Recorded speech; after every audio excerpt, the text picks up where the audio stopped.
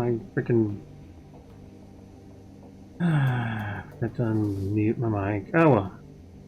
I'll be right back. Let the dog in.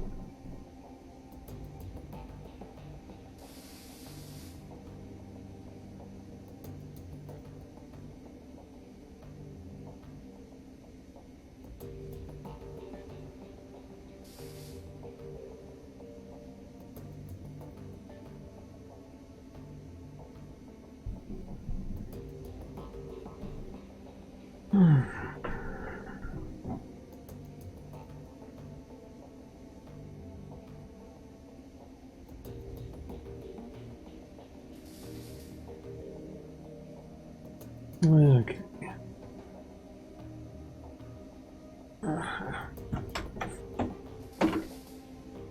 Headphones back on.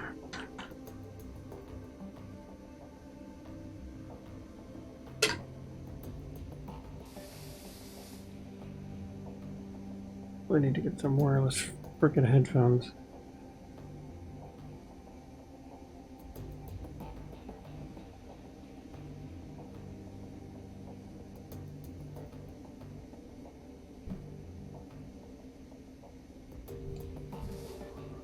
Alrighty, let's get back to what we're talking about.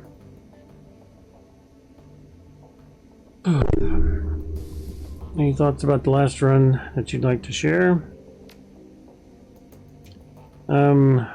Well, Chief, I wasn't around for most of it, but you got me out of that hotel, and for that, you've got my eternal thanks.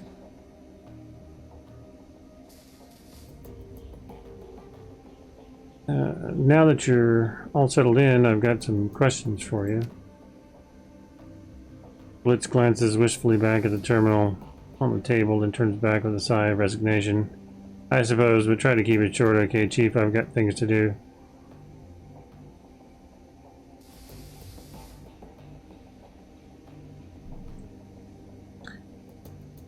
How long were you in Dragonfall? I ended up there after the anarchist revolution of '39. I was just a kid back then, too young to realize how good I was. How much money I could have made working the shadows. He shakes his head, a wistful expression on his face. And so, being young and dumb, I fell in with the gang crowd, and that was that.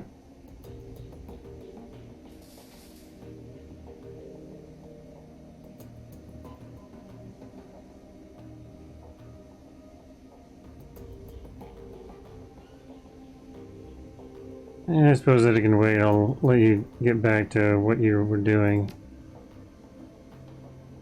Thanks. He turns back to his terminal. Take care, Chief.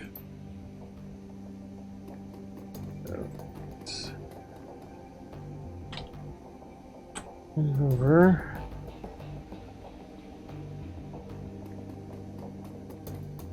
Dante have anything to say?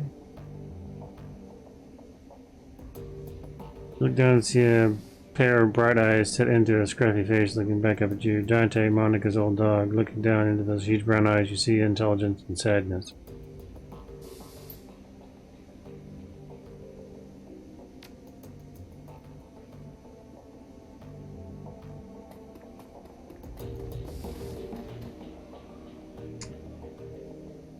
News travels fast, Jax. It seems a small group of well-armed assailants entered Das Kesselhaus Hotel earlier today and cleaned house, so to speak. If you believe the tale, the trolling gang was eliminated down to the last man, then the assailants strolled calmly out of the front door, leaving a rather interesting power vacuum for the residents of Dragonkeep in their wake. Amsel fixes you with the hardest chair. You wouldn't know anything about that, would you?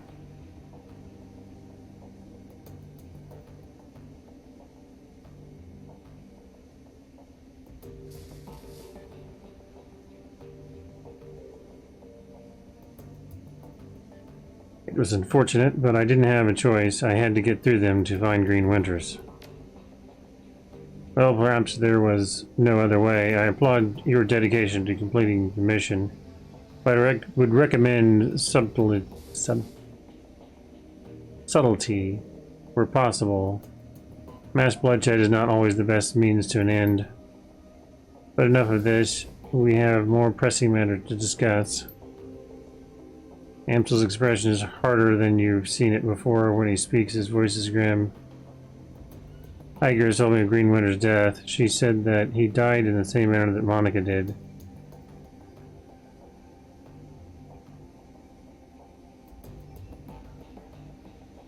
It wasn't a pretty sight. Amsel nods gravely. I know that you and Iger have had your differences. I will tell you that she was badly shaken by the sight of Winter's body. She also mentioned that you found something in Winter's safe, a package full of very old discs. May I see them? Of course. Good God, gingerly Amsel lifts a disc from the bundle and holds it up to the light. Slowly he begins to turn it in his hand, causing rainbow patterns to shimmer across its face. I haven't seen one of these since I was a boy. This is a DVD-RW, a data storage medium from the mid-2000s. I'm amazed that Winters was able to find a device that could play it. Do you know how I can read these things? He puts down the DVD in his hands and quickly inspects the others. The first disc that I looked at might be readable. The others are damaged, some severely so. I have my doubts about them. For now, let's concentrate on the undamaged discs. There is a little shop outside the Data Haven. Talk to the proprietor, Malit Halili. She might be able to help. Tell her to put the cost of the device on my account. I'm on it.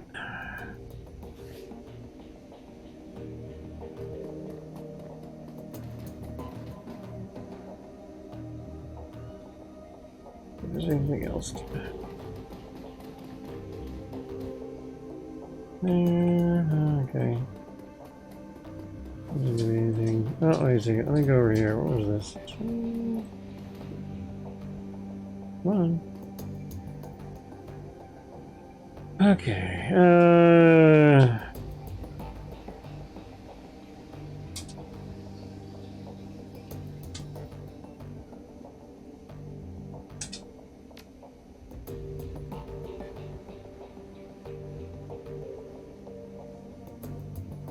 Okay, I can put that on the dog.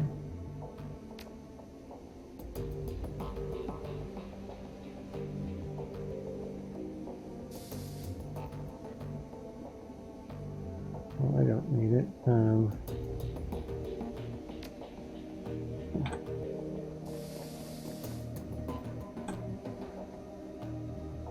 Pop it on out of here.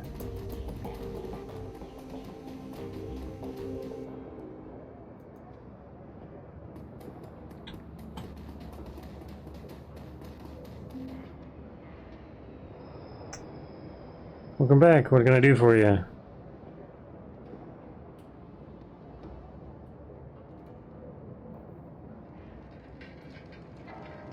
I wired this drone. Can you get it back up and running again? Yeah, probably. It might take a bit of doing though. I'll work on these old corp drones. Can't make you any guarantees, but either way, it's on the house. I'll leave it in your hands. I'll start it right now. See you later. Hang on. Oh, it's like there was something else that I wanted to talk with you about. I'm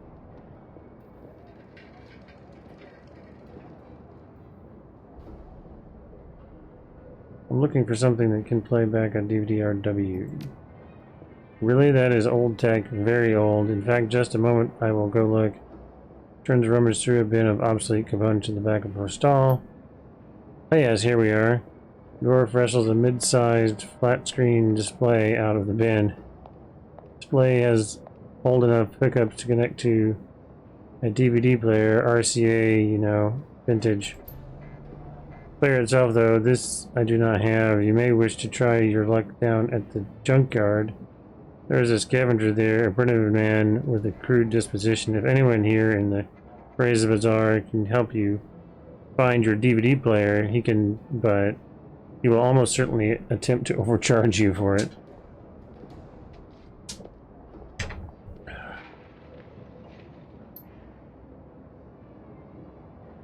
She takes a deep breath and smiles up at you. But you're not here for gossip. Shall we conclude our business? I could give you the display for, say, 200 win. Paul Amsel said to charge it to his account. Ah, very well. I will have it packaged up and delivered to Herr Amsel straight away. Best of luck finding your DVD reader. I wish you well.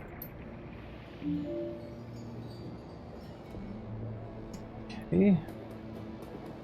Figure out where this junkyard is. Like it's in this direction. I'm guessing it's over here.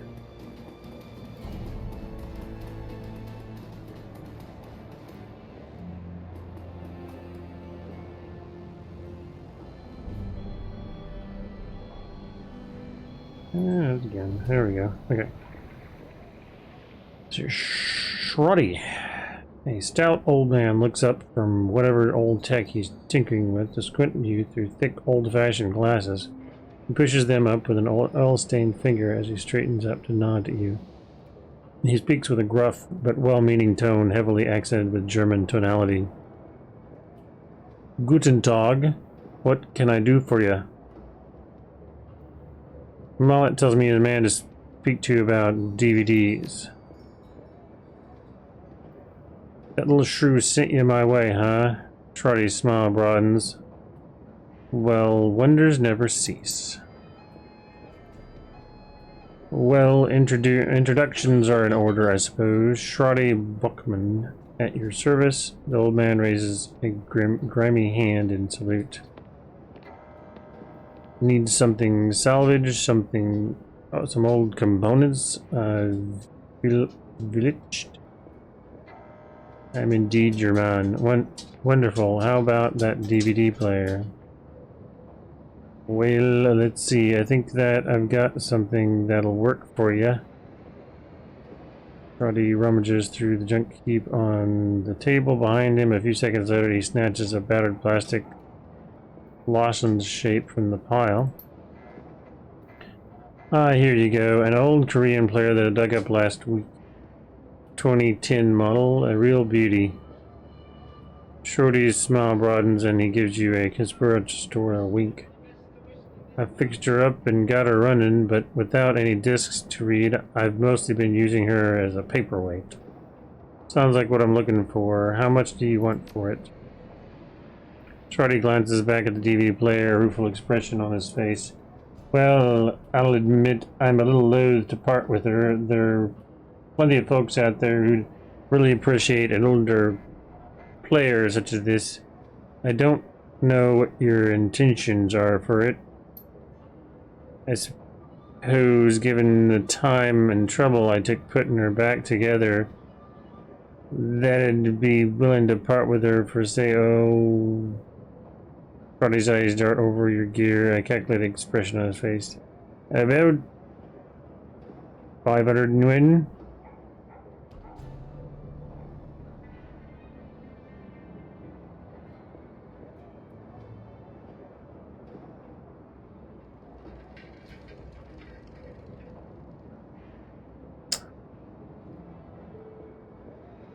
Let's see. I'm not giving you 500.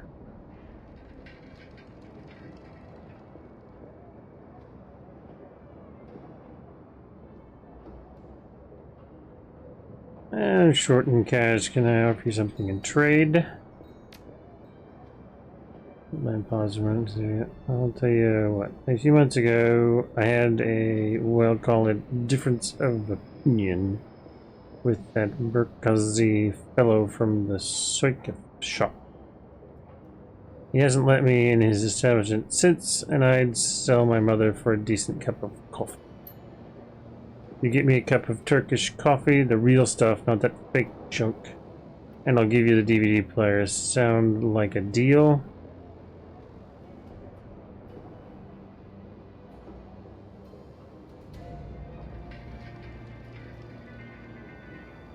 Deal.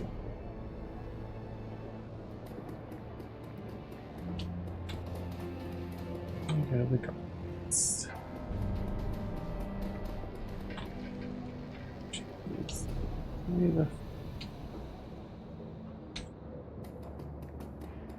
Over here.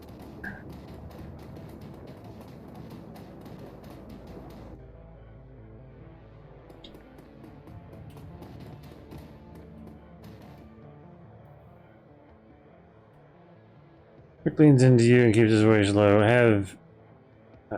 I have information regarding that matter. My people were looking into Effendim, the one involving the surveillance device on my data tap.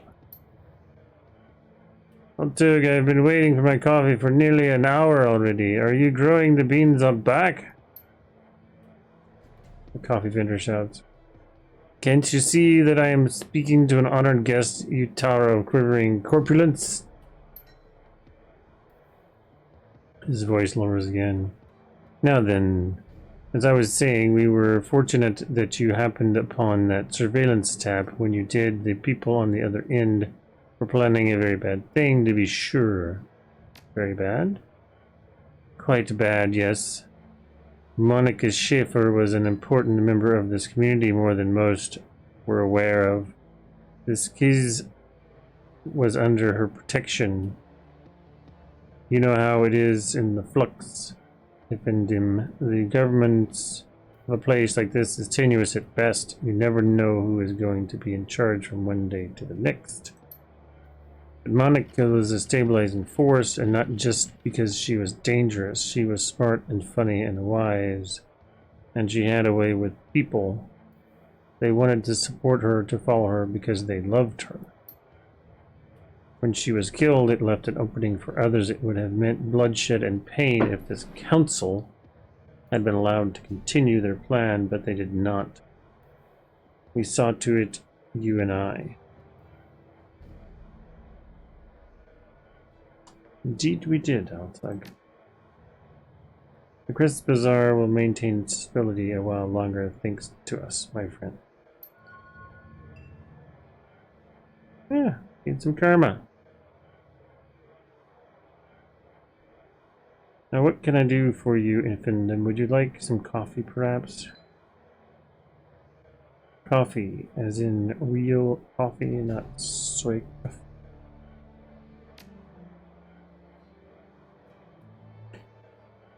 Yes, for individuals of refined taste, I offer genuine bean coffee from my native Turkey. The cafe owner looks you in the eye. The tone of his voice grows low and serious. This is a top-shelf item, my friend, and not for the general public, only for those a few discerning connoisseurs who can properly appreciate it.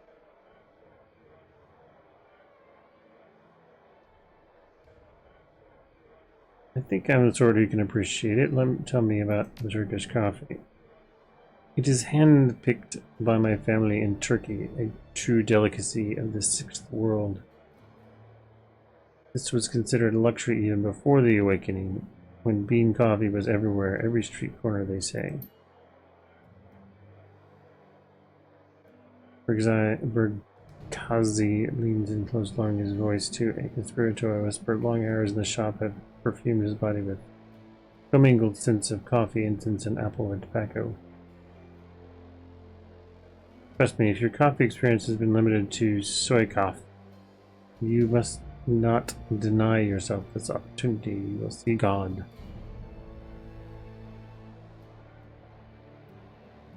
Alright, you sold me how much? This is a specialty item delivered at some cost. I cannot part with it for less than 15 win cup.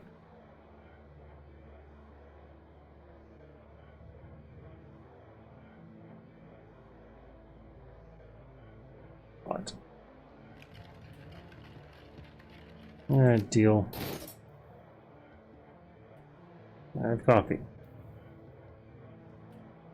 Very good. Bergkazi hands you a ceramic travel cup, which he then fills to the brim with dark, steaming liquid. The scent is intoxicating.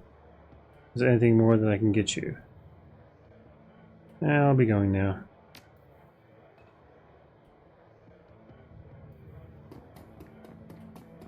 Up here. One Pucci. What's that? I don't remember her being there before.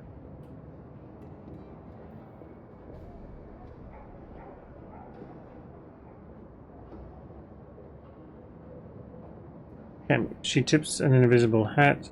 Hi there. Remember me from the cafe? Name's Cammy. Are you looking for something?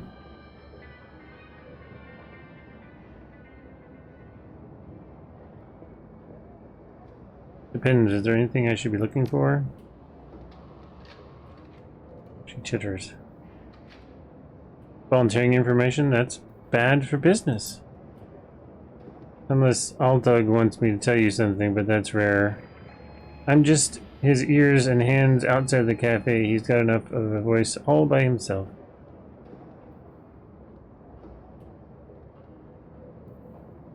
What's the story between you and Altug? He grins and winks lasciviously at you. Oh, surely you've guessed.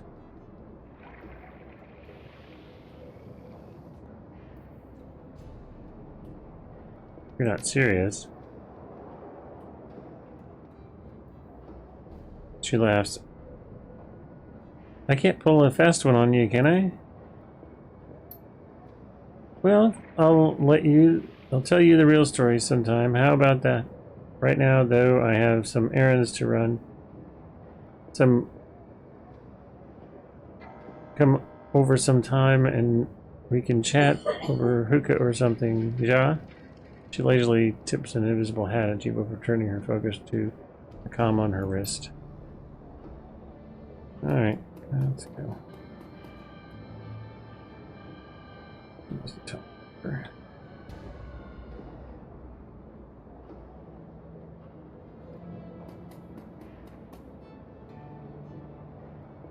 Over here and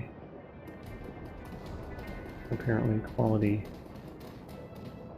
coffee to Grumpy Smurf. Troy looks up at you from his work and nods. Hello again, Manhatter. I'm a bit busy, but what can I do for you?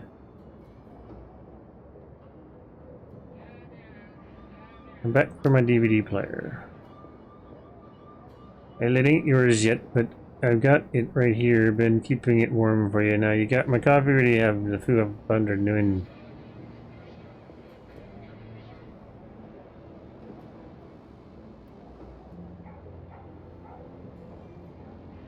I got the coffee for you.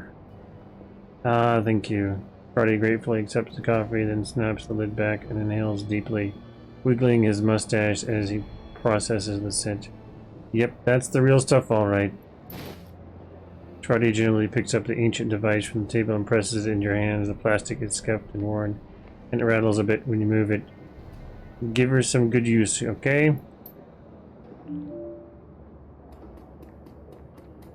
Okay.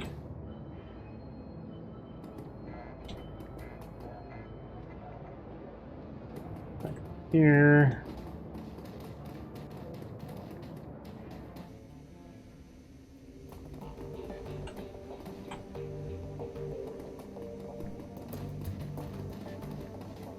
Well, everybody's here apparently to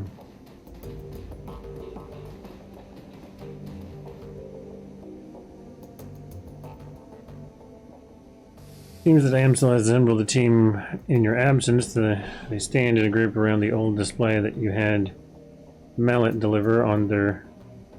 Okay, where's the display? Oh, is that display? That display there. On their faces you can see excitement and apprehension and curiosity and dread.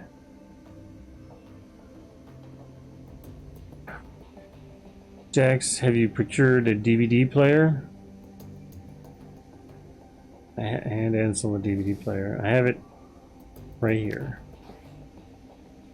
Could this only take me a moment? Ansel disappears behind the ancient display after a few minutes of fiddling with its battered inputs. He reappears, a satisfied look on his face. Everything appears to be functional. The disc should be ready to play.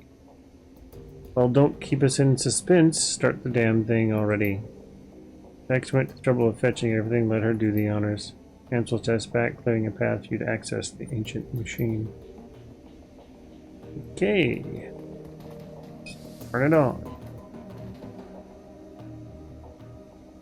A soft whirring sound fills the air as the ancient DVD player spins the disc up to speed. The scratched LCD display comes to life and the menu fills the screen. Play track 1. Screen goes black and a cheerful digital chiming sound fills out of the displayed speakers. A crackle of static fills the air, coupled with a shrill electronic whine. After a few moments, the display goes live and a disheveled-looking man appears on the screen. His eyes glitter with excitement. The timestamp on the screen is 2034, September 15th, 2034. Adrian Vauclair. Hermie, I think we found her after all this time. Poor Schwing. I knew that she wasn't dead. His speech is jittery. You can hear the urgency in his voice. She survived the Dragonfall just as I've always said. I knew it, and I was right. The screen explodes into static and electronic whine of the background sharpens into a needle-like pulse of high-pitched sound. Somewhere in the background, Dante lets out a low whimper. The screen clears and the excited face is closer to the screen than it was before. The words spill out of him in breathless tide. Taking a team into the socks to retrieve her. The radiation be damned. We will take appropriate precautions, of course, but we must go. Hermie, I think that the body may be nearby as well. Somehow she has survived for all of this time.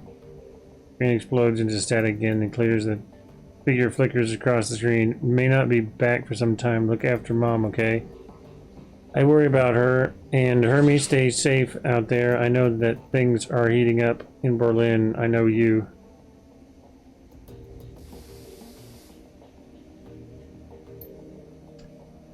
Student protests, civil uprisings, you'll be in the middle of it, I'm sure. Just stay safe, alright? And I'll do my best to do the same. I don't know what's going to happen when I step into the socks, but I do know one thing. If the fire wing is still a danger, it will put an end. I will put an end to her once and for all.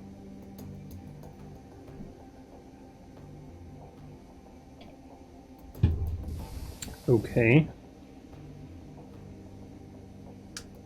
Track 2.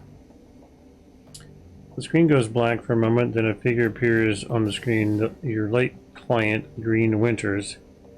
His elbow is planted on the table that he's seated at, and his chin rests on his palm. The other hand is wrapped around a bottle of cheap whiskey. The timestamp on the video is 2053. 12/25. Christmas. Found the message Adrian left me all those years ago. Got it cleaned up as best I could. Strange hearing his voice again. He pauses to take a long pull on the bottle. It's good to hear him again, even if he did insist on calling me Hermie. Interesting. Dr. Adrian Vauclair, the hero of the people, the Dragon Slayer, my brother. He grimaces and rubs his eyes. Hard to believe it's been almost 20 years. Alright, so I'm going to start recording these DVDs again for me, for Adrian, for whoever might wind up watching them.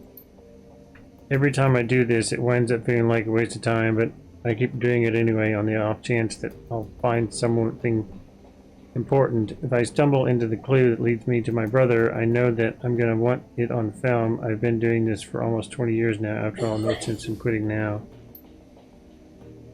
Christ. 20 years, all this time, and still no leads, even with all of my contacts and my resources. He takes another long swallow of cheap liquor. Even with my legendary bullheadedness, I've made no progress at all. I haven't turned up a single goddamn thing. Want to hear something funny? The closest I've gotten to a clue was a rumor. Apparently a team emerged from the Sox a while back. Nobody's clear on the date. But, and get this, he leans into the camera and gives the conspiratorial wink. Supposedly, they vanished without a trace. He upends the bottle, drains it, slams it back down to the table. His eyes are rimmed with red.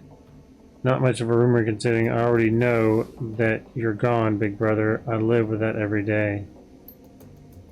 Abruptly, Winters leans toward and reaches for something off screen. Display goes black. 2 seconds later, the main menu returns. Act 3. There's a grinding sound from the DVD tray, and Green Winter's image appears on the screen. There is an eager look on his face. The timestamp is 2054, October 12th. Stumbled upon this archival footage of Hirschwing's original attack months before the Dragonfall. Easy to forget how devastating it was. Adrian saved a lot of people by bringing her down. I've got the footage all queued up to play, starting it now. Additional comments to follow. The slow whir of the DVD player shifts to a high-pitched whine. A distorted, wavering image blooms into being on the screen. A timestamp in the upper right corner of the screen marks the date, July 6, 2012.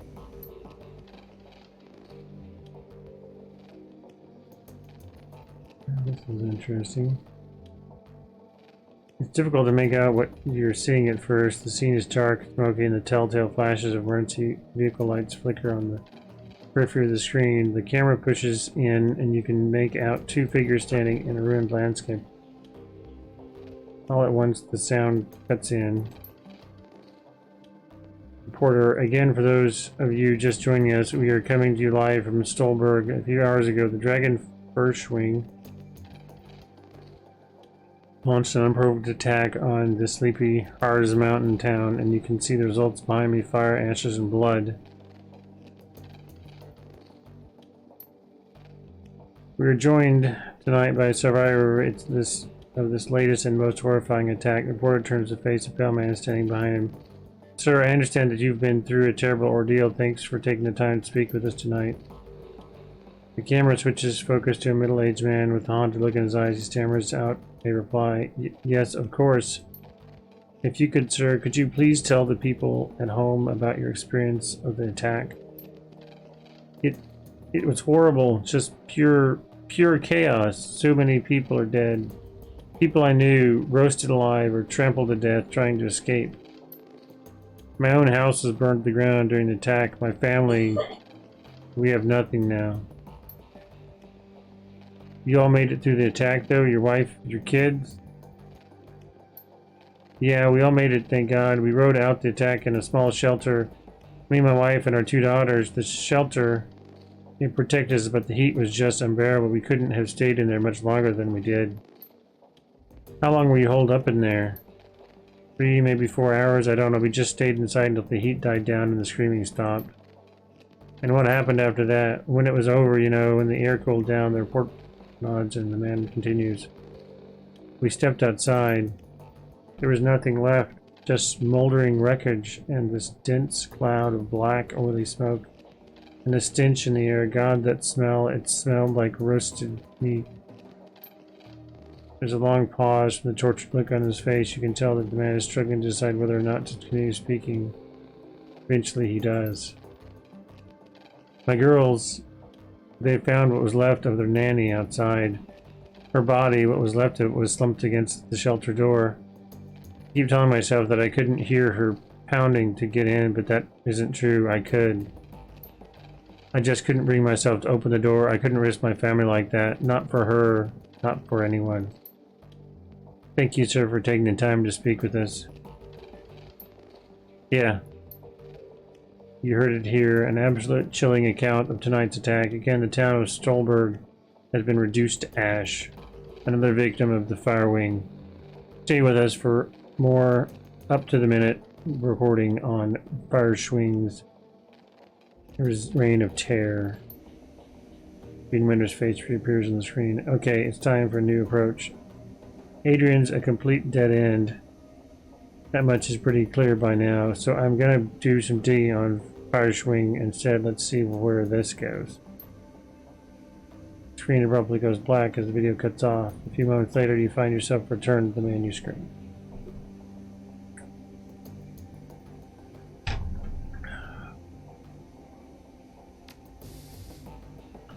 DVD player ramps up to speed, filling the air with a shrill whining sound. Green Winter's image appears on the screen. The timestamp on the video reads 2054-1031. A little later. Well, that was about the bust. Little progress on Fire Swing either. He shakes his head. I don't know, it's weird. The information is there. It's just wrong somehow. It's too well laid out, too simple. Real life is messy, and this feels just a little too neat. That's not the only thing that's nagging at me. I'm getting that tingling feeling all up and down the back of my neck again. It feels like I'm being tracked. I'm no Matrix hotshot like Clockwork or Schaefer, but I'm good enough to know when someone's on my scent. Gotta install some new security measures. Can't be too careful. 3 seconds later, the main menu returns. Play goes blank for a moment, then the face of Green Winter winks into the screen. He is seated at the computer off his left. An enormous monitor fills the screen. His voice carries an edge of panic. The timestamp is 2054, November 9th. It doesn't look so good. Christ, I'm getting too close to something. There's a trail of bodies, and there have been disappearances. Gearbox, Mercian, Peregrine. They've all disappeared within the past few years. Gearbox was just AWOL yesterday, and they were all making the same sorts of inquiries about the Firewing that I've been. There are ghost stories spreading around that the Decker community, stories about Deckers disappearing and then showing up again later, but wrong somehow. Scary stuff, and I'm starting to think that it's true. Liz leans in to whisper to you. I know the stories you're talking about, Chief. Never really put much stock in them, not until now. Could these rumors be related to what's happening here? Am I being paranoid? He pauses for a moment as if seriously considering the question. Then he shakes his head and slams his fist on the table. No, I don't think so. Something big is happening here, and I'm not right. And I'm right in the middle of it. Your credits in. That's a bit of a leap. One other thing, Tolstoy told me a story about a kill team that might be related to all of this. Apparently a Decker named Hellboard posted a theory about Fireswing to the Shadowrun BBS about 5 years ago, but an hour later a Milspec team showed up in Meat Space and cooked her entire apartment with her in it.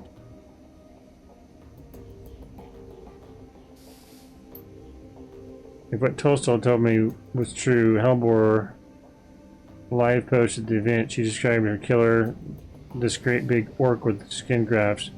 Then the whole thread disappeared, gone without a trace. Leap, Iger love? Sounds like he's on the right track to me. Iger holds her silence, but concedes the point with a small nod.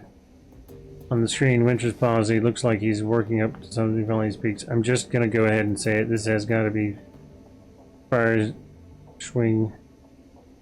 Love this. Adrian was right about her. She's still alive, and she's out of the socks.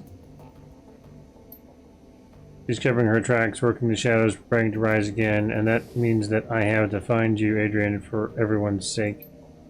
Thankfully, I've got a lead. For the first time in 2 decades, I've got a solid goddamn lead. I've backtraced all of the Matrix nodes that Halbor was looking into back before she got cooked. Whoever's been purging the Matrix didn't think about that, and I found that she turned up. Her stabs a few keys on his keyboard, and an image expands to fill the screen of his monitor. A satellite photo of a rural landscape annotated with GPS data, a set of map coordinates. So now I've got a target, a place to start digging. The Harfield Manor, conveniently located on an isolated stretch of countryside, miles away from prying eyes. Matrix records indicate that some sort of data vault exists beneath the estate. So that's what I need to get into. And this is where we came in.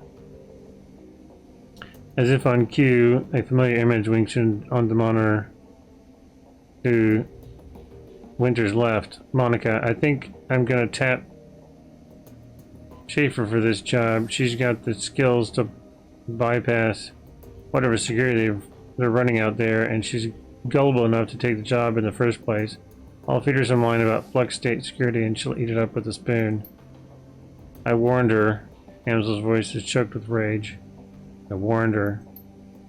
On the display, Winter's mouth parts into a broad grin. Time to put plans into motion. By this time tomorrow night, I should have the information I need, and on the off chance that Schaefer gets taken out, well, that'll tell me something too. Can't make an omelet and all that until then. Winter's image disappears. Display goes black. A few seconds later, the main menu appears. When you play to 6 track, a small video window appears. You recognize the scene in the window. You're looking at the tattered drapes and nicotine-stained wallpaper of Winter's hotel room at Das Kisselhaus. The timestamp on the video reads 20:54:11:10. There's a blur of motion, and the haggard form of Green Winters lumbers into frame. Suspicions confirmed. Schaefer's dead. Christ. Winters reaches a shaking hand off camera, and a moment later it returns clutching a cheap plastic drink glass. He gulps something down, wipes his mouth with the back of his hand, and takes a deep breath. Okay, back up, slow down, start from the beginning. Winters closes his eyes and makes a visible effort to calm himself. When he speaks again, his voice is steady. Got the call from my contact in the Christmas Bazaar. Schaefer killed on the estate run. Matrix security at the estate cooked her brain. Considering Schaefer's skill and experience on site, I see must have been extreme even by Berlin standards. Security of that kind costs money, real money, given the evidence uncovered so far. Corporate involvement unlikely. The connection to the Fire Wing is too strong. So let's come right out and say it. The Dragon is what we're dealing with here. And smart money says that she's coming for me next. Well, I won't go down without a fight. I've still got my contacts, still got my connections, and the Flux State can be a hell of a weapon for the man who knows how to manipulate it. Winters takes another long pull from his glass, grimaces, and swallows. Time for me to make my play. Ghost stories or no, missing deckers or no, I've got to jack into the Matrix and start pulling strings. The countermeasures that I installed earlier should be more than enough to keep me safe for the 20 minutes I'll be in there. Winters drains the rest of his glass and tosses it back over his shoulder. A moment later, you hear the dull clattering sound of hard plastic on the lime. Schaefer's death was tragic. She was a staunch supporter of the F-State, but still, all things considered. Winters fishes for something off-screen. A moment later, his hand reappears, touching a data jack cable. Better her than me. He plugs the cable into his head and the screen cuts up. The static. As your finger nears the ejection button, a black screen cuts in over the static. A moment later, Green Winter's haggard face appears. If you're watching this, then I guess that they caught up to me. They will be after you too now.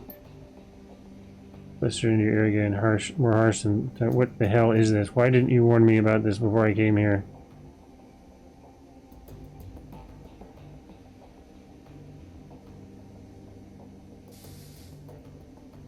We didn't know, not exactly. Not exactly. I didn't come here to get hunted by a dragon. I'm not even part of this.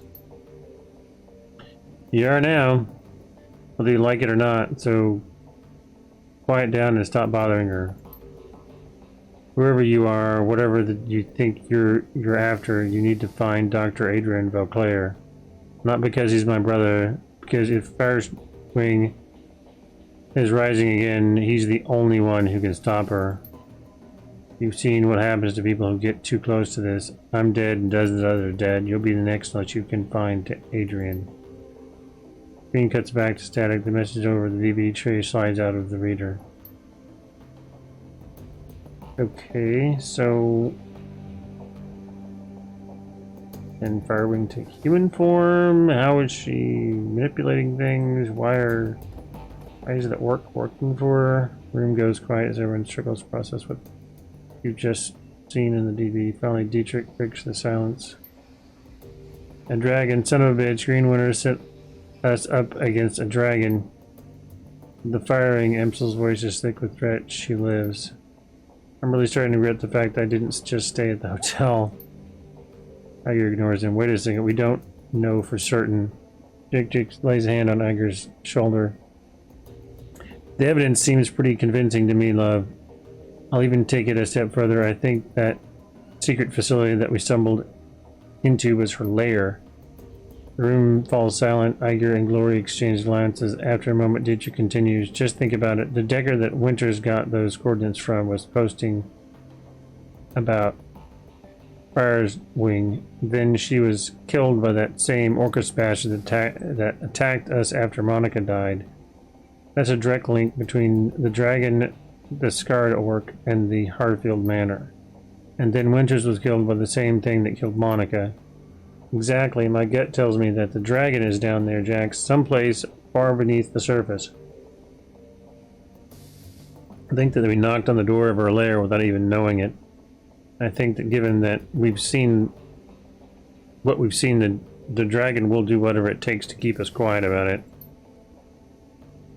Okay, going on the assumption that there is a dragon and that she will come after us, what do you propose that we do about it?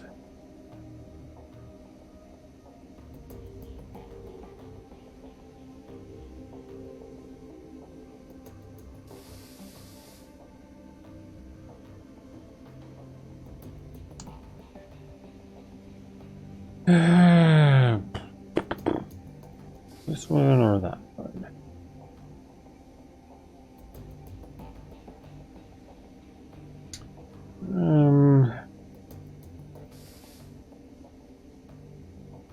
I don't have any suggestions. I need his information. I think that we should pick up where Lawrence left off. We need to find Claire. And how are you planning to do that? Winters spent 20 years searching for him and it got him nowhere. With the help of an information broker.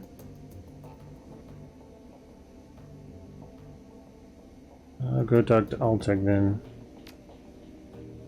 For this, no. While here, Berkuzzi is very capable, a task of this magnitude is beyond him. We need to make contact with the premier information broker in Berlin. We need to talk to Alice.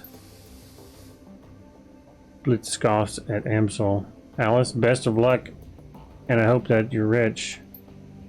Amsel raises an eyebrow. For this, rich enough, even if only just. Who's this Alice?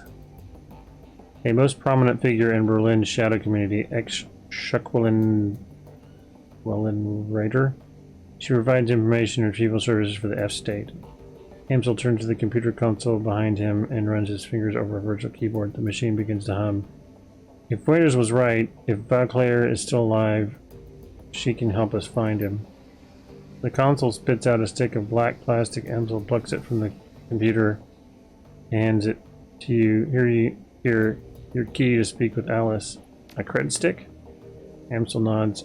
An encoded cred stick. Yes. 10,000 when. Alice will not show her face for less. This represents the last of my personal savings, Jax. Make this meeting count.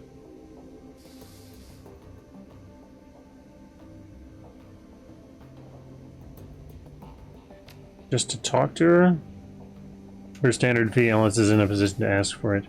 and we're not in a position to argue. Just like I said, why doesn't anyone listen to me? Where do I need to go? Take the U-bound to the Alstad Spandau. There you will find a connection to that locals refer to as the rabbit hole. You will find a method of contacting Ellis there.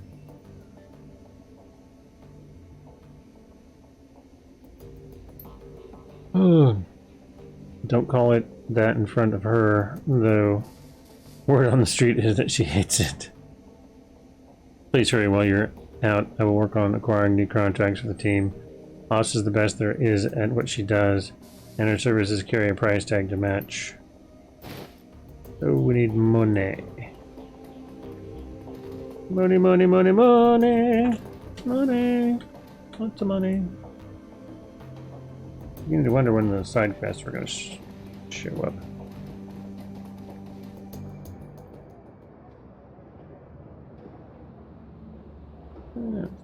Yeah. Juban.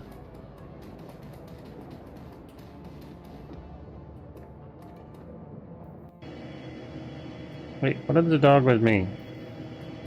I don't want to take the dog.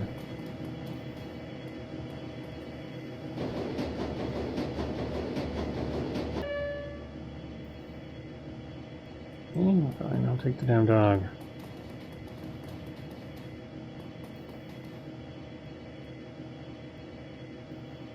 The only active console in the derelict span of U-Bound platform is an old video arcade game. The CRT monitor is set into the machine cabinet closed invitingly. Cheerful pixelated graphics swirl and dance on the screen. Investigate the machine. At the base of the control panel you find a cleverly hidden input port. The port is shrouded in black plastic and it appears to be the approximate shape of a typical cred stick. Insert cancel down payment and internal motors grip the cred stick and pull it into the machine. It appears into the port. The screen goes black. Moments later, a video image fills the screen. Picture is dark and grainy, a far cry from the bright, colorful sprites that religiously inhabited the display. On the screen is a dimly lit office. The place looks like it was pulled straight from an old detective movie. From the Venetian blinds on the windows to the great swaths of shadow that paint the walls black. Center stage, sitting behind a large mahogany desk, is a silhouette of an impressive-looking woman in a charcoal gray suit. The tip of a cigarette glows cherry red in the shadows. She leans forward into the light and you catch your first glimpse of Alice. Her face is all hard planes and sculpted angles with high cheekbones and almond eyes. Her lips are painted a frigid blue. The look in her eyes is even colder. A head of lustrous black hair is interspersed with flowing streams of cyan light. Alice exhales a plume of smoke, then tips her cigarette into a nearby ashtray. She fixes her eyes on you, and her lips curl into a humorless smile. We're on your dime, friend. Tell me what you're looking for. I need you to find someone for me, Dr. Adrian Vauclair. She raises an eyebrow. The Dragon Slayer? Interesting. He's been missing for a long time.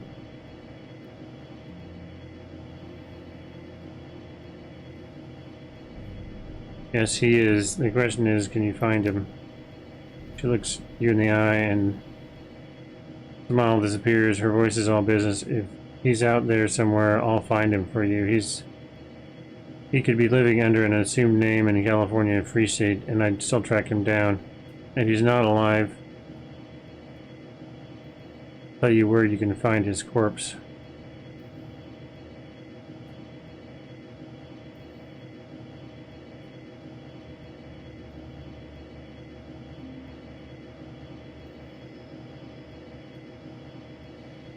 It's interesting. If you have decking 4, you can pay that. Alright, I'm satisfied. Let's talk about the job. Alice steeples her fingers. Alright, here's how this is going to work. When you give me the go-ahead, I'm going to start gathering information for you. Once I've finished, you're going to bring me a credit stick encoded with an encryption key that I'll provide you. That credit stick will have 50,000 Win on it. When I get my credit stick, you get your information. This is the deal. Take it or leave it.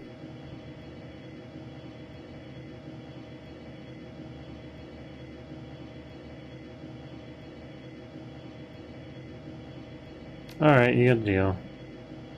Okay, but remember, you say go, and I go. From that point on, you're on the hook to pay me my fee. No turning back, no free funds. Are we square on this?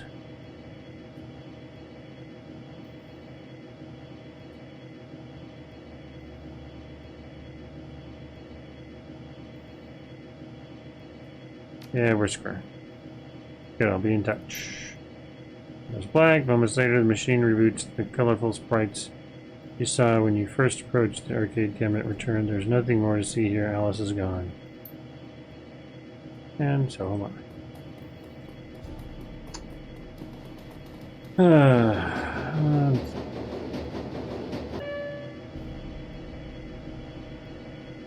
To the streets. Oh, go that way. Can I go over here? Anything? Anything? Nope, nothing. Alright, get back over it.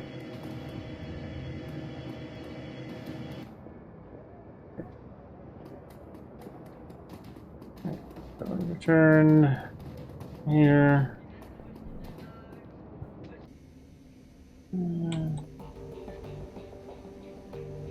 Back over here.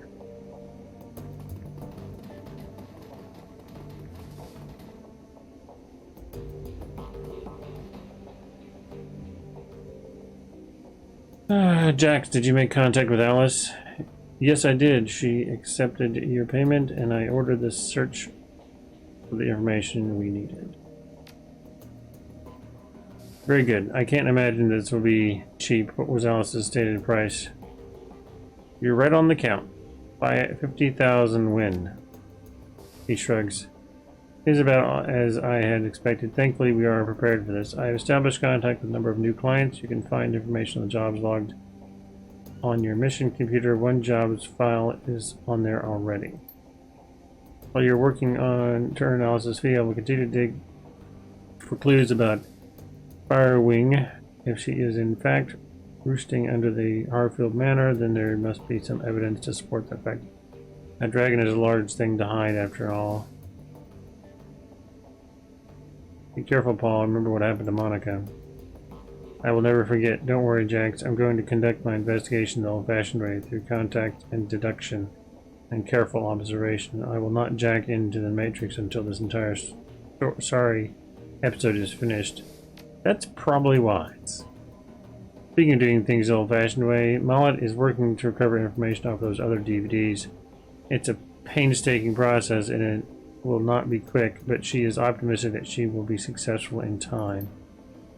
Finally, I've been checking up on our friend that worked with the skin grafts. I haven't heard anything back yet, but I'll keep you appraised as the situation develops. Sounds good, Paul. I'll go check on those jobs. One last thing before you go, Jack. Samuel Beckenbauer wanted me to pass a message to you. Do you know him, the orc who runs the shelter across the way? Yeah, we've met. Well, he has a job for you. He wouldn't discuss it with me, but he promised that it would prove worth your time. I'll keep it in mind. Okay.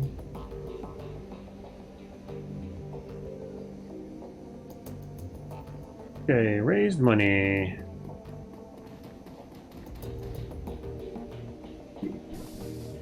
What do we got going here?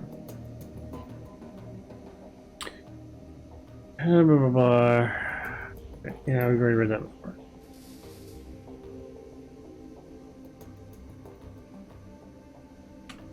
Inbox. Permission your service. I'd like to arrange a meeting between you and one of our representatives. You'll find him at the cafe nearby. His name is Luca Duer. He'll be expecting you to come alone. Okay. Message. Abstract training.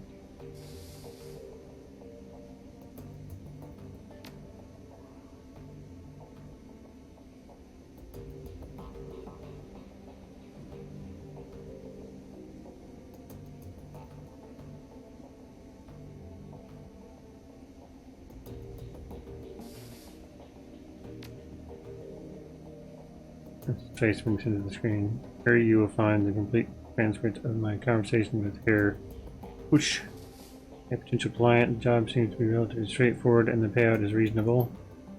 One word of caution before you proceed: there are aspects of this run that you might find morally troubling. Be sure to read and understand the specifics of the job before you accepting. If you do accept, you will be expected to carry out the requirements of the job in full. After reading the transcript, you may choose whether or not to accept the job. If you respond in the affirmative, our client will be notified and I will make all necessary preparations for the run. Let's see. Hader Amsel, yes, I am here. To whom am I speaking? You may call me Herr Fuchs. Very well, please describe the work that you would like to have done. Straight to the point. I like that. Very well. I would like to retain your team services to clean up a mess. Go on. My employer has dispatched a team of operatives to conduct a quiet operation at a local Schering Pharma Ag lab. Unfortunately, they botched the job. The team was eliminated, but we have reliable information that one of the operatives has been taken captive. If this rogue agent were to spill information back to my employers, it would lead to a corporate war. A great many lives could be lost. My employers would like nothing more than prevent such a tragic turn of events. Oh, I see, and you wish to retain my team of services to tie up loose ends? Exactly. The captive operative is a rigger by the name of Thorvald Instad. We need him neutralized before he can inform on us to his captors. As Instad and his team have already put the facility on high alert, stealth will not be an option. Your team will need to shoot its way in, eliminate Instad, and exit the facility. A straightforward enough task, and well within my team's capabilities. What are you offering in terms of pay?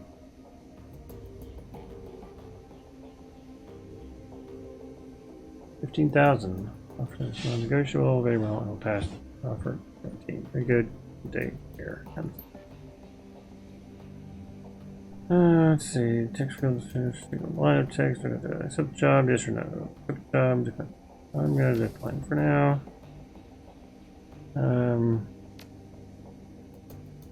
Samuel Beckenbaugh has approached me with an offer to work. Apparently, an associate of his has learned some disturbing details regarding the Berlin capture of the Humanist Polo Club. He would like to contact the tractor team to investigate these rumors. Beckenbauer was only discussed the particular job in your absence. He has every requested that you speak with him in person at your earliest convenience. Okay, that's that. Okay. Talk to Beckenbaugh. That one seems like going to be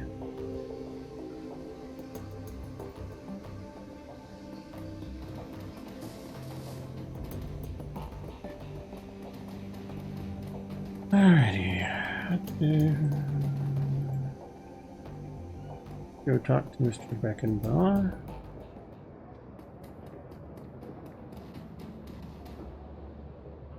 Alright.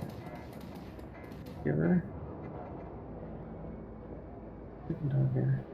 Hello again, mein Frieden. Brendan. What can I do for you? I heard that you wanted to talk about a job. Yes, I do. Thank you for coming so promptly. He takes a deep breath, slowly releases it, and looks you in the eye. Tell me, what do you know about the Humanist Polo Club?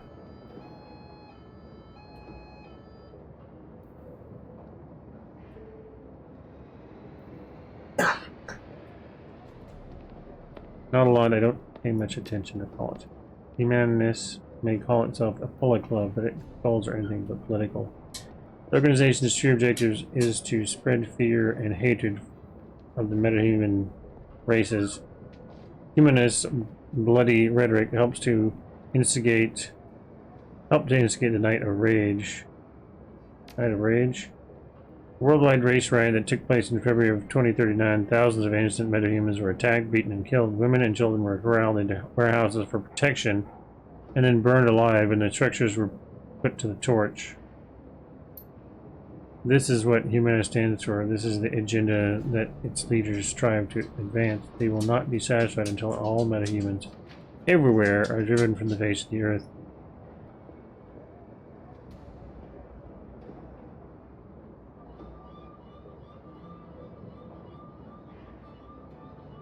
If you want me to go up against the Humanists, it's going to cost you. Yes, I'm sorry me of your business practice. Rest assured you'll be paid. Now, if we may discuss the details of the job. Go ahead. He nods. Yesterday, I overheard one of my assistants talking on his comm. He was yelling, clearly agitated. I questioned him, and he confided me. What he told me made my blood run cold.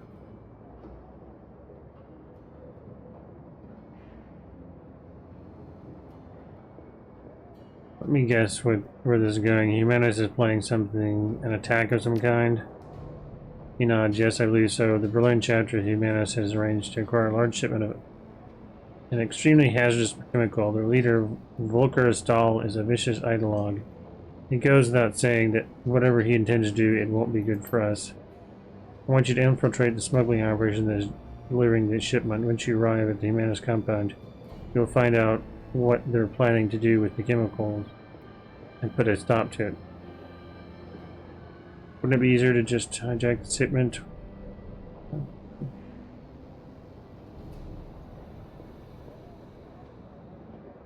What makes you think they'll talk to me? I'm no more human than you are.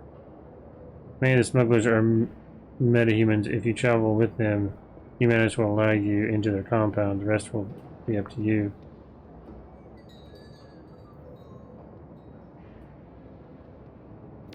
How would they deal with a metahuman run operation?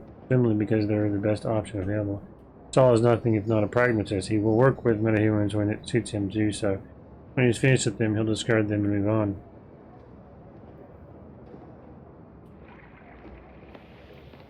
Wouldn't it be easier to just hijack the shipment? Why allow it to get to the Humanus compound at all?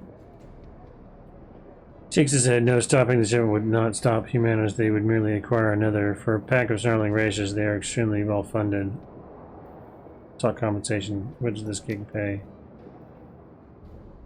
I have contacted sister organizations across Berlin and taken up collection. Between us, we have raised 22,000 Wen as a payment. I trust this will be sufficient.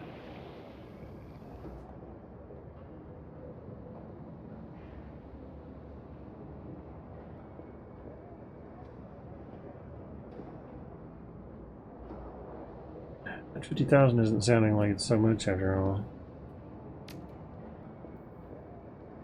Excellent. I'm relieved. I'll make the arrangements for your meeting with the smugglers. Their leader is an elf who calls himself Maxim. Take the U-Bahn to Schotten Nest and you will find him waiting there. Best of luck to you, Jax, and good hunting. Know that you are doing a great thing for the metahumans of Berlin. Your efforts will not go unrecognized.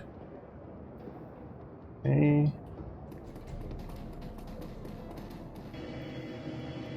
Hey, there's Dietrich.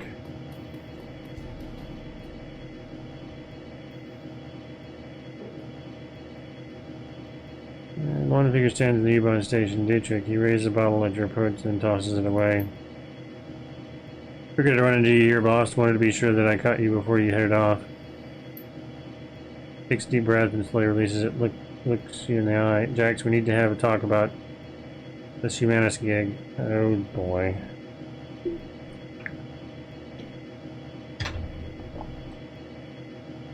Go ahead. Well, I've got a history with Humanus. I fought him back in 39 during the Night of Rage. Well, of thing that was, I remember the terror, the senseless violence, the murdered children. Remember this little dwarf boy that stuffed his body. They stuffed his body in the gutter jacks. I can still see his face, all bruised and broken. To this day, it makes my blood boil. Anyway, long story short, we beat him. Berlin's punks and anarchists all came together and we stomped the living trick out of those racist pigs. A lot of good people died that night, but we put down some of the bad ones too.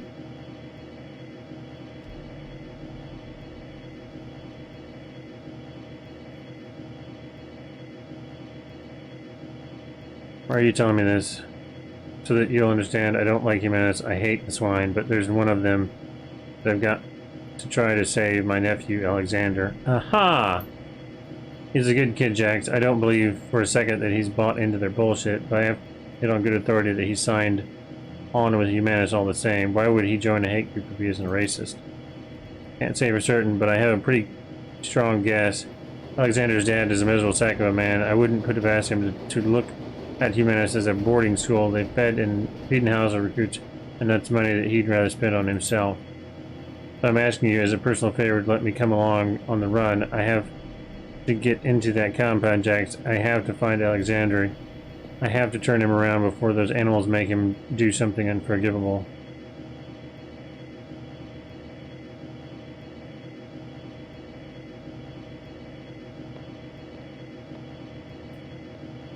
Of course, Dietrich, I wouldn't keep you from something like this. Thanks, boss. Never doubted you'd bring me. Of course, you're too good a woman for that, but it's good to hear it all the same. Okay.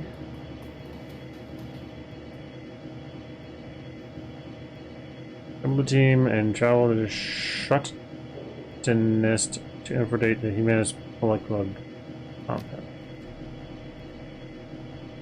In addition to your team, your fixture has access to a small network of mercenaries in Berlin area. These runners appear below your core team on the runner selection screen and can be hired on a mission-to-mission basis. As you complete missions, both your team members and the available mercenaries will periodically gain access to new equipment and abilities. Any new items, spells, weapons, or weapon abilities that a runner gains will automatically be available for use the next time you take them on a mission. Okay?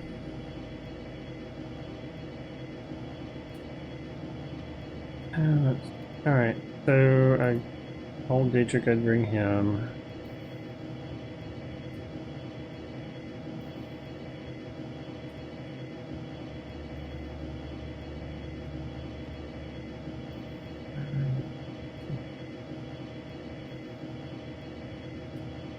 We've got a bunch of different ones here that are options. As you can see, sword welding running who loves a good three-piece suit.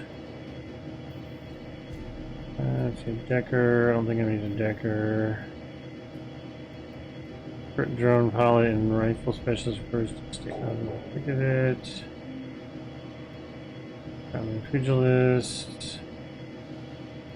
Generations of the tattooed circuitry. Double blades, painted and guns.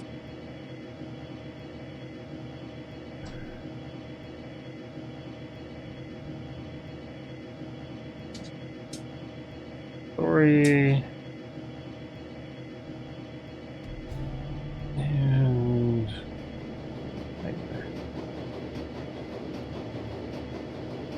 Alright, I'll leave this home. I think I'm gonna need firepower on this.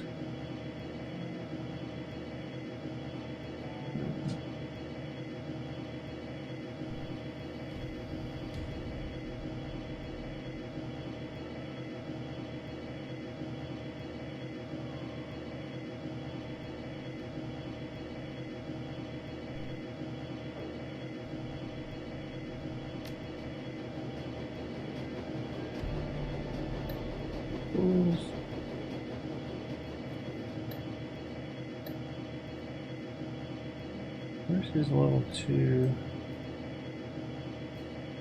I thought I had loved him up to level 2 on that. How do I unequip? Damn it, I've got level 2. Why is level 2 not equipped? Some the way this stuff works is a little bit irritating.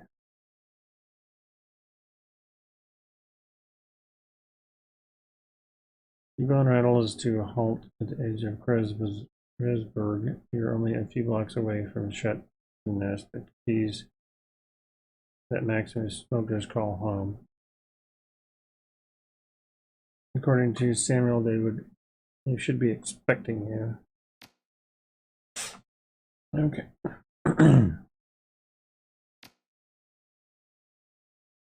Okay, now it went ahead and And should normal too. Okay. That stems increase quickness. Got one of those. And strength willpower.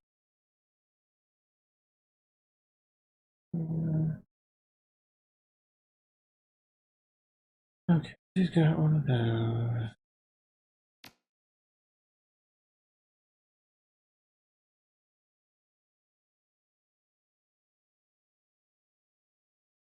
Why she's got.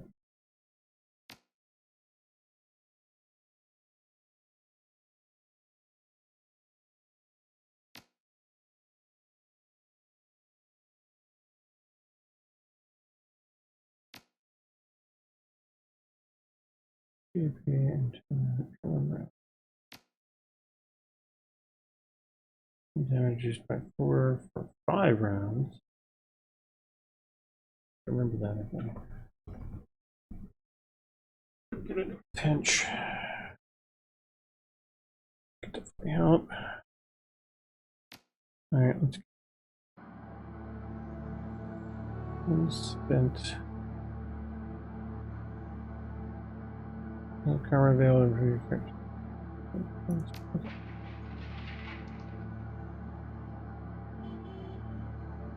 I have 11 karma. I didn't realize I had that much. Stupid.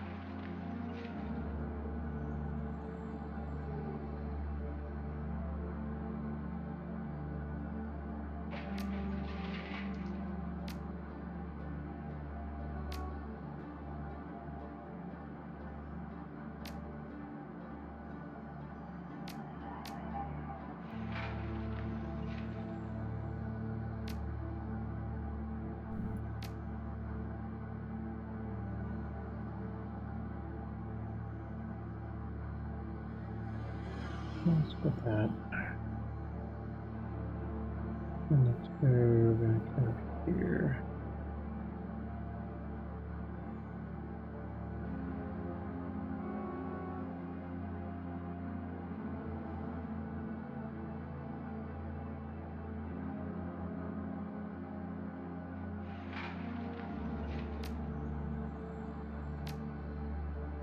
Huh. Watch. Still.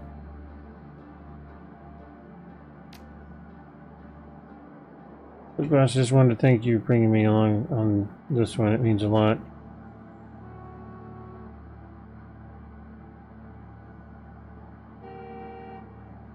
Just a sec.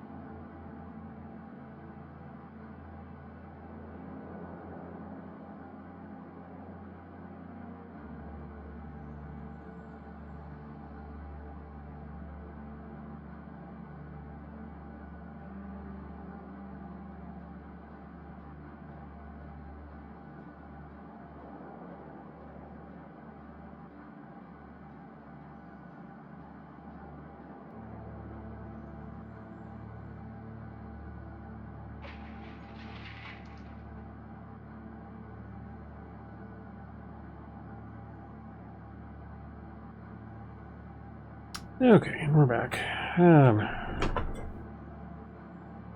Alright. Look, boss, I just wanted to thank you for bringing me along on this one. It means a lot.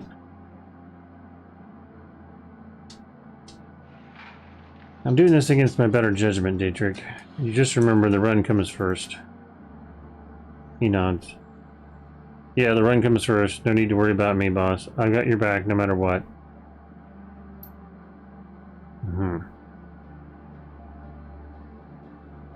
Okay.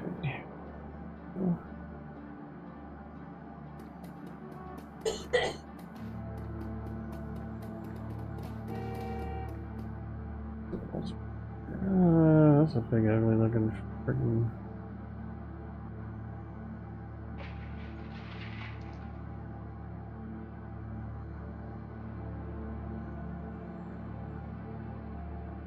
food cart vendor?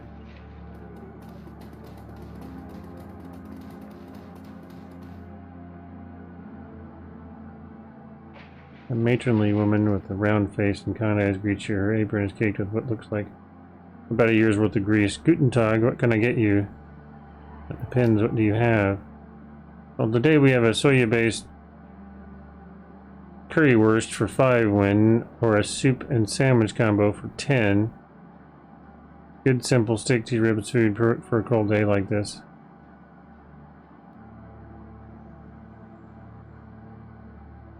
I'll try the currywurst. And you a dripping yellowish sausage wrapped in a paper napkin. You take a big bite and immediately regret it. This is a factious thing that no amount of curry power could mask. Your stomach lurches and you idly wonder whether the decision is going to come back to haunt you later.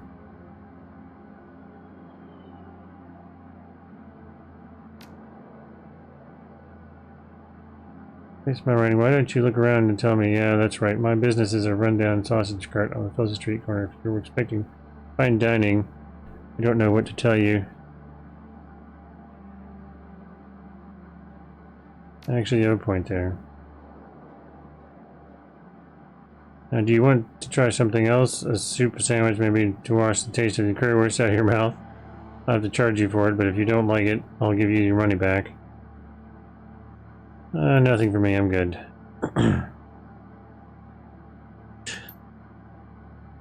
Well, that was interesting.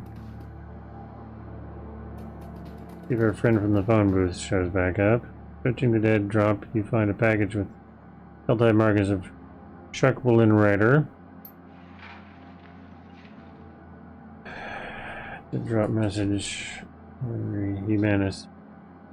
This is an open request for information on current and past donors of the Humanus Pulley Club. Identifying information such as home addresses and photographs is preferred. The presence of this hate group and its supporters will no longer be tolerated within our community. To expose them to the harsh light of truth, calmly deliver this information will be well rewarded. Freedom of quality information, Shuckwoolen Ritter. Okay. A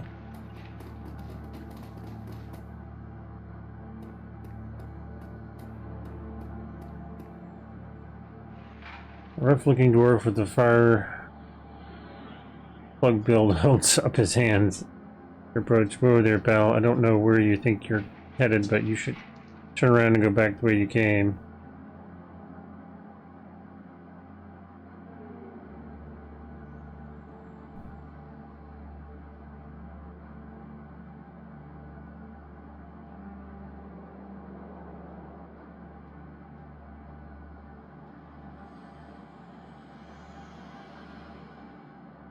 Wish the warning of it that isn't going to happen. I've got an appointment to keep. Sticks his head. I'm telling you, one dwarf to another, the people out there are bad news. That's why we're stationed here, to keep those people out. There are gangs on the other side of this barricade who'd skin you alive as soon as look at you.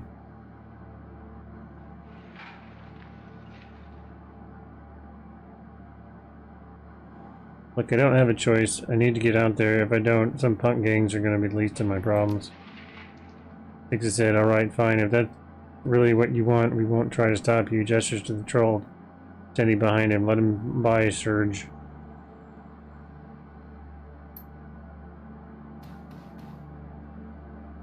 Alrighty.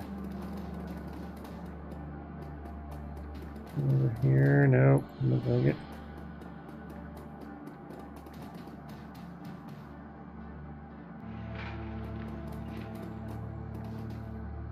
After nest. We have a makeshift wall there. Garbage heap.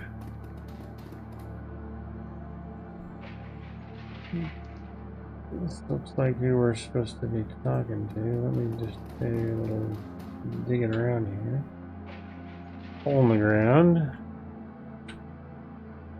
Not much else you can do there.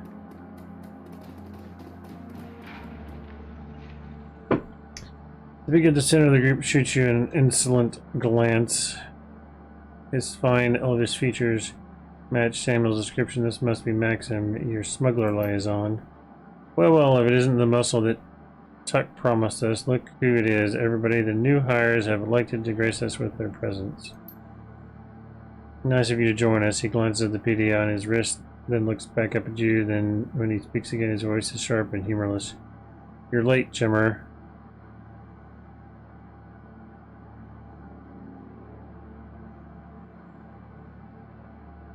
I'm here, that's all that matters. He looks at a theatrical sigh. Well, you come highly recommended, so I suppose I'll overlook it. If you run into trouble, you'll be glad to have me around, I guarantee it.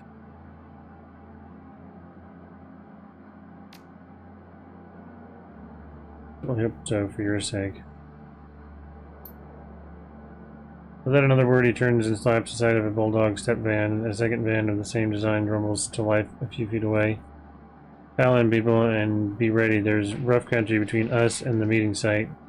You might run into trouble along the way.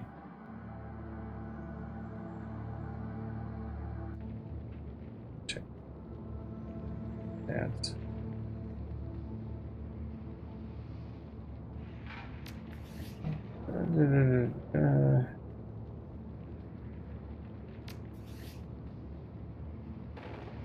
Anything going on, does she?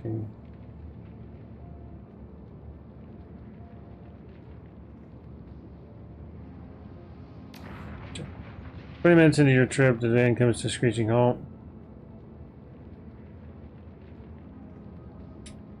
Maxim presses the face of the passenger from the mix of anger and dread in his face. You can tell that he doesn't like what he sees. Okay. Damn it, I knew this was going to happen. I fucking knew it. He cranes his neck around to look at you in the eye. Everybody pile out of the van and get ready, Jax.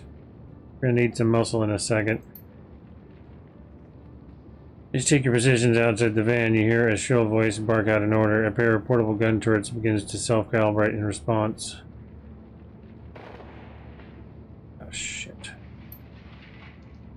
Figured gaze over the gangers assembled before you. You identified the owner of the voice, a leathery woman with wild hair and a mirthful smile. Yells out again, her voice brimming with pride. Hello out there. Welcome to Rambach territory. Maxim lips his lips, his eyes scanning over the gangers' hastily assembled roadblock. This keys belongs to Surf Turf Slag. Has for months. You'd better clear out on out if our way before they show up and force you out. Surf Turf, those tall rats, their ancient history. Go ahead and call them if you don't believe me. Her face twists into an ugly smile. Scream as loud as you want, they won't hear you. We buried them last week. Maxim's expression turns stony, but his voice remains calm. Congratulations on your victory. You must have taken some losses in the fight, though. I'm betting you're not as at 100%. Why don't you let us cross the bridge in peace? There's no need for bloodshed today. You know what? You're absolutely right. We don't need to fight. You just pay us a small toll, and we'll be more than happy to let you cross our bridge. I'm thinking, say, 500 win per van. Reverse torrent's cold. Otherwise, you'd better find another way to get where you're going. Because this bridge is ours, and nobody crosses without paying the toll. Nobody. Maybe I was wrong. Maybe this does need to get violent. Maxim turns to you. Get ready to ventilate these assholes, Jax. We've got a schedule to keep.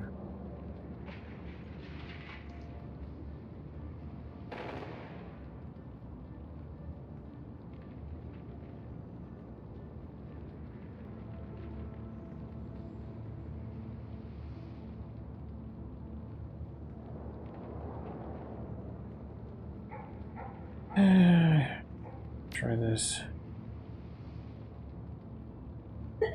Good, that's a real good idea, pal. The gang boss cheers at Maxim. See that? Your muscle is smarter than you are. You should put her in charge. Maxim reels around to face you. His face a mask of fury. His voice explodes out of a harsh whisper. Write the fuck down. You don't speak for me. You don't speak for this organization.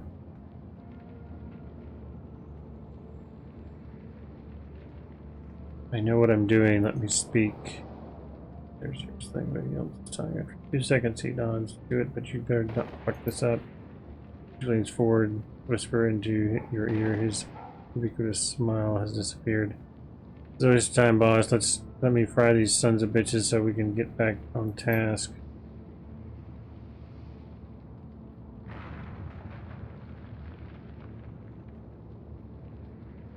Yeah.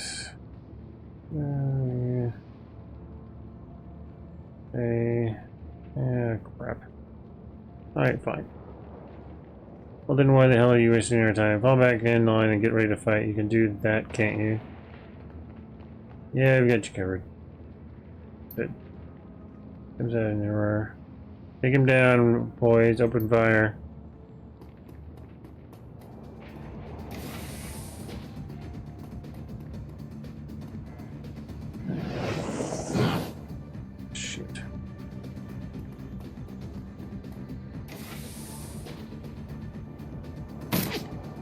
Hey, it's on today, people. Okay, so we got these guys in the back, and you not doing a damn thing. Alright, now that everybody's freaking done.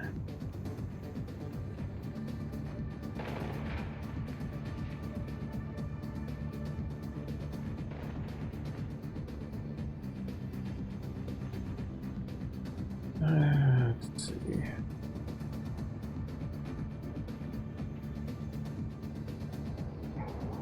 Barrel.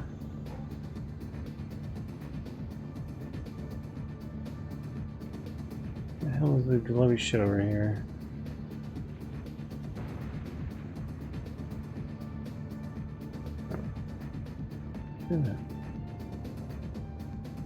Okay, I can trip that barrel.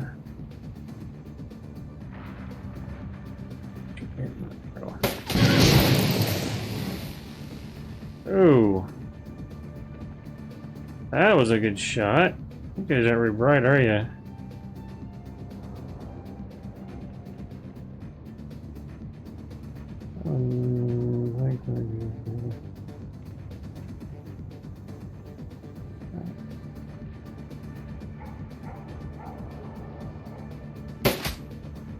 Shit.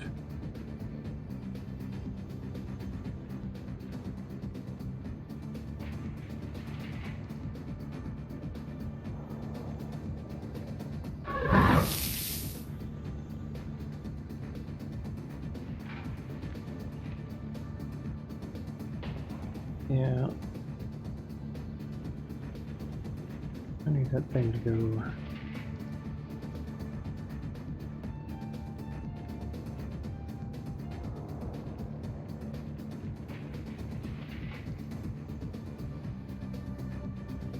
Alright, Glory.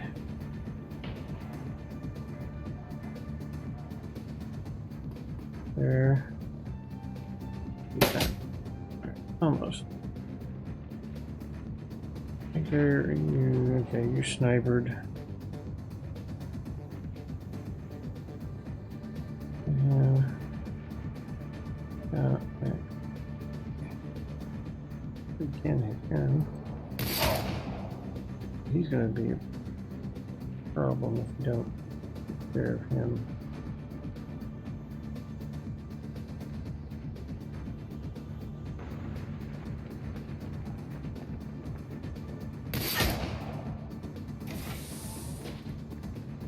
Oh fuck, shit. Seriously? Oh.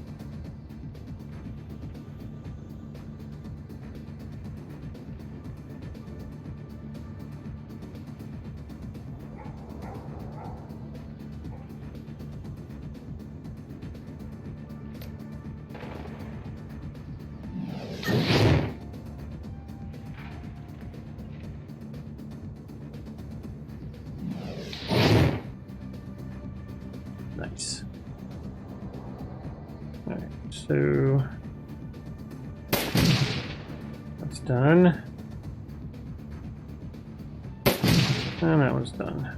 Which for shit.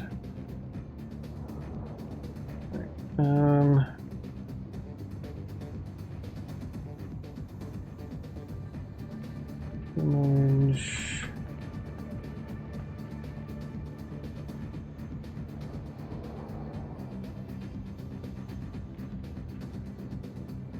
We have one. Hit anybody from here?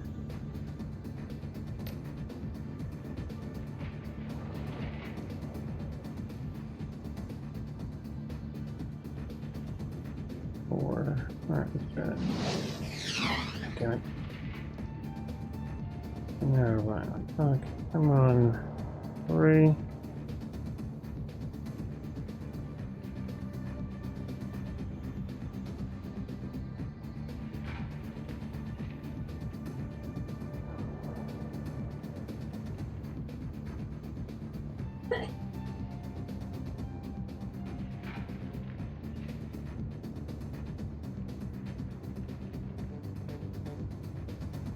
No.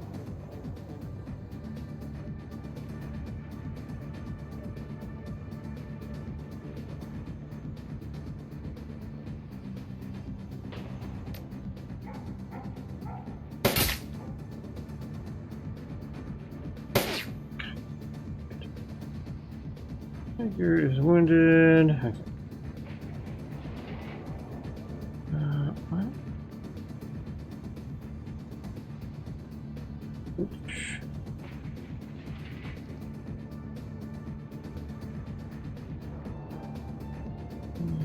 Good.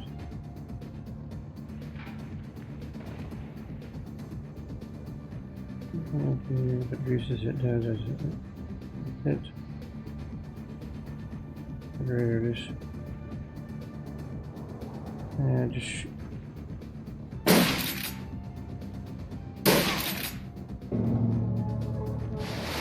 Oh, I'm dead. Oh, hey, water and fire. Shit.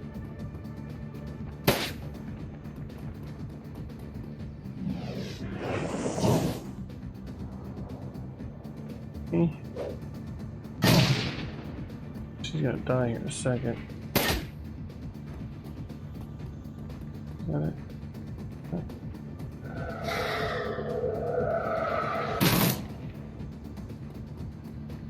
Nice and all. It's about to die. Hey, you old fucker.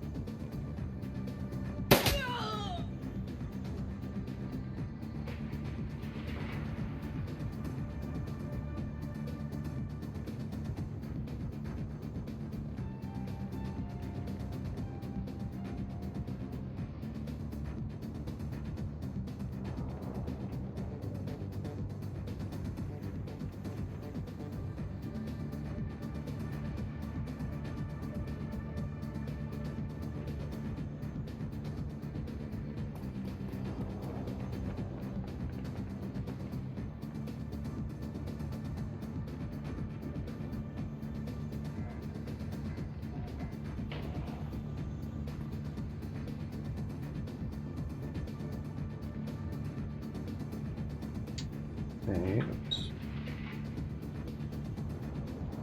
Okay. Oh, shot. Yeah, well, nothing. Let's see.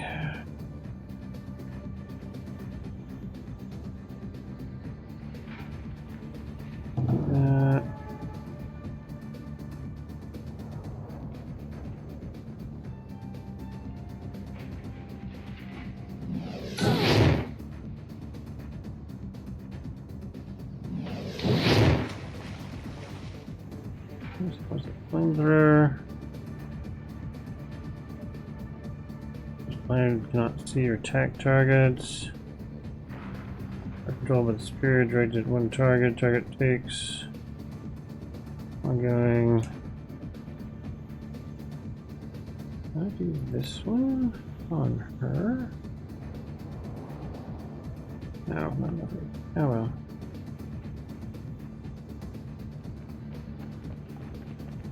Weapon and splinter ability ends your turn, and enemy who moves or attacks, all of them will be counter attacked. Oh, it's okay. And let's see. So I've got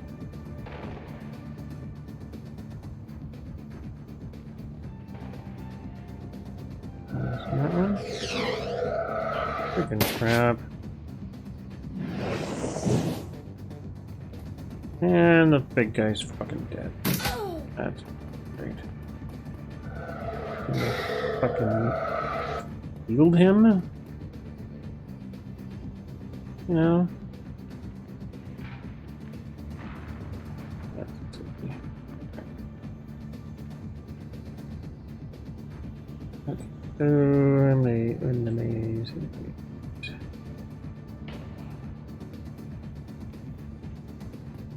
There. Wounded. 11. Shit. Nice.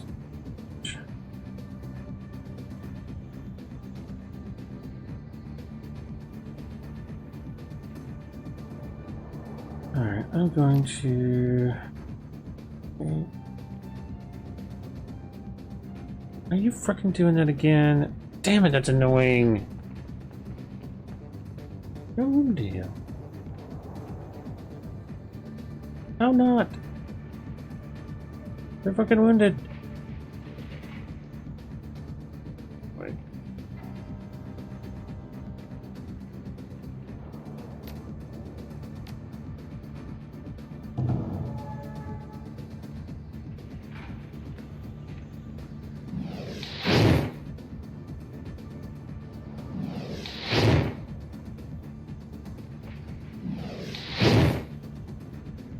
Well, that fucker's dead.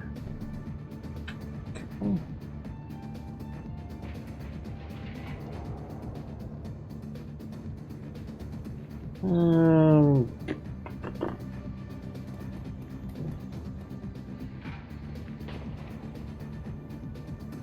Three.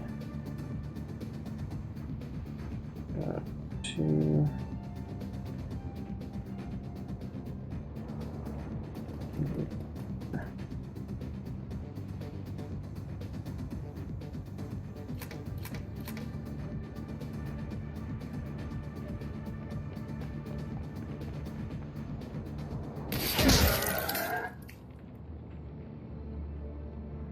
Max alive, let the gears in there.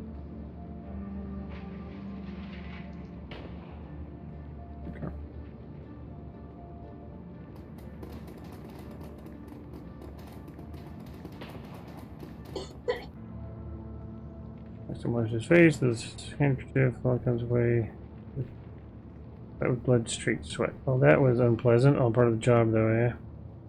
You said it.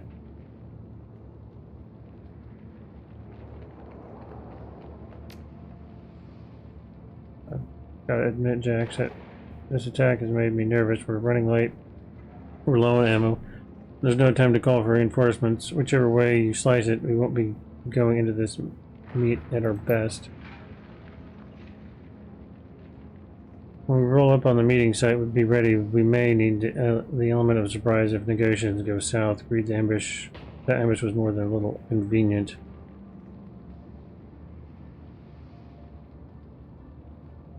Agreed the ambush was more than a little convenient.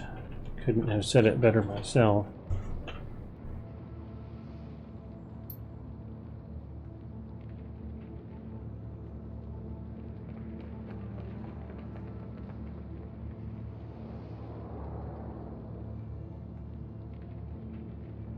Okay, so where's the...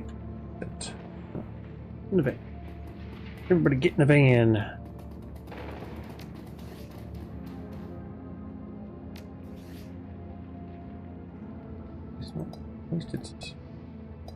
At least it's... Oh, she's still got... Damn it. Annoying.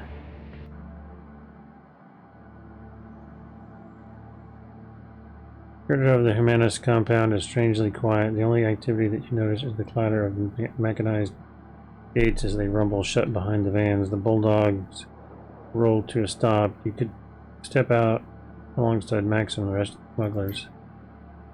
There are crates here, a lot of crates, all scattered in various stages of disorganization. It looks as though your delivery is just one of many this branch of Humanist has received. The smugglers unload the cargo from their vans with practiced efficiency. The whole operation feels polished and professional, but you can tell that Maxim is nervous. You can see it in his eyes. Smugglers finish unloading the last of the crates, then take up positions around the van. Minutes pass, nobody comes to meet you. A welcome party, Maxim shakes his head. This isn't a good sign. It's almost as if they didn't expect us to make it here.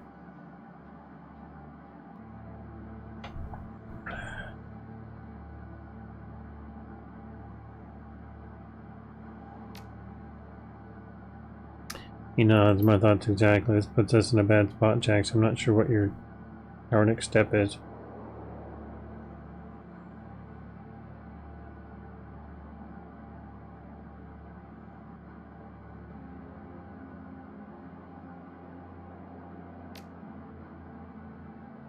Good job to do. You're not hired.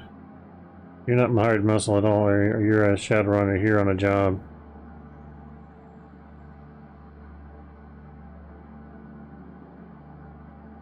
I just want to get paid, Maxim. Let me fine. I'll make that happen. Takes his head at you, then shrugs.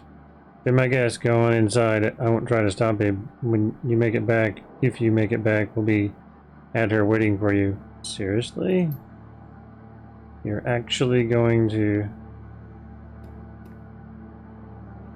There's a warning label plastered on the side of the container. Judging by the amount of small print on the label, whatever is being stored in here is extremely bad news. Take a close look at the label. Warning, highly dangerous chemical agent. Do not take internally, avoid contact with skin, eyes, mouth, and clothing. Increases aggression and reduces impulse control when inhaled. Avoid breathing fumes or vapor. Important, do not proceed unless material safety data sheet has been read and understood. Okay.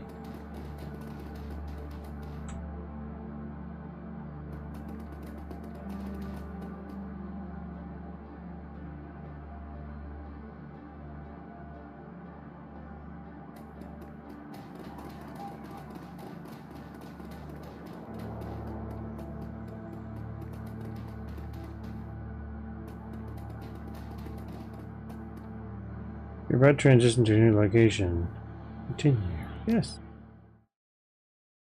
Sure, why not? Mass compound smells like a locker room and doesn't look much better.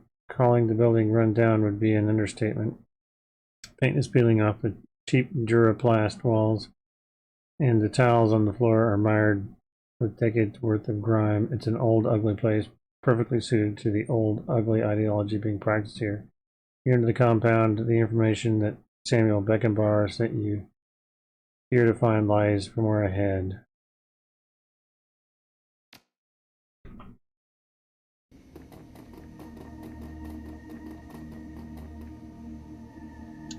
Okay.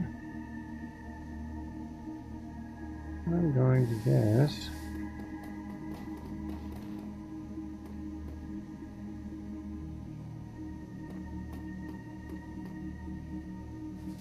There we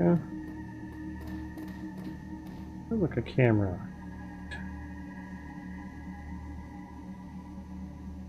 Big door there, or elevator, one of two.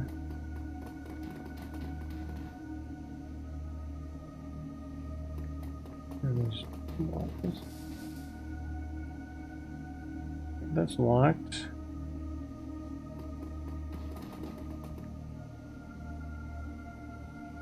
At least so far. I'll look over.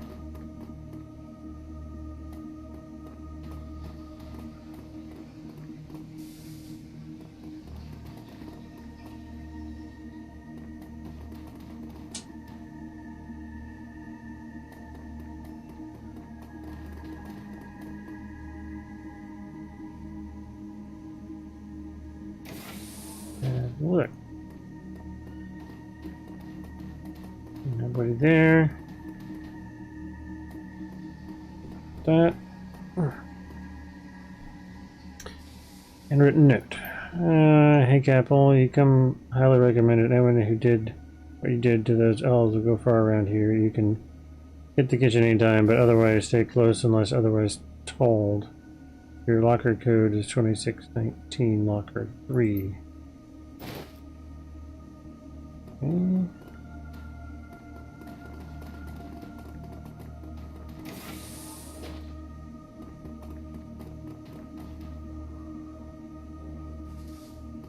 That's interesting.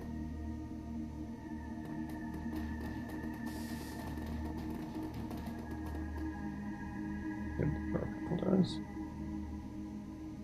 This text entry field in the original keypad written one. Top of the screen is an imposing font of the word armory.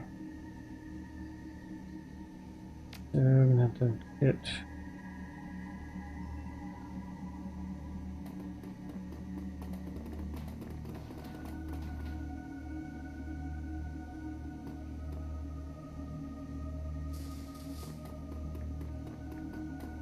Go in there. Nothing over here. We're gonna open this door and. Interesting.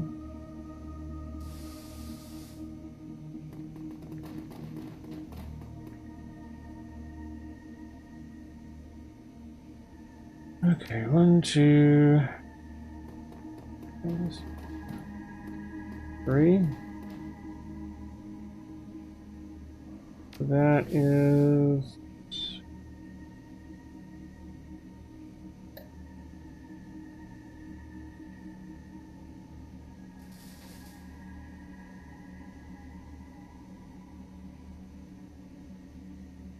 Example 26. Right. 26, 9. Look, enthusiasm really was more than commendable. Those Trog bastards really got what was coming to them. Volker wants to see you right away. His personal code is pride. Share this with no one. Okay.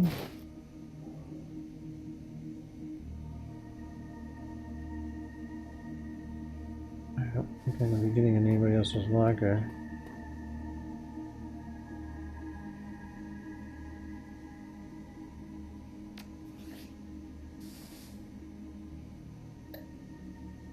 Six 19, unless like it's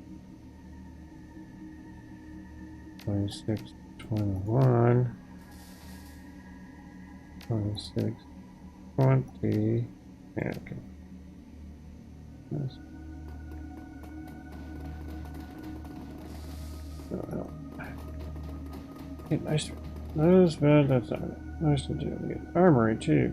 That's not bad thing.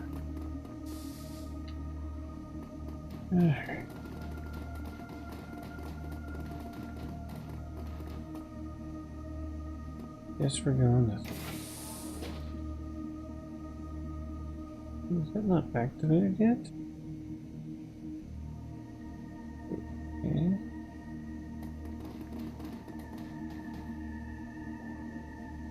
Okay.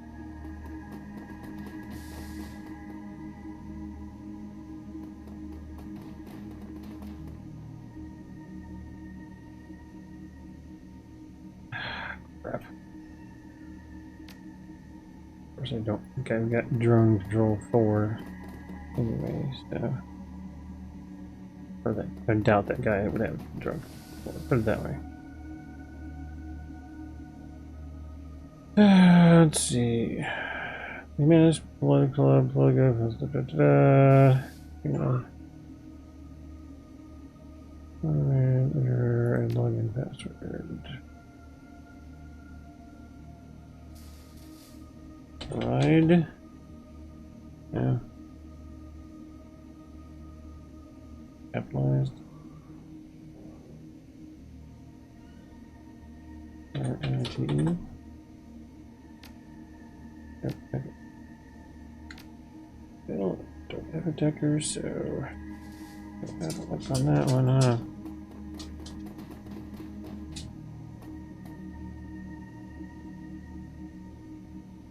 Yeah. Same thing.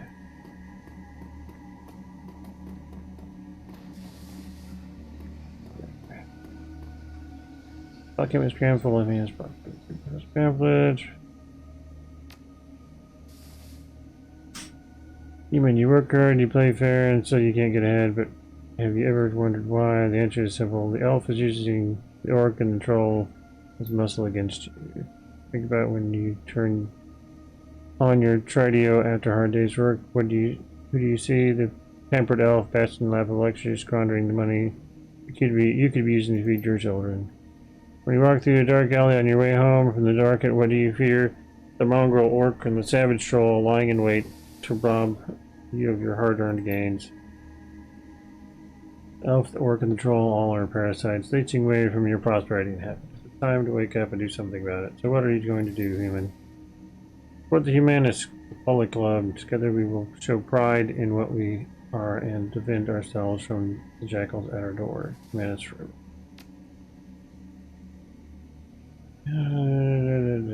Okay. Third pamphlet, everywhere.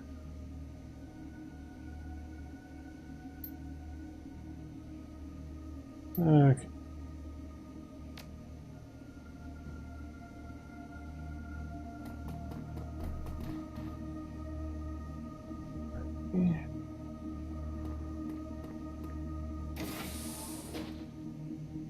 There. I regret not being able to. Okay, let's try here. Welcome logo fills. Okay. Try pride here.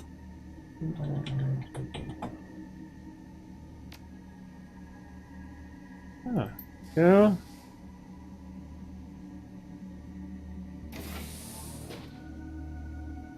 Anybody around? This is a little weird.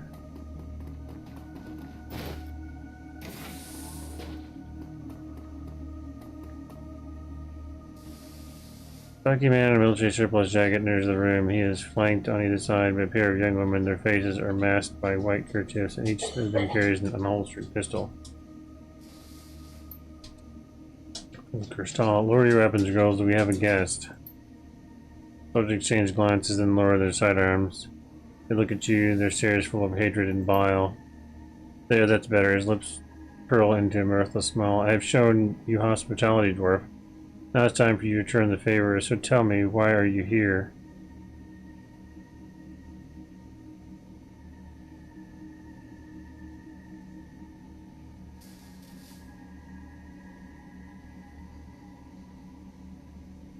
I'm here with the smugglers. We brought your shipment. We're waiting to be paid. Oh, don't you worry. Your friends are already taken care of. His smile widens. Trust me, they'll get everything that's coming to them. But it's supposed to be scary because I'm not impressed. Patience, offer.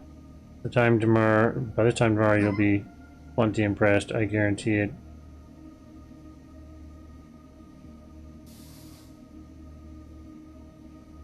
There's a lot of cargo moving through here. Planning something big, Volker? He offers you a broad smile. It is going to be glorious, dwarf. The gas that you hauled in for us is going to prove Every word that we've been saying, the trogs, the hoppers, the goddamn dandelion eaters. One whiff of this stuff and they're going to tear each other apart, then they'll spill into the good human neighborhoods where we'll be waiting to stop them. You just watch and wait, mongrel. Paul gives a broad grin. It'll be a bloodbath. You're gonna buy a bunch of metahumans crazy in order to prove that metahumans are crazy? That you pathetic stall.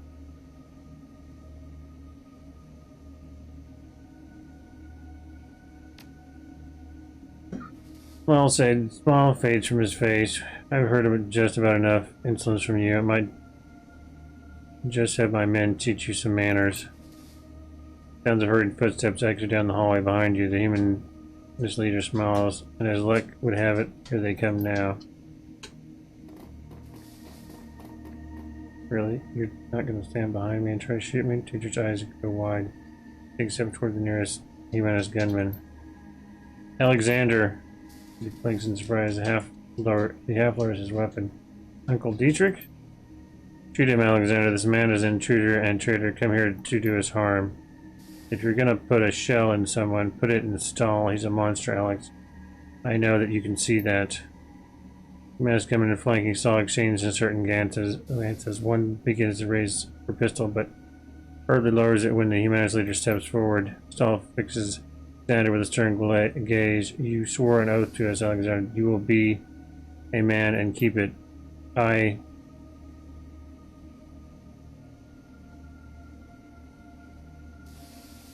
Listen to Dietrich, Alexander. He's a good man. Is he? Where the hell was he when my dad used to beat the shit out of me? Where was he when I got tossed out on the street? I didn't know, Alexander. By the time I found out, the damage had already been done. Alexander, you will listen to me and obey your oath. I don't know. I don't know what to do.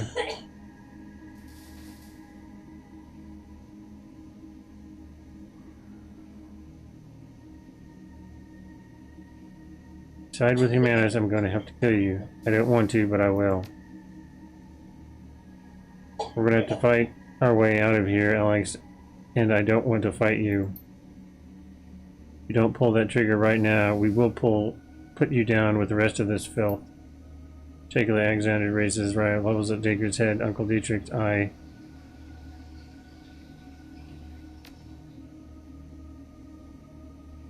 The barrel of the rifle trembles in Alexander's hands. I'm sorry. Dietrich locks eyes with his nephew. His voice is low and soft. Do what you have to do, Alex. It's your choice. Do it, you stupid boy. Do it. Without a word, Alexander wheels around and points his rifle at Saul. He minutes later recalls in alarm. Alexander levels the weapon and all hell breaks loose.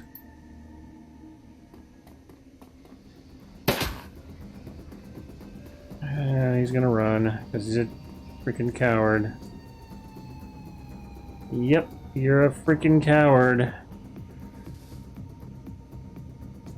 Now I have a fifth one. Alright, well, you probably have a pretty good.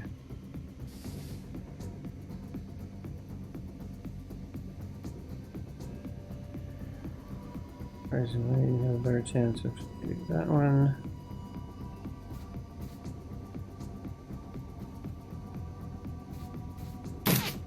Oh, for fuck's sake, dude.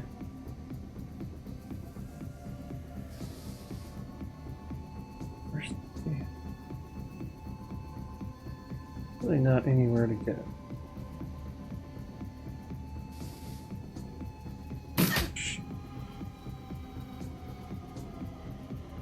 There.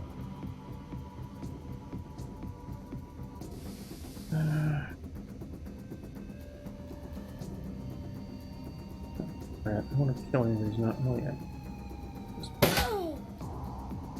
Come on. Let me get one. There we go. One down.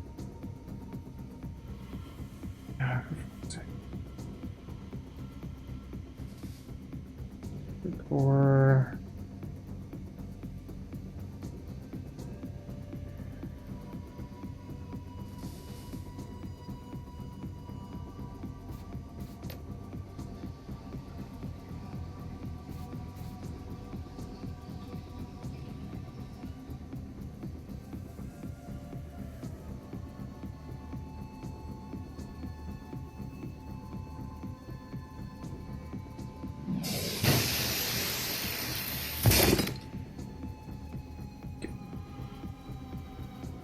Okay.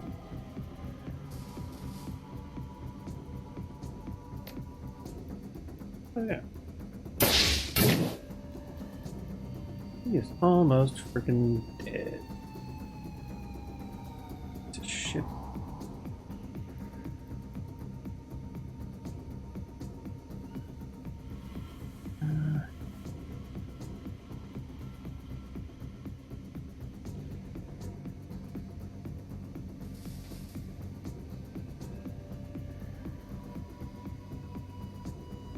Here.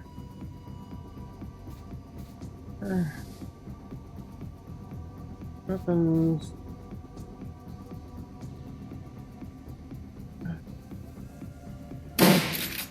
Oh, you freaking gotta be kidding me. God damn it. Why is everybody freaking shooting him?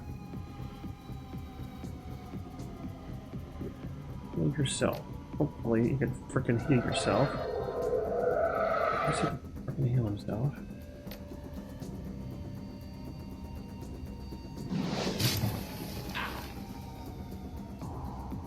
Works.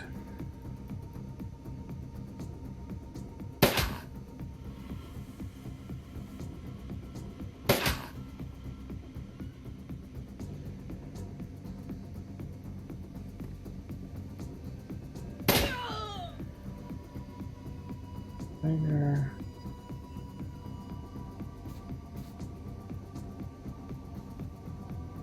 That's what you do.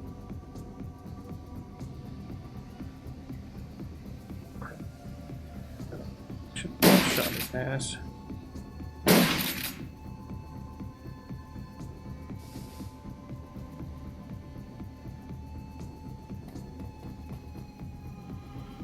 Oh, you better.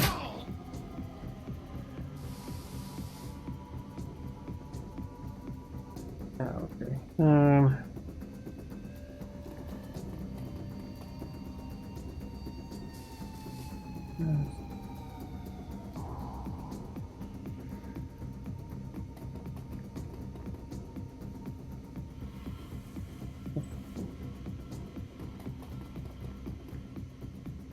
Come on, here.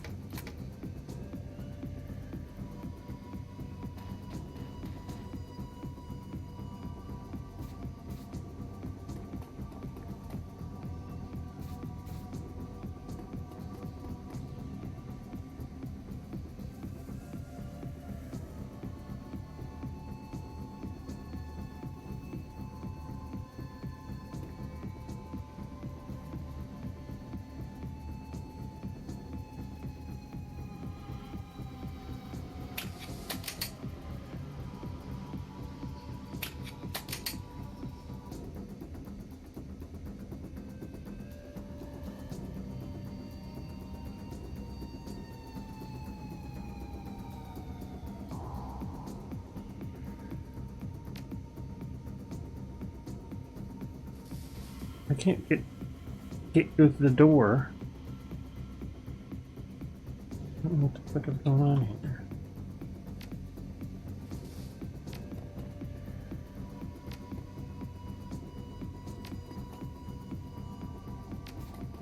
I get stuck.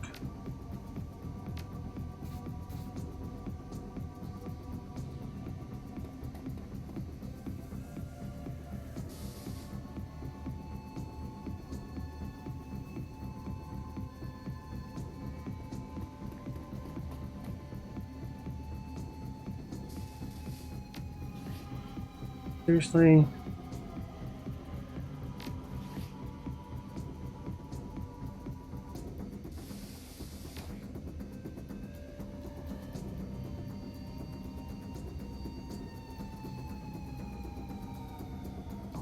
Okay.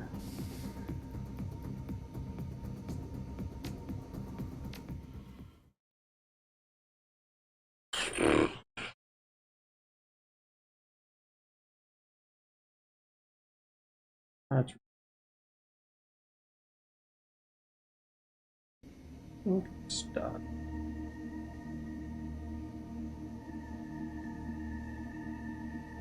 Okay, open the door.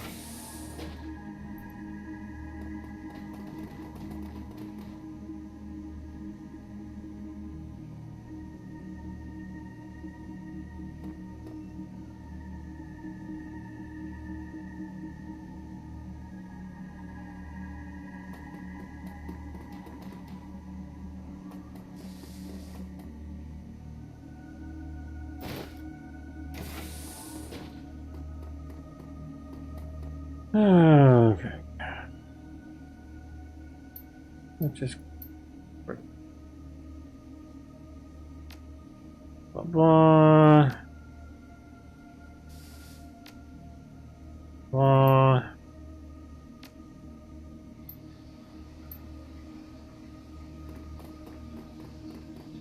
Alexander.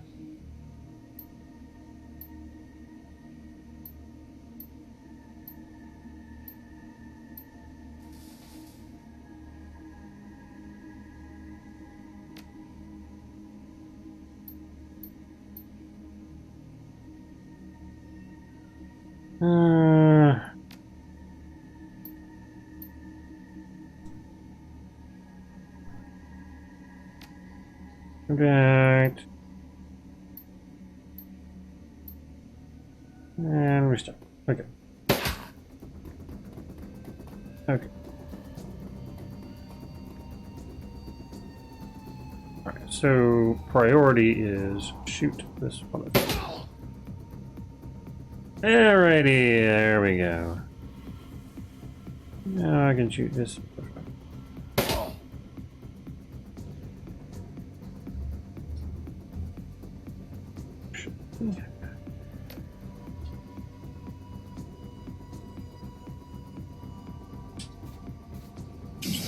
There. Ah, how you like them apples, bitches? Get your done.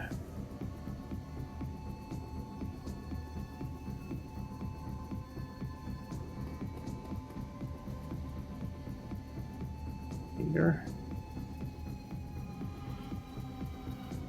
Yep.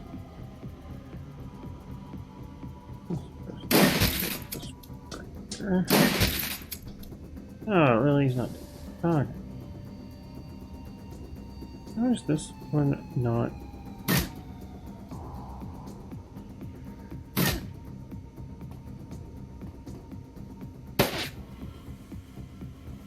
You guys just suck now.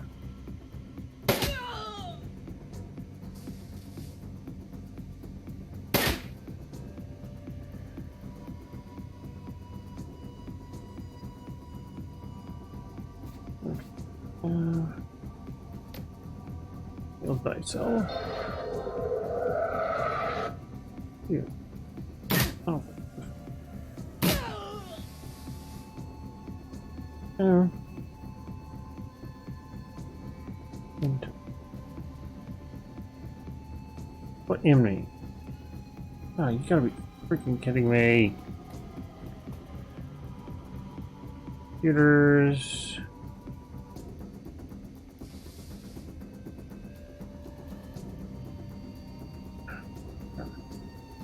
That's not open.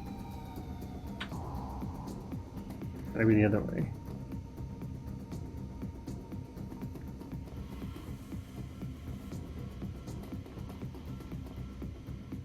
There's enemies down there. I was like, where in the fuck is this guy?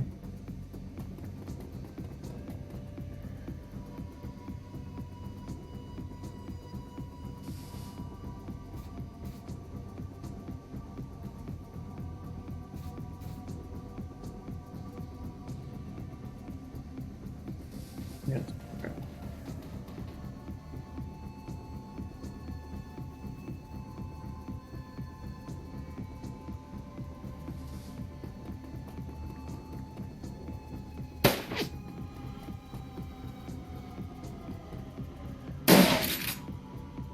Jesus.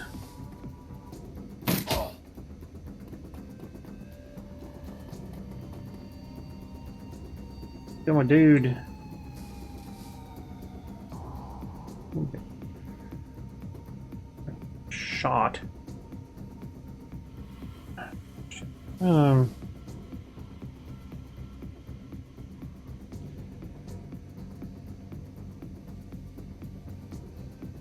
Uh.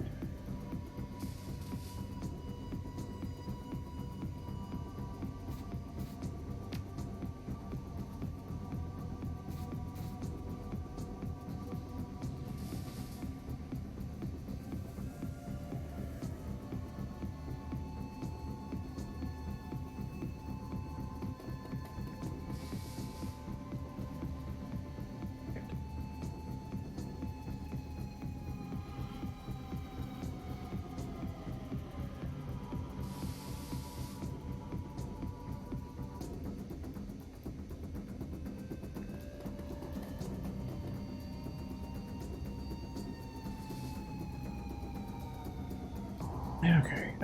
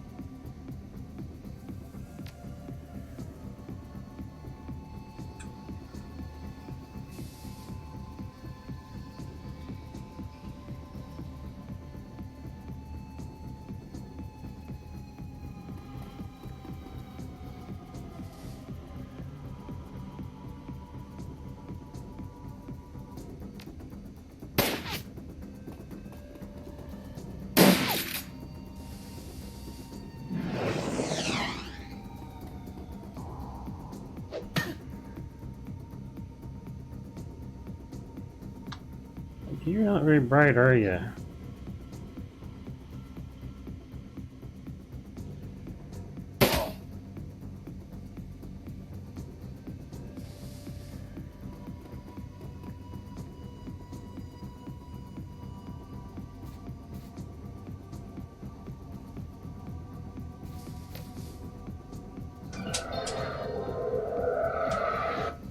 It's good to heal himself.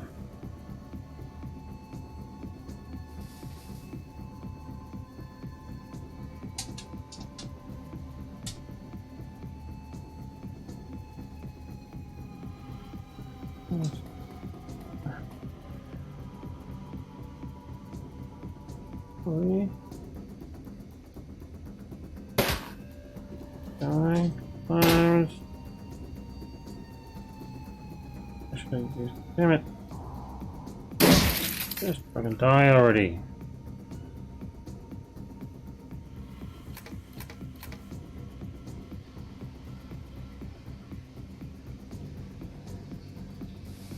Look, we have to fight our way out. Yeah, no.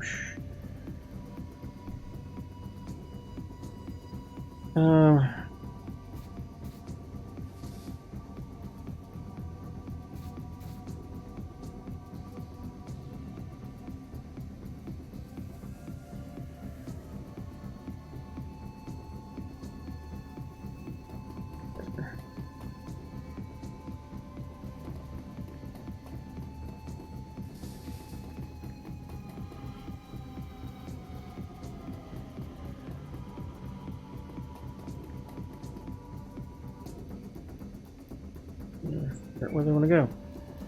Alright, you can.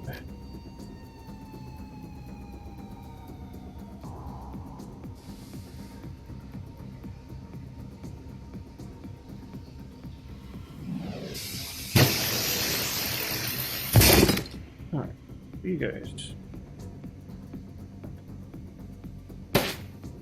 Oh, for fuck's sake, come on.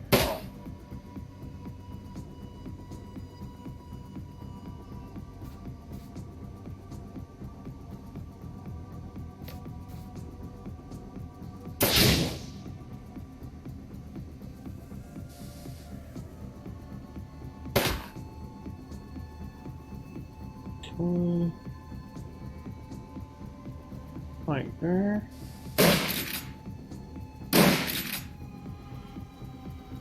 Under. Oh, nice. Very nice.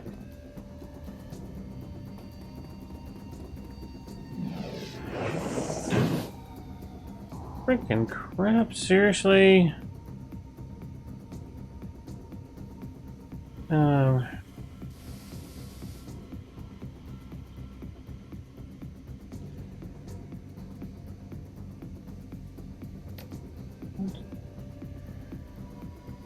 No.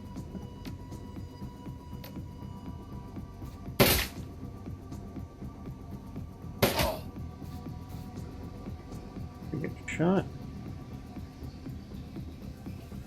One more. We heal. There.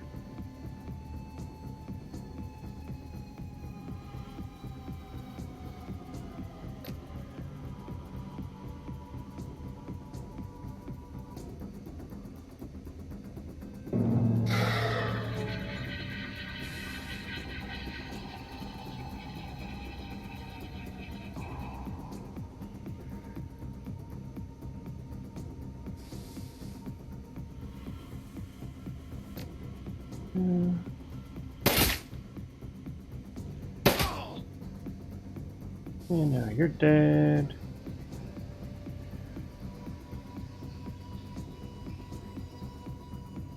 Just waiting for that mage to...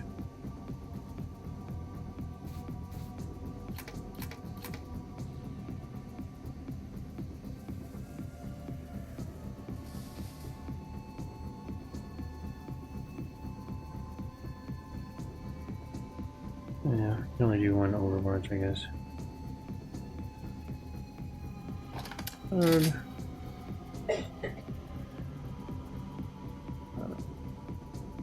And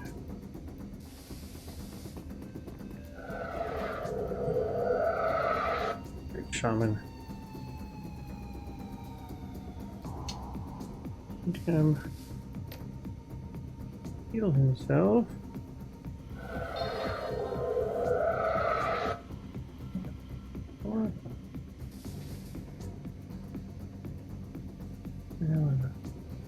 Yep, you hit.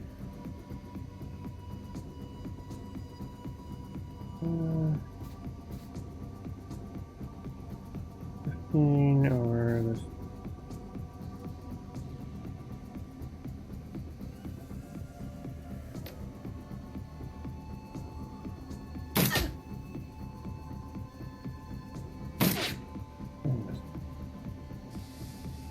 Okay,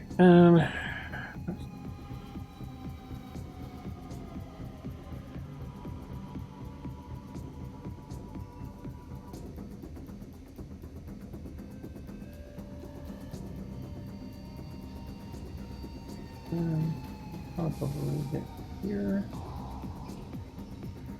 Weapons, nope, the block. Damn it.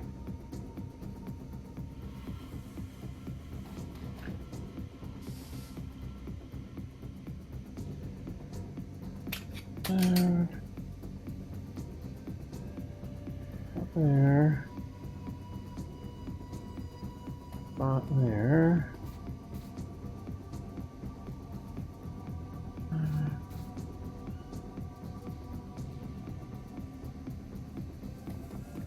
There.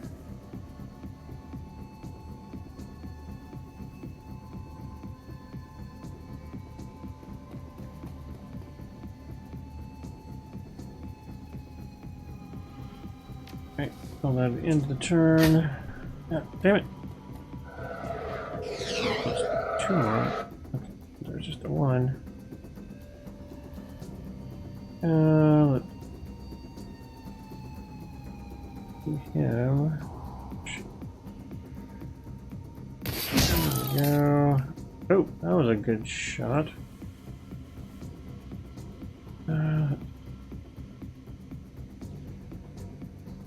You can't.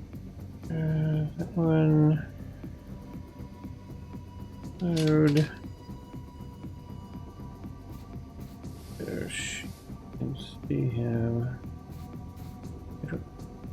I don't know what kind of gun he's got.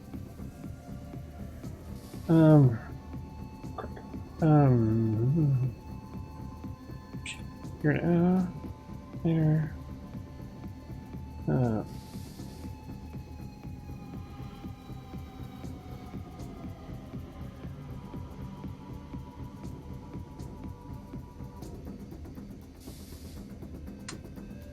Turn. I can't heal himself yet.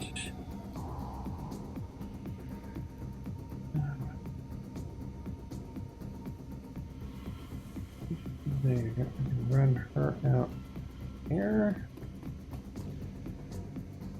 And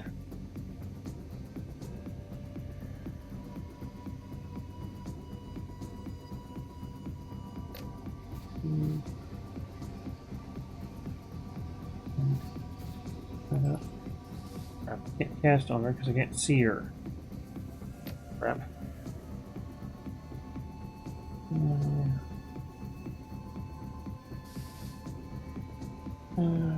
Can't do that.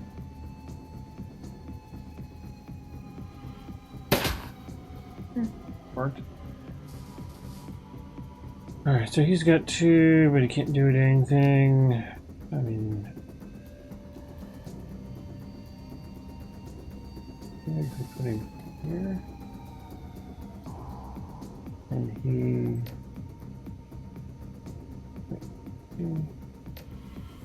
oh yeah, that's good. Not. Wow, that was a... that was surprising. Did not expect that to actually work. I've got 2. We can't use him on Overwatch. Okay. I can use her on Overwatch though, so if he decides to come this direction, she'll shoot him. Seriously? Right. Trying to heal him up.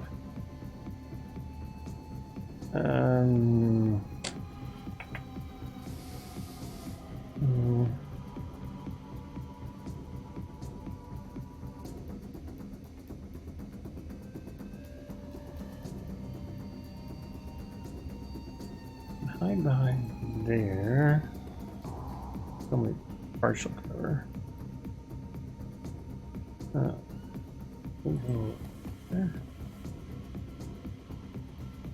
Do the dragon idol thingy.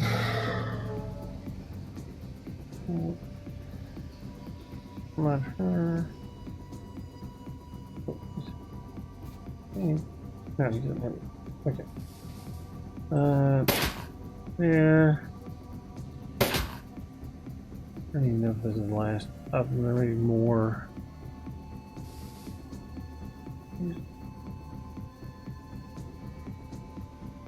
You can't shoot him from there.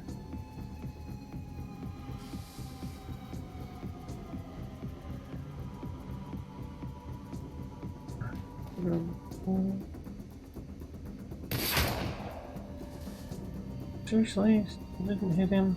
Damn it. Well, hit him, but kill him.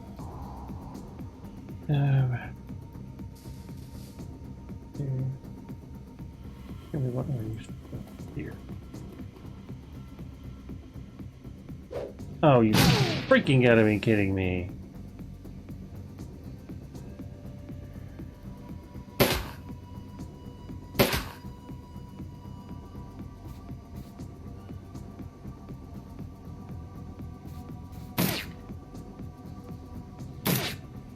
How did you miss that?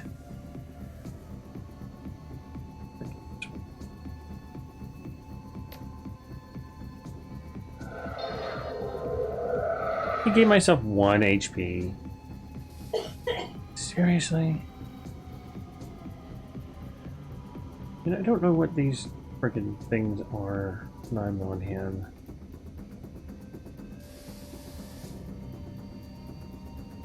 Sometimes. I've got...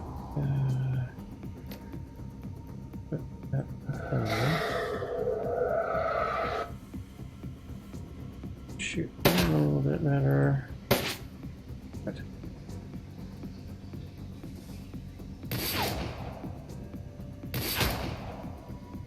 There we go, that's one.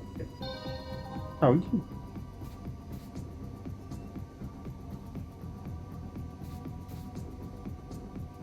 Alright, just kill him already. Okay, can't get over there. Oh. Oh, come on, just one more freaking shot.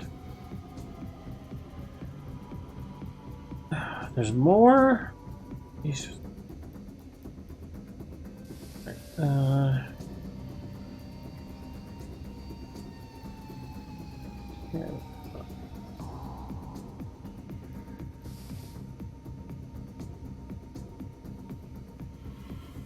Now we go.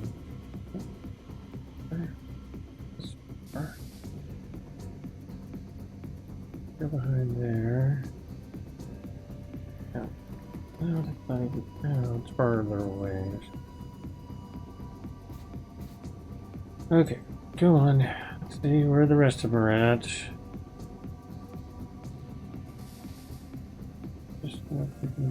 constant.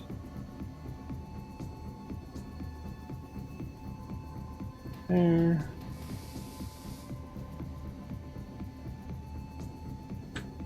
I don't know where the frickin' enemies are at. These things mean.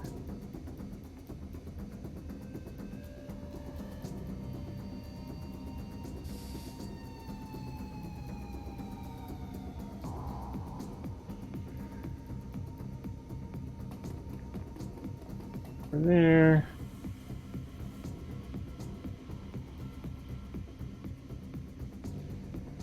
Right here.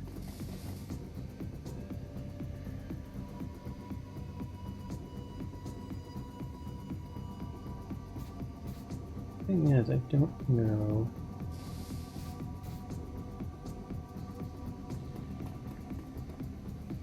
Ah, there we go. Okay, so they're there. I don't know if anybody's over there. Here, no. Alright, let's freaking risk it and go in. Okay, good. Nobody's in there.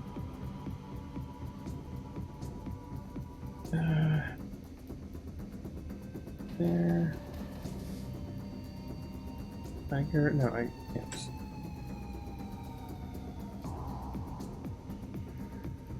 Okay, where can you? You can go that. Right, you go there.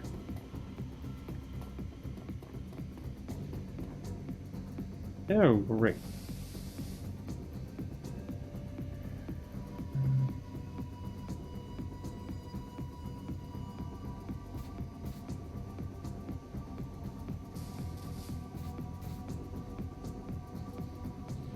Might help, but not much.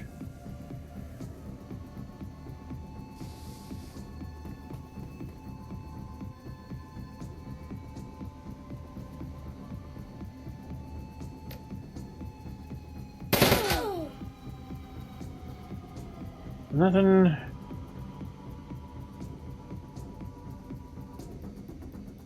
Okay, heal her. That's freaking working now.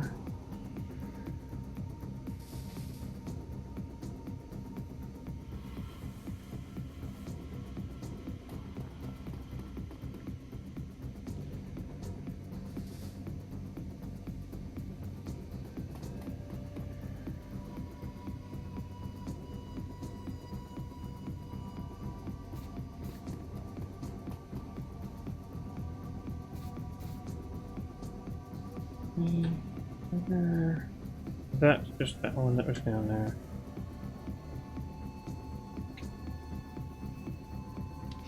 Load.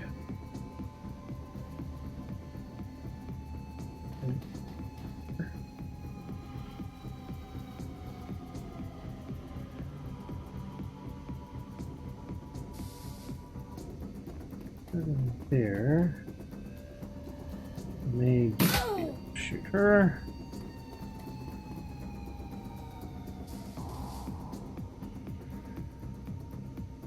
Her.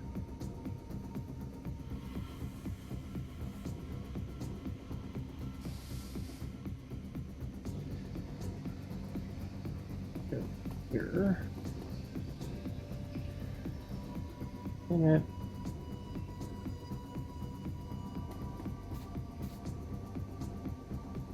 Dude.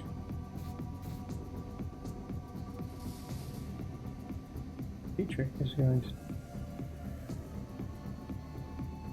Dietrich. And get shot.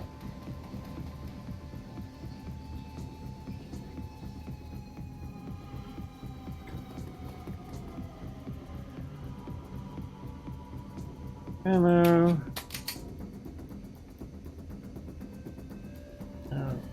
Hit her up. Okay. So let's see.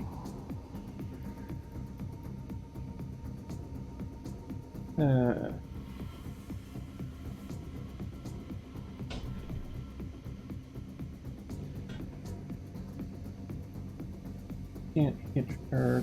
Line of sight. Here. And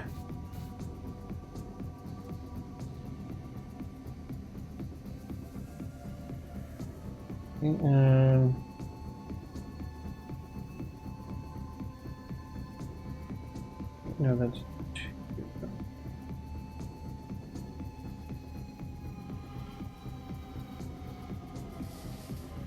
I go here. Sure. I mean, hit me.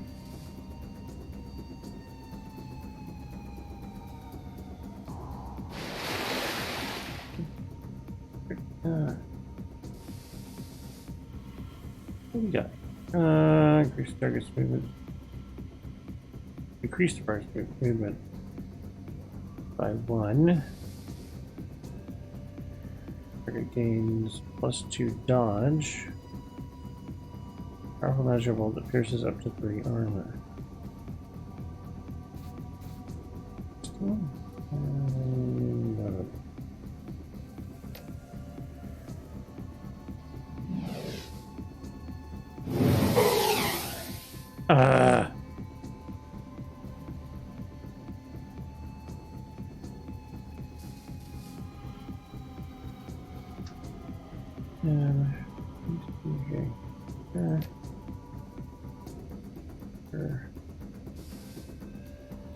Can't see her, right? You can't see her. Alright,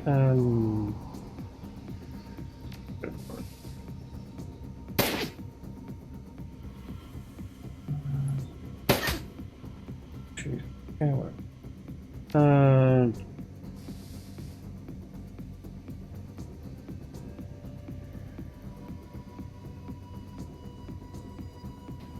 here. Alright,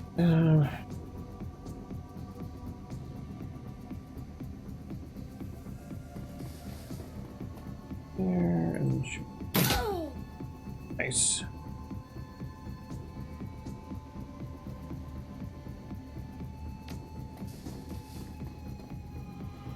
What are you exactly gonna do? Run over there and not do anything and then get killed because you're stupid?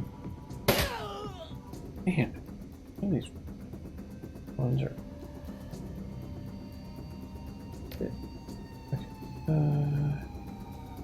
Myself now. Oh, freaking damn it. Doing that shit. 7. Go.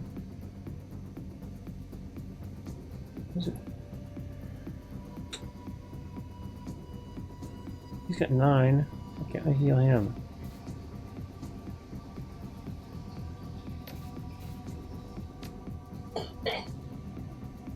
Should be able to heal. Oh, that's so annoying.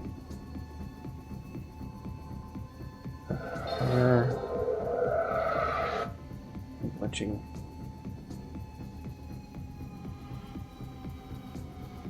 Just means there's more people.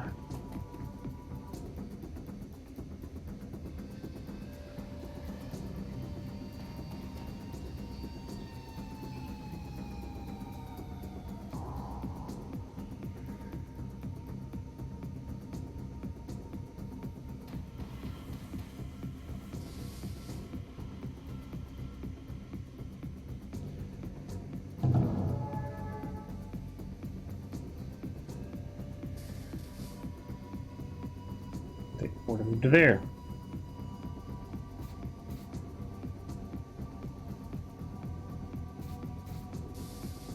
And it's slow as fuck.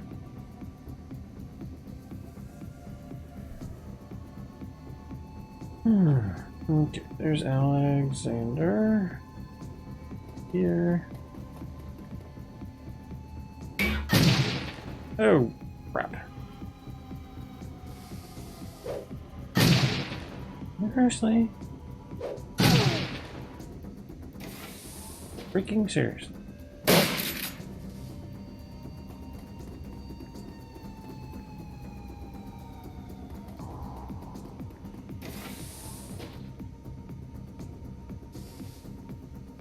Well, Iger is going to.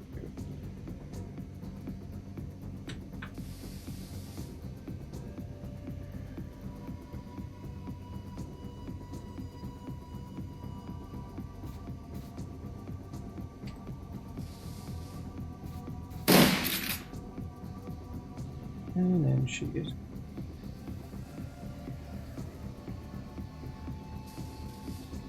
Okay, just out of there. Alrighty.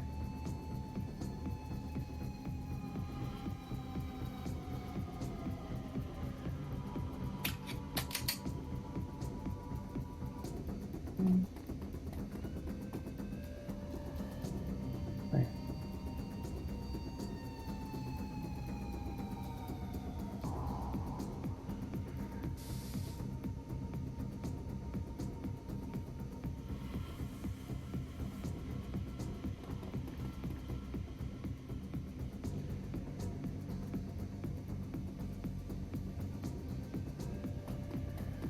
Just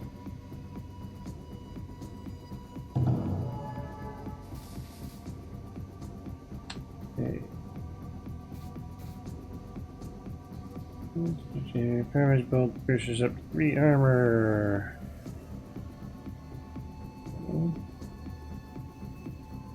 That one.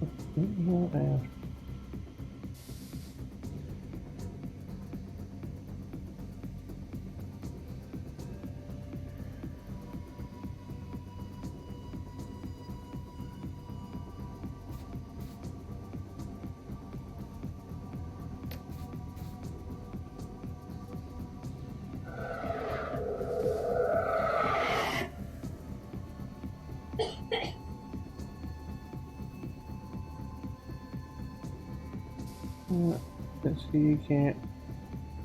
Okay. Okay.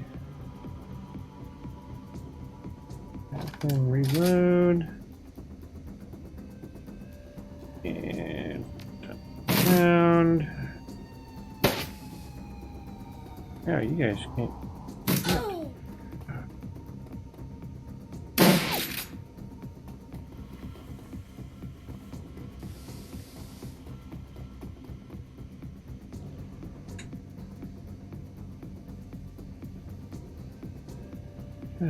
Alright, and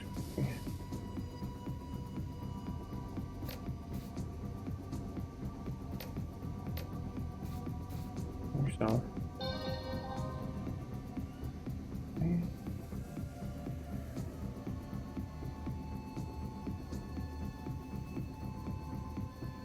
I'm going to move her back.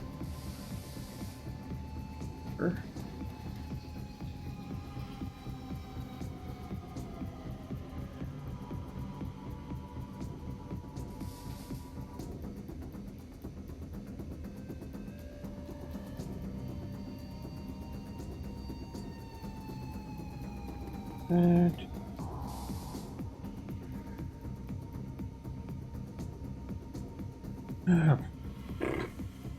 Okay, so just here.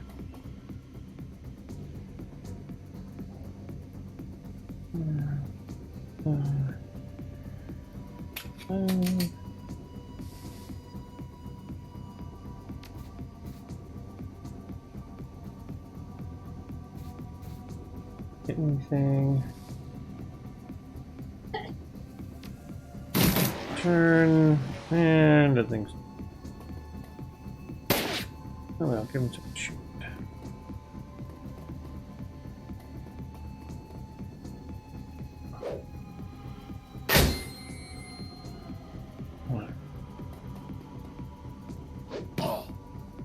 him.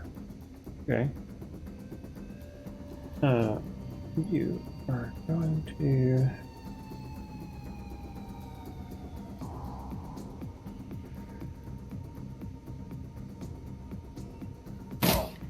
That's all. And you're gonna run back. You... Guns.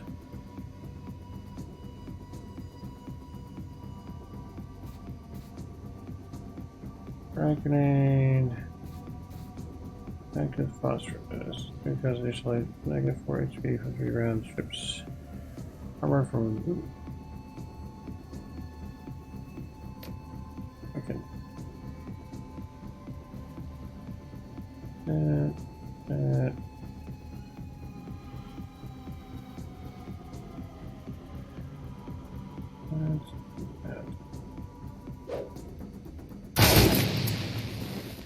And you're all on fire. How do you like them at?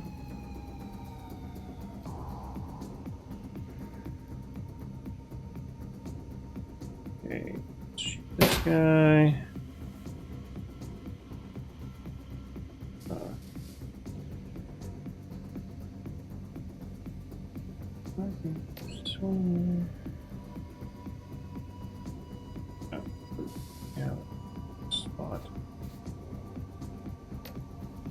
Heal my freaking self. No, I can't. How can I heal her? At least I can heal her.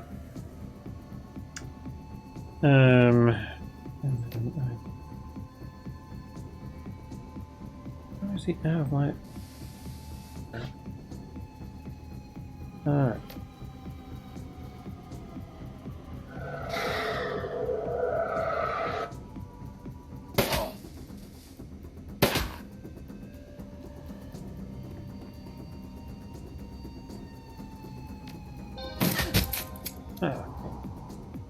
Yes.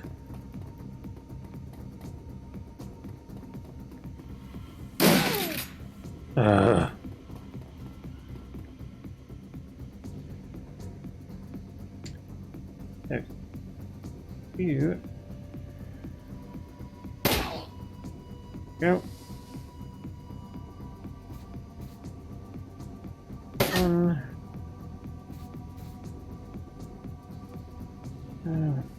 Yeah.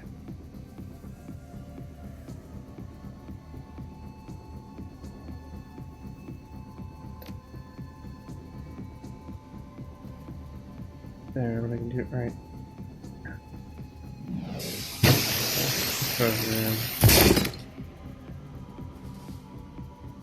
Okay. This.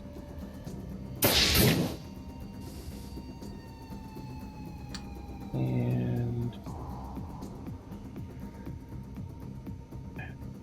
there.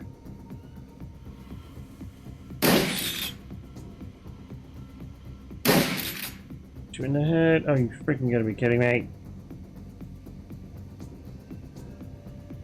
Okay. Shot. Alright. Yeah.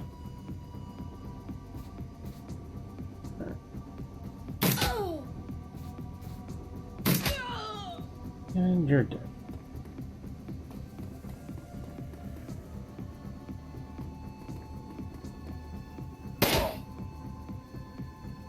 For fuck's sake.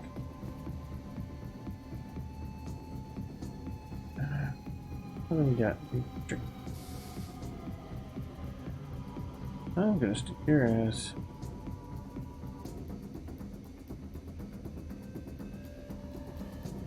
Here because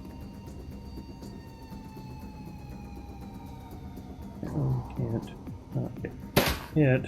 Oh, freaking shoot! Kill the damn stupid.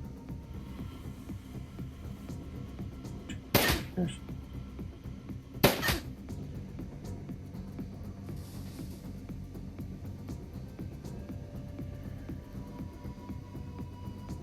Strikers doing the extra hit.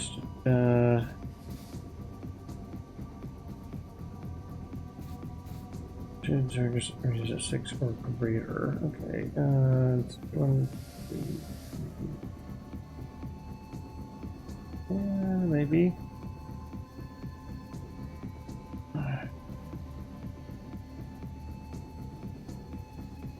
Good. Let's try.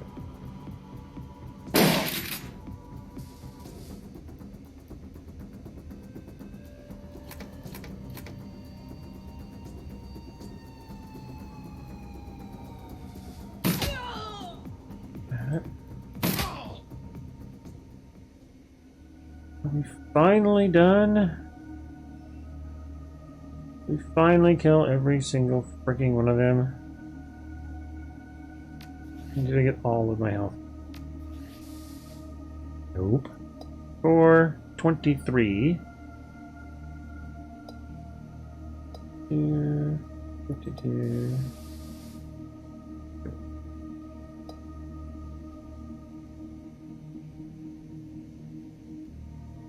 I wish it didn't do that. An extra handicap.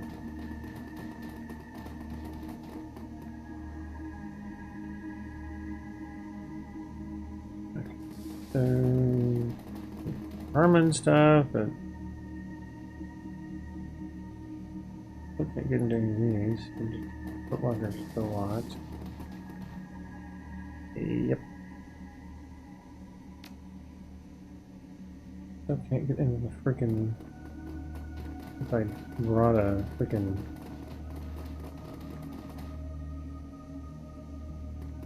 hacker, what the hell they call Decker. Okay. Alright, let's go all the way back in here. Now that we've killed all of them. Oh, son of a bitch. I didn't freaking bring a Decker, and if I'd had a...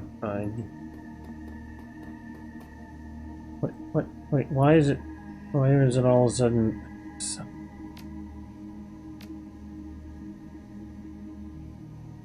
Okay, get to the Decker to log in there.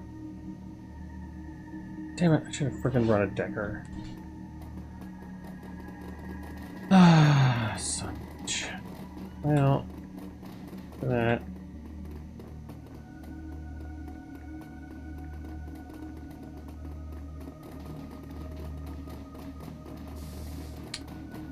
Alright, let's get the frick out of here. Yep. I don't think I can come back here. When I got stuff, I just didn't get what I needed. The hammer's gonna end the precise. You're not perfect extract support time to do.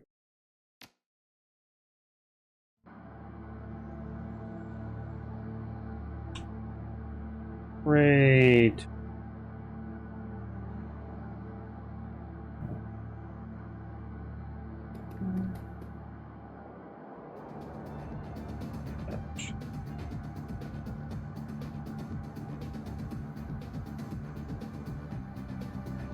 Can you freaking heal yourself? No. No. Don't tell anybody. Freaking glory heal.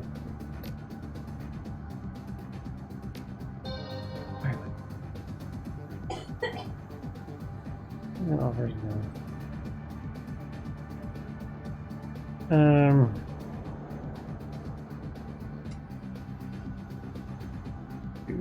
Back over here. You.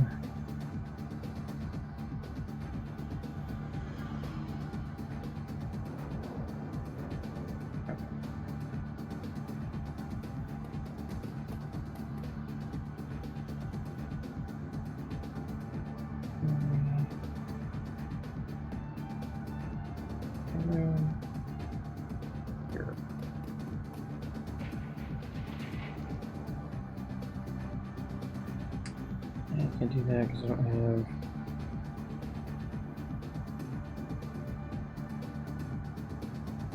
Thank you. Or.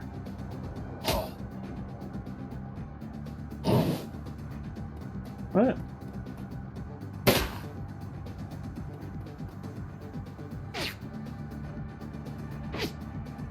Who's that? Shit.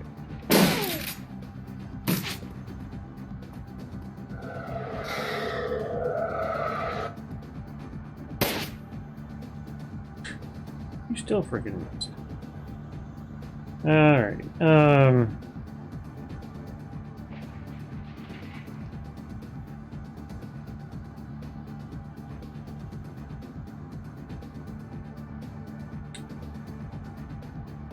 okay.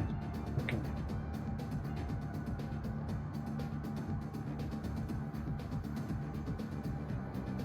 That's good. We're gonna go here. Really? 2 freaking damage?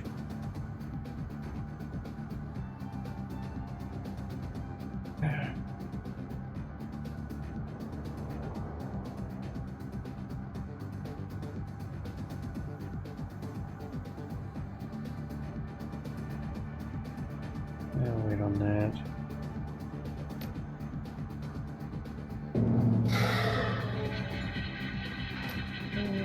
No.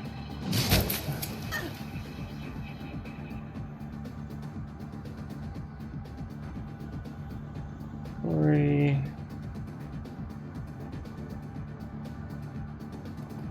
Here.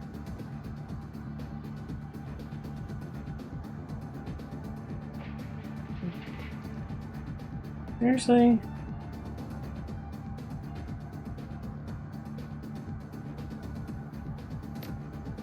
Shot. That's all shot. Okay, there we go.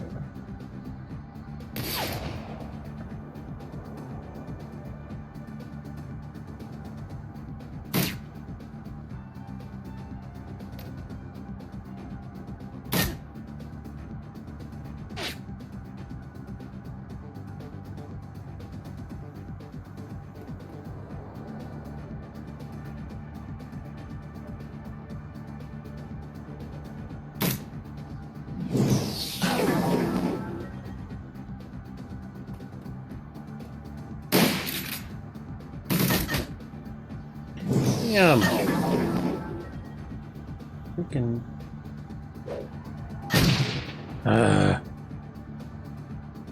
Okay. Okay. Freaking.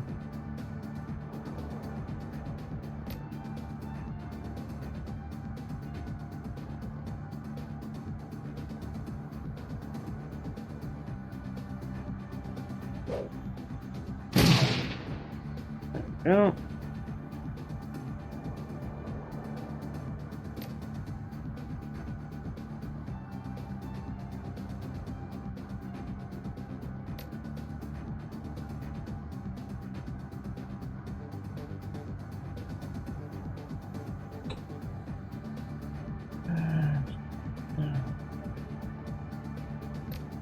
Okay, can I freaking heal myself now? Oh, look, I can heal myself. Alright, ah,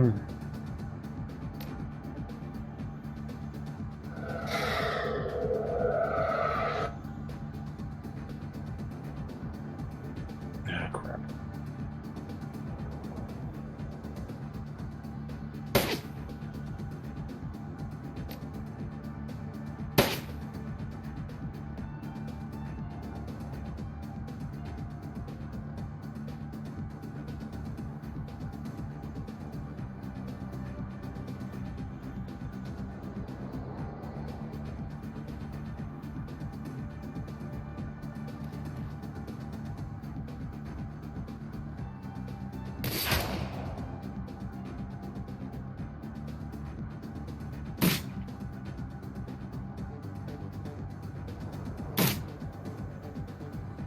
You're kidding me.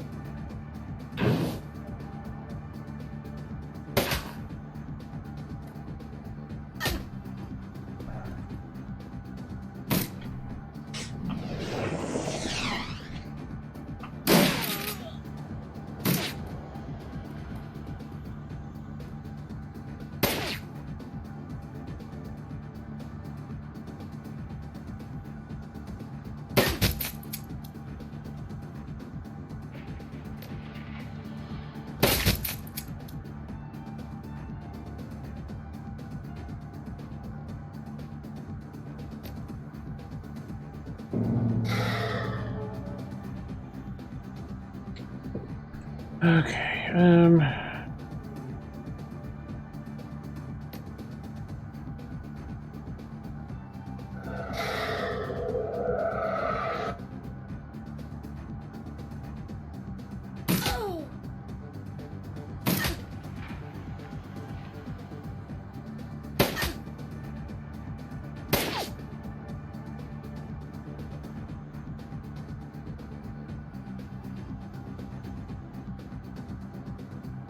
damn it.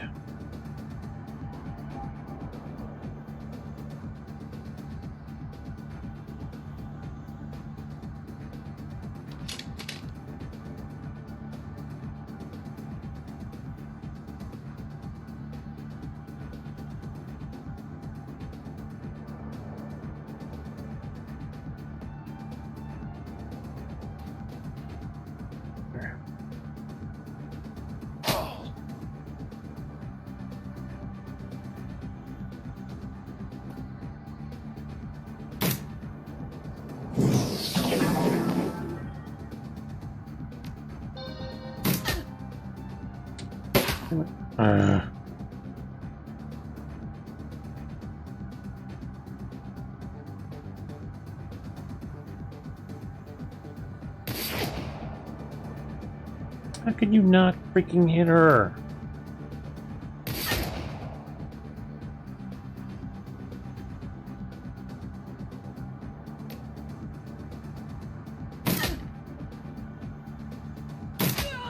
Finally, frick.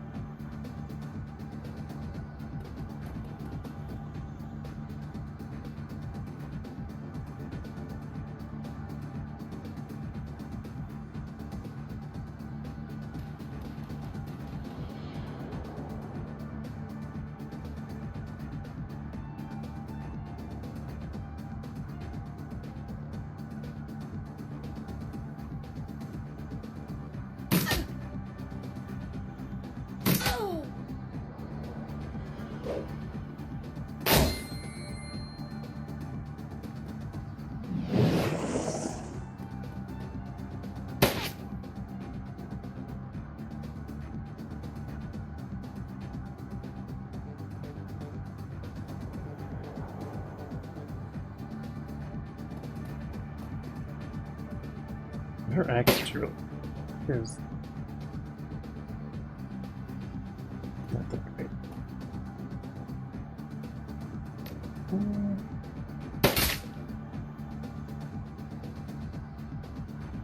Did 3 my ass.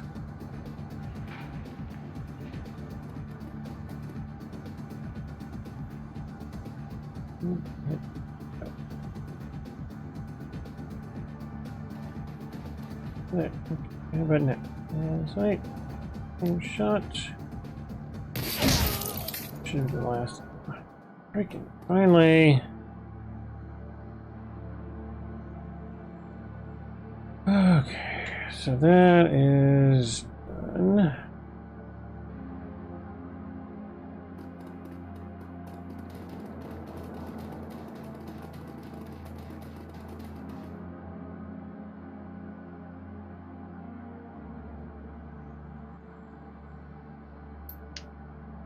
Crazy night, huh? He pulls the flask from his jacket pocket and takes a long swig, then looks you in the eye. I hope that this is worth the trouble. Any luck finding our money in there? Nope, I don't think they ever had it to begin with, but I guarantee you they'll think pretty hard before crossing smugglers again.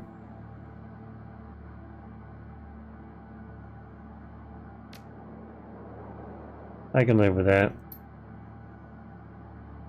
Can we, like, destroy this stuff here, maybe? I don't know, whatever. I just want to...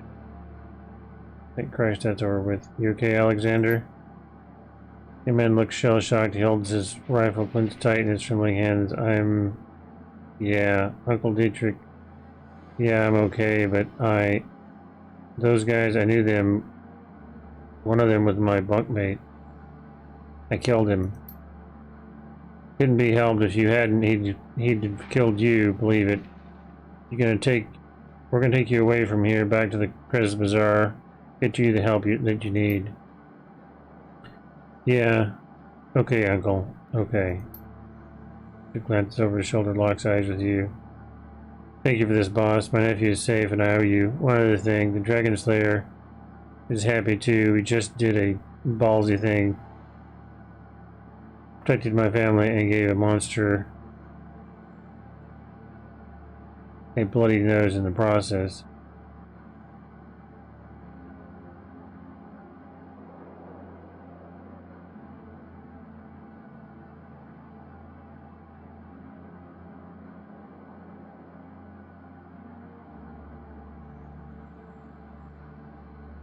I did this for you, not your totem.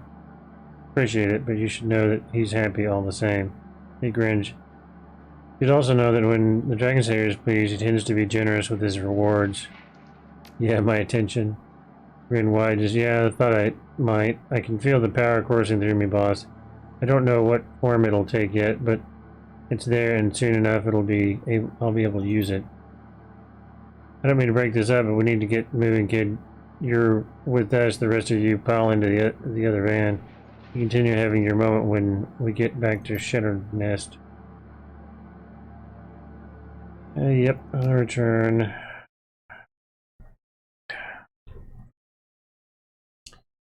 The U-Bahn ride home feels especially comforting today. The Berlin chapter of the Humanist Politic Club has suffered a terrible blow, and you're the one who dealt it. Volker Stahl's plans to incite a wave of bloody violence across Berlin has been derailed. It isn't often that a Shadowrunner gets to prevent an atrocity on the job.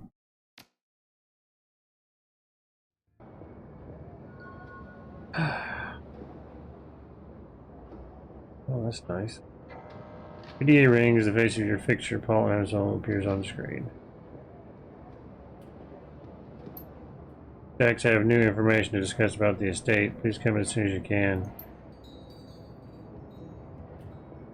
Hey, Mr. Beckenbauer.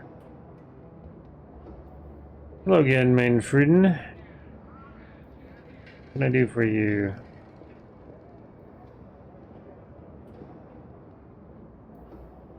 I covered what Humanist is up to. You'll find the details on this data pad.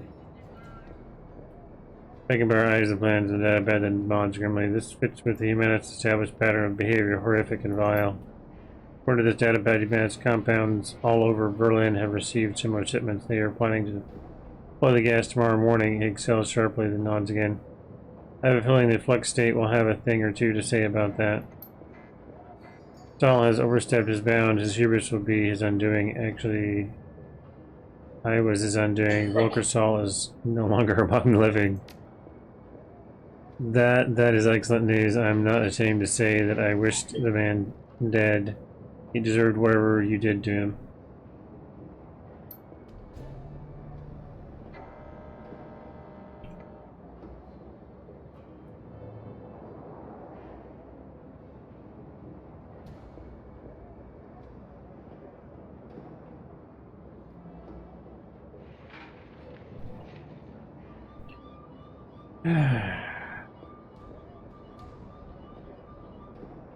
And now I'm going to see to it that the rest of his twisted organization suffers the same way that he did. You mark my words, within the next few hours, the Humanist Political Club is going to take a hammering that will make the Night of Rage look like a peace rally.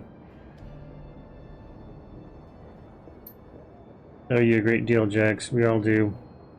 I'll worry your payment to the account number that Amsel provided. Pleasure doing business with you. Alrighty.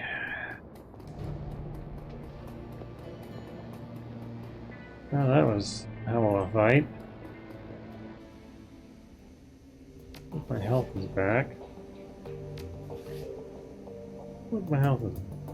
I don't have karma. Spend some.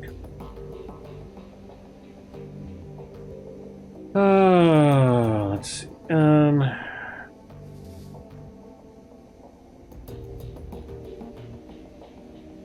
still confused by this whole magic thing. Yeah, hang on. Take a moment. Be right back.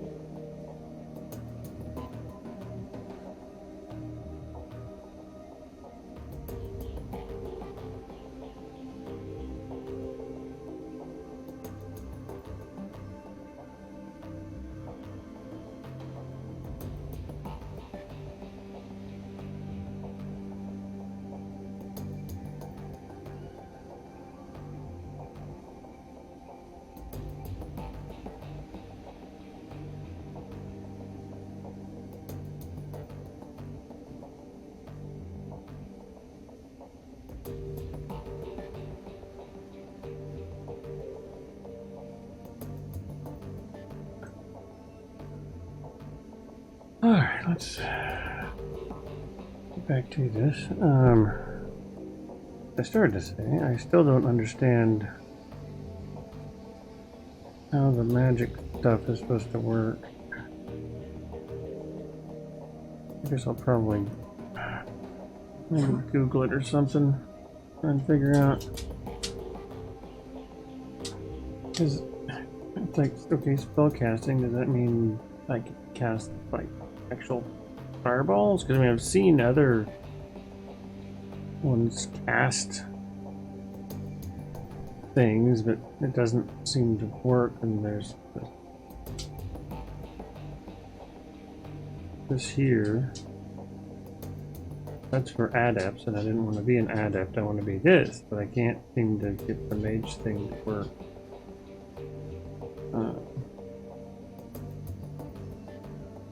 The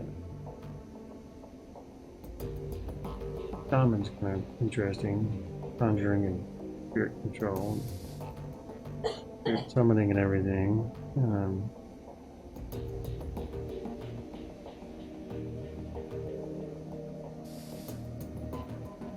So anyway,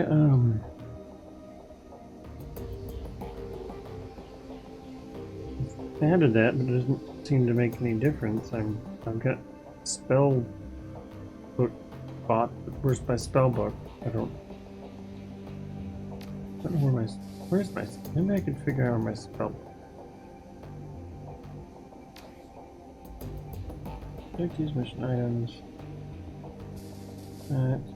Weapons.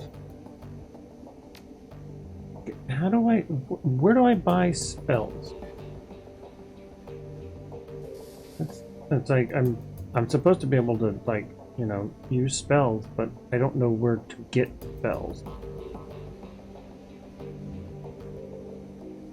My computer's been so funky lately, I'm afraid to open up a browser to check it out, because I'm afraid it's gonna freaking crash the game or my stream or something.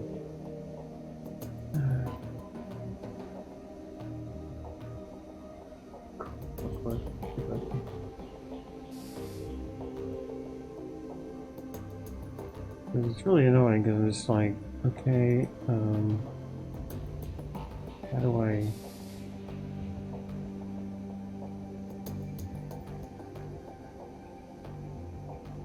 Where are you? Crap.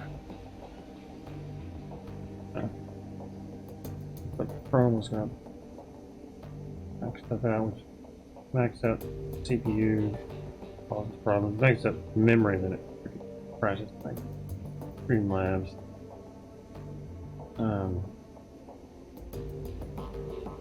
Let's see. Dragonfall. Shit.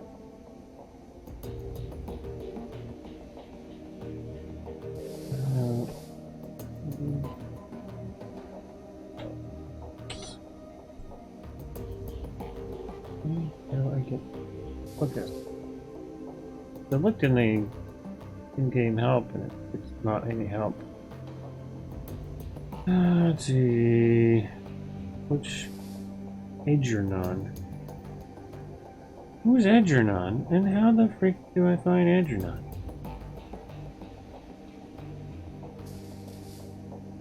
Half.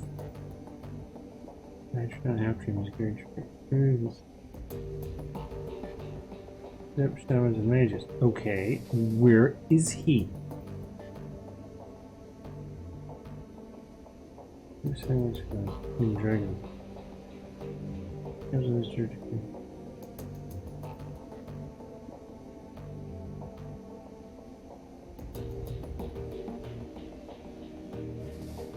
Oh, he's in the Talismonger. Well, I never went in the Talismonger shop because I figured it was just for shaman. That's what I get for thinking. That's what I get for thinking. Alright, well, up out of that. I am going there right now because I didn't spend points in trying to become a mage if without any spells. No way. No fault for not at least going in there. Oh well.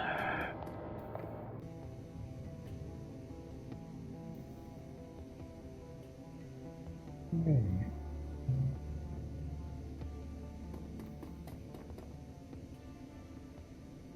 Well, who are you then? Something about you, the young elf behind the counter, makes your breath catch in your chest. She's lovely to look at, but it's a strange kind of beauty. Her eyes are large and luminous, and possibly green. She looks up at you. You can see that her irises are flecked with iridescent gold. Hello and welcome to Algernon's. Perhaps I can help you with something.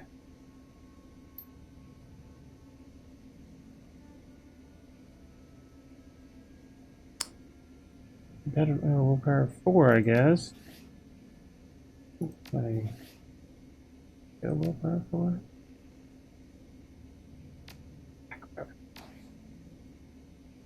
As she smiles up at you, her eyes fixed on yours, a curious feeling of weightlessness fills your chest. It feels as though you're floating in a warm, calm sea. A gentle current pulls you closer to Absinthe. The sensation is pleasant. As you drift, the golden specks in her eyes begin to move. I guess I have to look deeper into her eyes. The golden specks in the elf's eyes shift and swirl, slowly picking up speed. It's mesmerizing. All at once, the specks explode into light and color. Absinthe's eyes now fill your field of vision. And it feels as if you're drowning in an alien sea. The patterns traced by the shimmering specks in her eyes are kaleidoscopic, enchanting, nearly impossible to turn away from. You're lost. Your entire world has been reduced to a churning vortex of green and gold. Dimly, you become aware that something is happening. You feel your body being buffeted by unseen forces, and suddenly everything goes black. Okay. Slowly and painfully, you struggle your way back to consciousness. The shop's owner, Algernon, is peering down at you and presses a stern on his face. Absinthe stands beside him, her expression one of embarrassment. Welcome back, friend. Algernon extends a hand to help you to your feet. Absinthe shifts slightly to allow you to stand. What was that? What happened? My fault, and my apologies. Sometimes when I daydream, I bring others along for the ride. It was unintentional. Yes, but there was no harm done, correct? You'll be fine?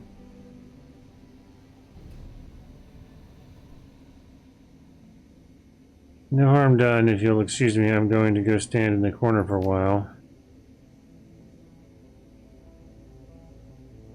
Just came here to talk to Algernon, thank you. Greetings, young dwarf. The elf's voice is smooth as silk and rich as clotted cream. Something about him instantly puts you at ease. I'm Algernon. Half-Dream, the owner of this establishment. In my shop you will find only the finest in magical paraphernalia. Now tell me, how may I serve you? Question for you if you don't mind. From luck, I have a great many answers. What kind of magic do you practice? Shamanic or hermetic? Personally, the true kind, but I sell goods tailored to all traditions in my shop. We do not discriminate.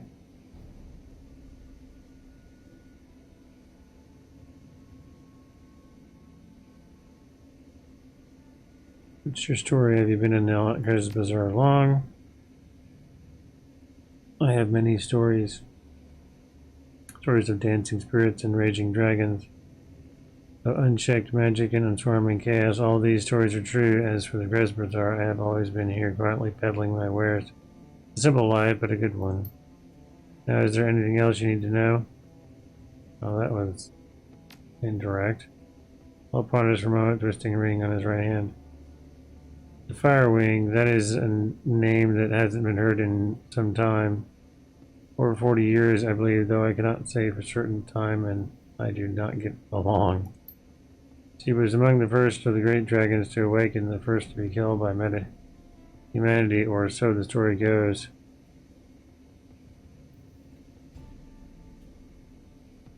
Looks like I asked the right person. You have insight. I do into a great many matters. Absinthe interjects. A great dragon is not like other awakened creatures, whereas a basilisk is nothing more than a Moto dragon whose genetic structure was mutated by magic's return. A drake dragon is a creature of magic. A creature that has seen more than one cycle of the world. This is the sixth. When a great dragon falls, the sound resonates across time and space. Got it, so you're skeptical, so how does the story go? Firewing awakened along with Lofwer, Nebler, and Altenstein around the first decade of the century. She was first seen over the Harz Mountains, and after long flight announced her presence, she began raining fire on every town and village she came across. Why the attack? Think she was protecting her lair? No one knows. Firing was never engaged in dialogue. German military forces are said to have killed her over the socks. The year she merged this. After months of fire, devastation, and terror, her body was never recovered.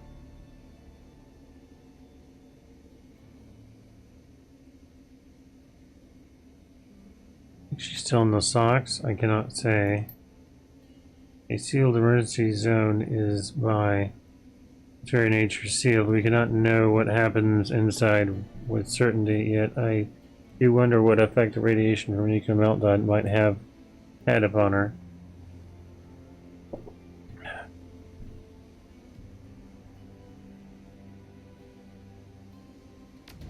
Any theories?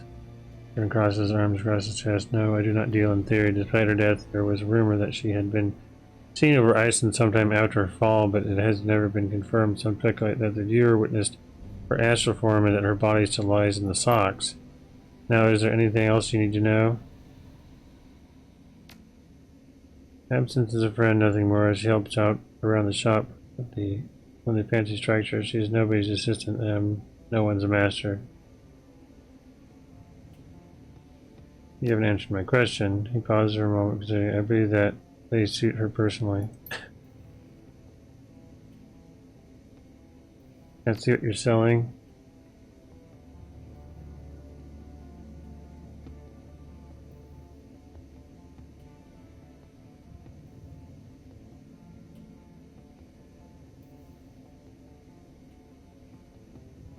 Okay. So wait, how much money do I have? Okay.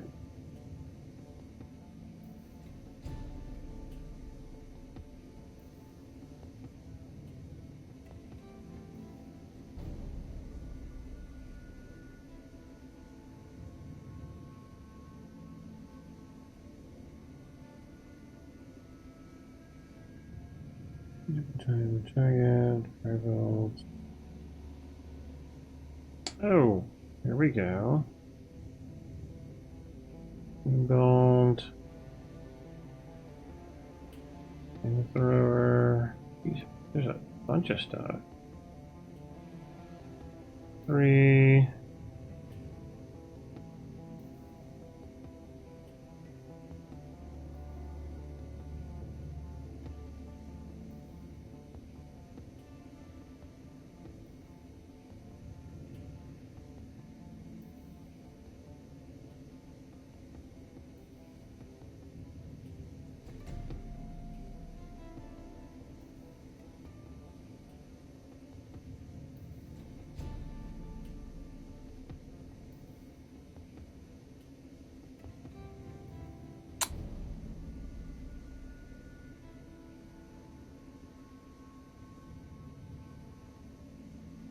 Jesus.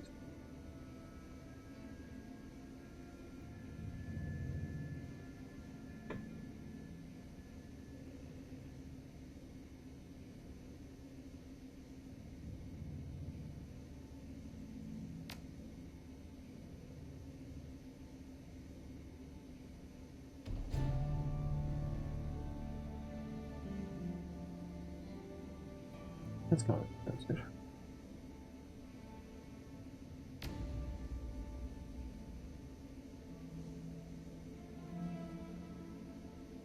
Shadowrun characters get started in the range less until the beginning of your next turn.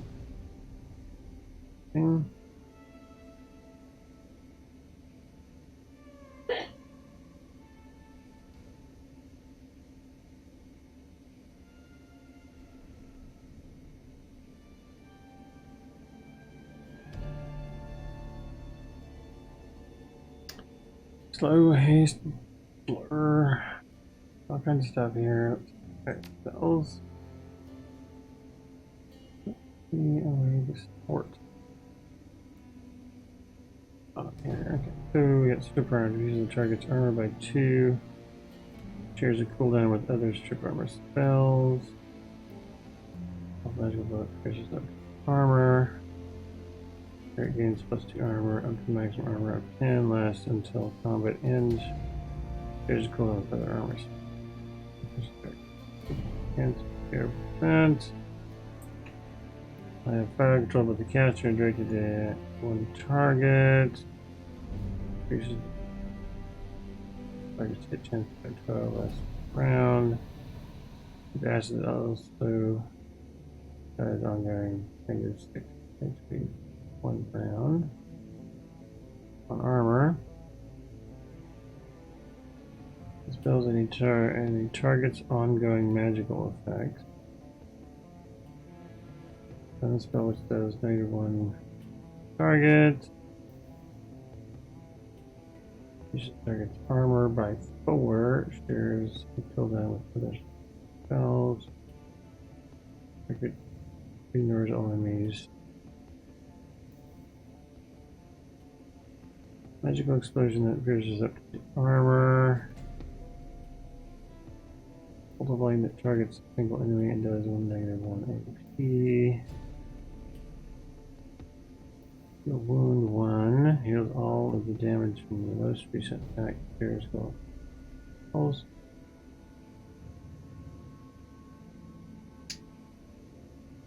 So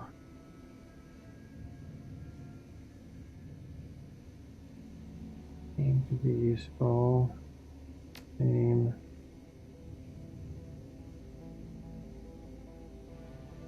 Damage.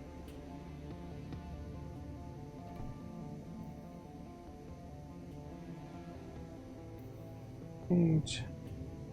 Action. 9 + 6.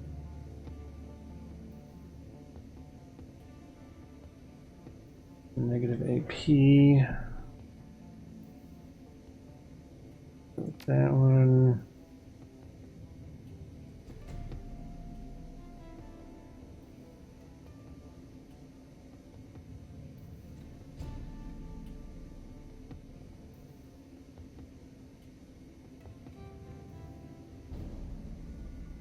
Magical bolts. Or active.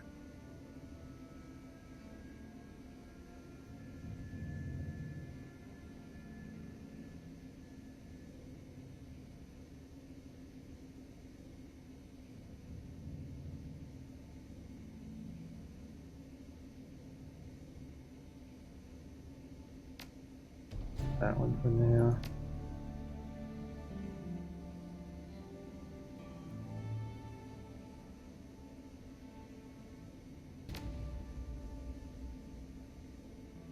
Okay. That was then karma.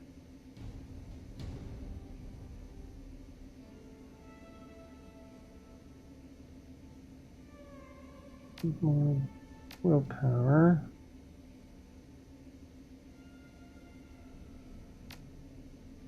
Spellbook slot is not yet unlocked.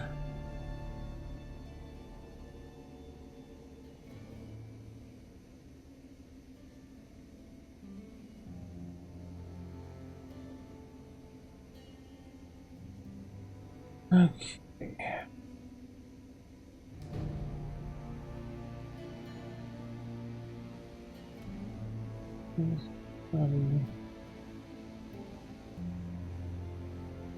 Every point body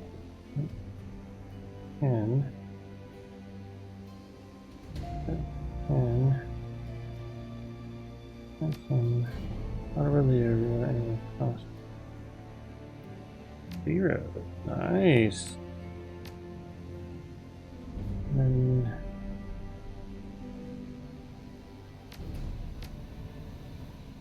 go ahead and good eye shot increases by 20%. fast, nice. Righty.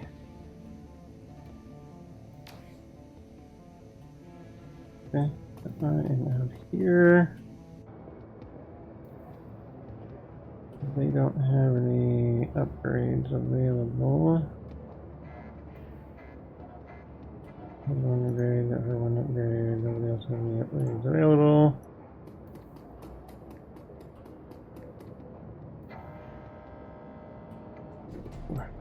Back to Lear, or whatever you want to call it.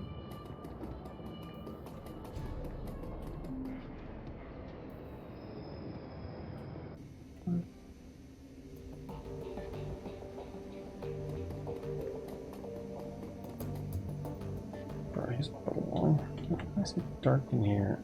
Should be fog of war in here. Weird. Alright.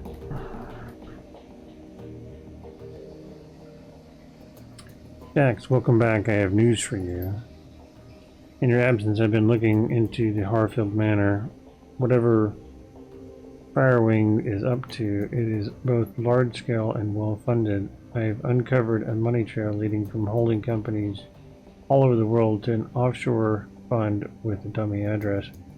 From there, all of that freshly laundered money flows directly into the Harfield estate. Wait a second, why would the dragon have investors? What? That doesn't make sense. It's doubtful that Firewing's pawns even know where their money is going. This is typical of draconic plot. Uncover a stream of money flowing behind the scenes, and there's a fair chance that you'll find a dragon at the receiving end of it. To a dragon, conspiracy is second nature, but Firewing was different. She didn't scheme or plot, she acted.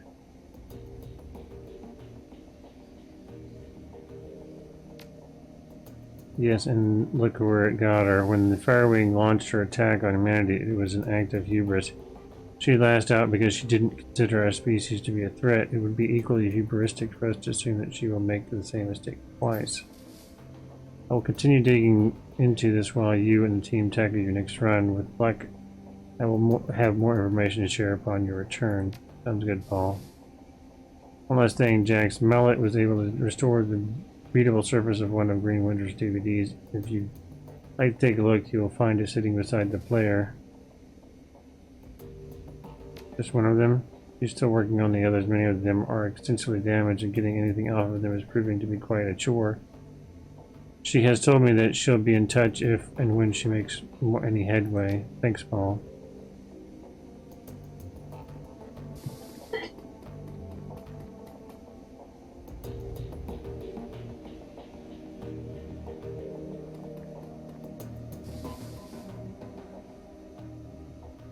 Let's see.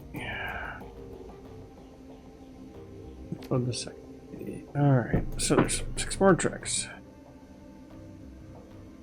Let's see what the tracks. Okay. 2054, 11 months. Alright.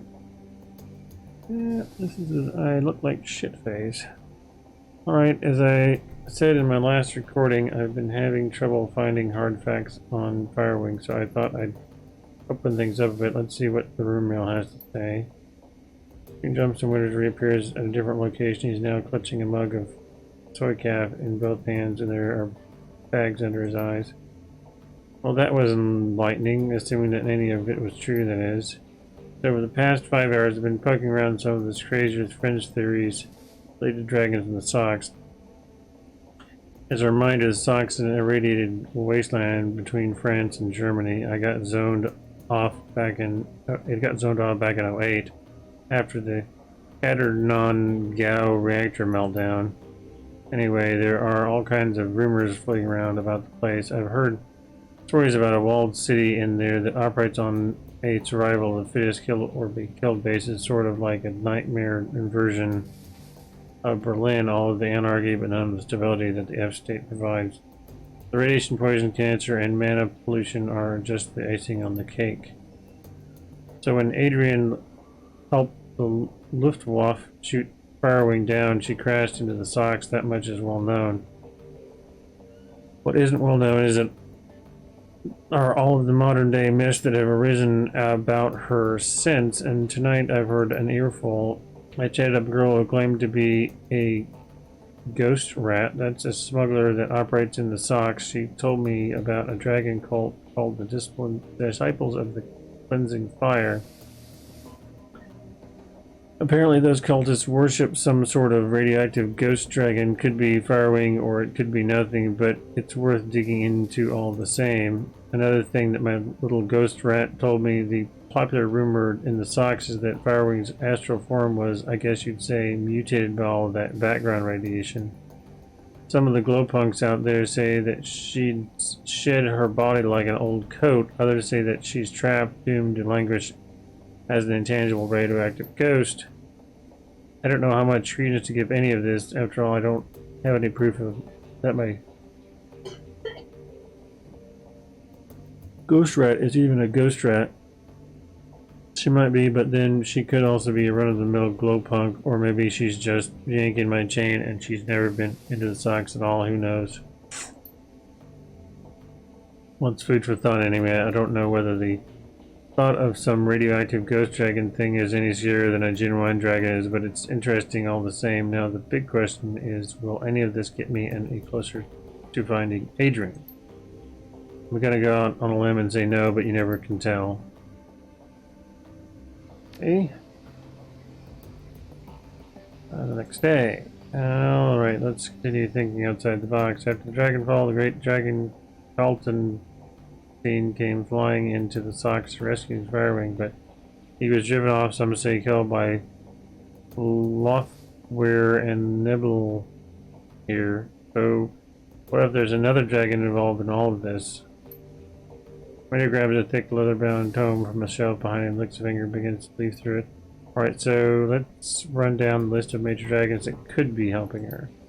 First, there's the Golden Worm, Lothware, the CEO of Seder Group, and quite possibly the single most dangerous being on Earth. Lothware, a local boy, so he'd be in position to help Firewing. He certainly has the financial capability to help her and could send a small army into the socks if he wanted to.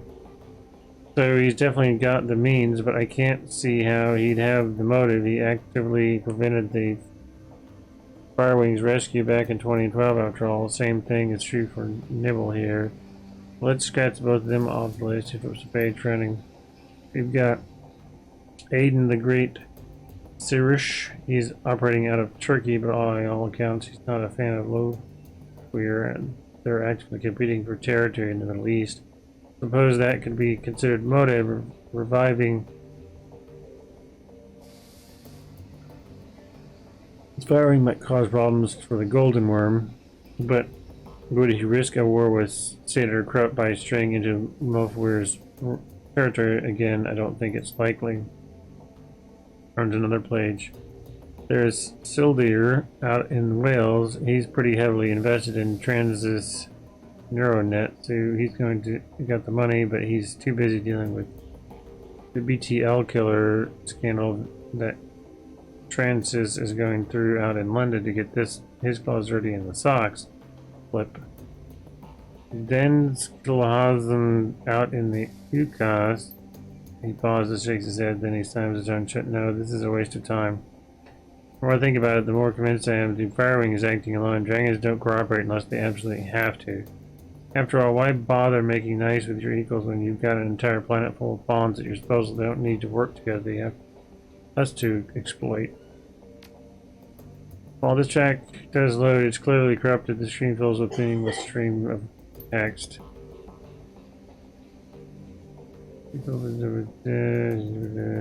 Old. No, it doesn't make any sense.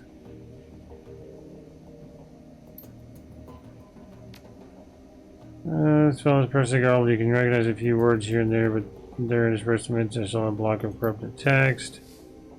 Claire. So my big brother, Firewing, swear to last new research. No, okay. This one. Credited Greenfield English, blah blah. Okay, how about this one? This black, same digital chime that you heard on the Dragonfall DVD. Heard the Dragonfall DVD plays again. A crackle static goes the airplane. The same non-familiar electronic wire from the play goes live. But Claire looks haggard. His eyes are heavily bagged and bloodshot, and his hair is mussed. He holds a cigarette in an unsteady hand. Hermie, it's me. I can't sleep. I don't know where you are out having fun. No doubt, maybe flirting with one of those unattainable beauties that you're always chasing. He tries on a smile, but it quickly disappears. It takes a drag on his cigarette. That's good. I want you to live a pleasant and normal life. After all, one of us should. But Claire rubs his eyes. I can still smell the smoke, Hermie. It's almost a year later, and I can still taste the stench of burning corpses. When I sleep, I can hear the sirens and the screams. There is no sound in this world as horrible as burned victims' screams. Doctors would call this PTSD. I'm sure they'd have me on therapy, maybe dose me up on SSRIs like they do our veteran soldiers. He chuckles and then takes another drag. Quite a story of the tabloids. The great dragon slayer, Adrian Von Clare, mentally incapable of wrestling with his own demons. He shakes his head. No therapy for me, and certainly no medication. I have a reputation to live up to, however poorly deserved it is, and however little I want it. He pauses, stubs out his cigarette. The dragon is still alive, Hermie. Of that I am certain. One day I will find her, and then perhaps I'll be able to sleep through the night.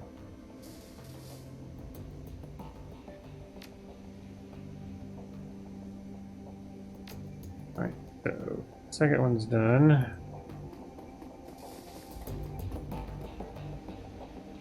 Alright, so do I have more money now or no? No. I just earned 22,000 freaking dollars. I don't have any money to spend on stuff. Seriously?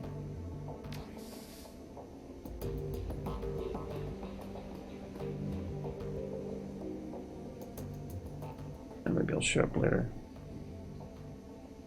See any new messages. Hijacked ships.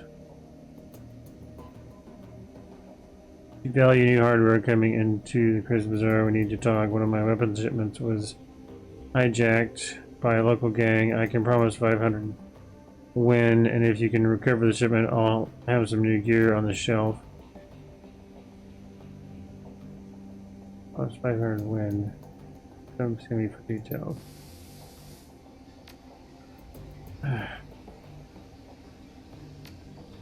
God's name again. Oh, that's a plain payment. Wait, I thought that was 22,000, not 2,200. You did all that for 2,200?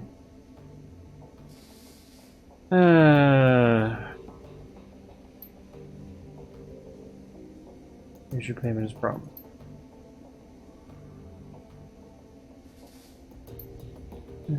Client 22,000 decks for crew salary, amount, ammunition, and resupply costs.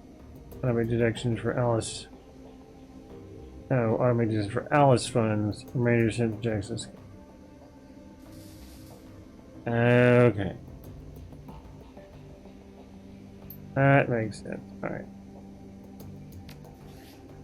Now I've got. Okay, now I have some money. I'm like, what? Okay, now it makes sense. Okay.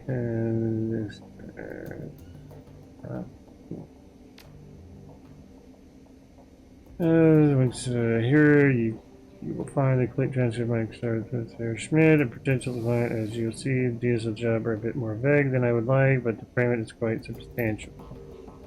After reading the transcript, you may choose whether or not to respond and really their client. No final make the one other thing, Harry Smith provided me with a device to assist you on the run. He calls it a little black box. Well, it can be used to compromise the power and security systems of the run site. If you opt to take the job, be sure to take it with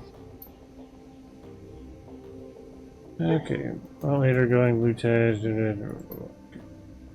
Things are This connection is secure. Naturally, do I have the pleasure of speaking? Call me Herr Schmidt. Very well, Herr Schmidt. You have some business for me. Indeed, I have a job for your team. A simple matter, judging by what I have heard from your team. I imagine that they will be well suited to task. Go on. The interests that I represent have learned that AG Gimme Europa is working on a company-wide project, something very secret, very new. Local sources inform me that they're keeping a working prototype of this new venture at their Berlin factory. I see, and your employer wishes us to acquire the prototype for them natural.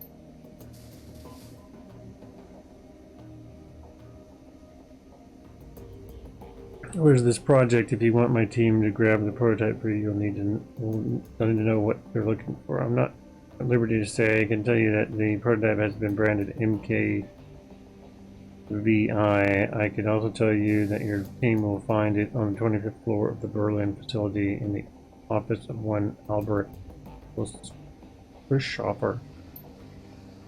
Further, I can assist your team in disabling building security and getting access to the 24th floor. From there, however, they will be on their own. Such vagueness can be dangerous, Herr Schmidt. I will not commit my team to a run without a better understanding of what the job entails. Facing such dangers is the purpose of a Shadowrunner, Herr Amsel. Your team will be boarded handsomely, and for the service, my employers have set aside 20,000 win for the job. Consider it hazard pay if you wish. Make it 25 or look somewhere else. 22.5 final offer. Very well, I will pass your offer on to my team. Are there any further details that you can provide? Cash and offers. Office will be locked behind a vault door. The lock is old-fashioned with a mechanical variety. I will provide your team with a copy of the key. I will also supply you with a little black box, a solid-state device that your team can use to override a variety of building systems. The team will enter through the facility's underground garage. When your team has acquired the MKVI, have them exit through the same garage. I'll have a van there waiting to extract them. Thank you, Herr Schmidt. I will pass your offer on to my team. Good day, Herr Amstel. I'm going to decline that for now. Fruit. Old messages.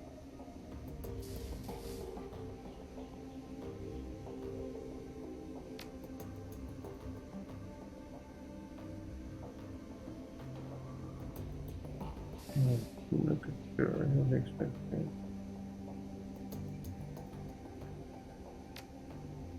Okay.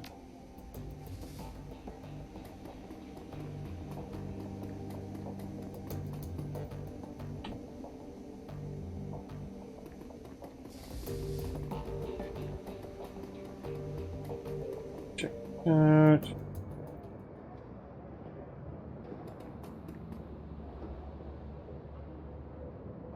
There, I'm gonna go better freaking armor.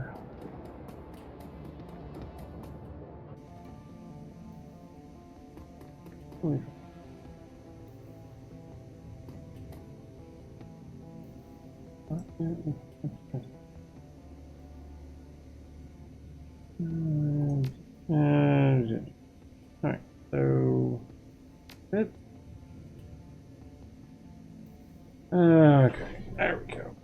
Designed to protect adepts in heavy combat, only to close on the target. Grants +1 unarmed and +1 will. Oh, nice. From knowledge comes magic, from magic comes power, and from power comes greater knowledge and spellcasting. Well, that's armor, but you get +1 spellcasting.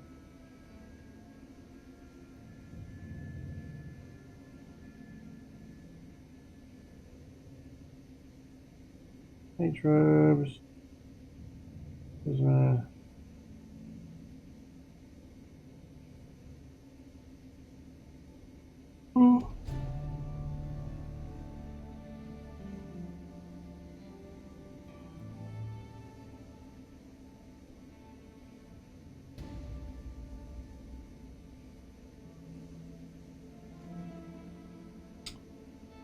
I like that.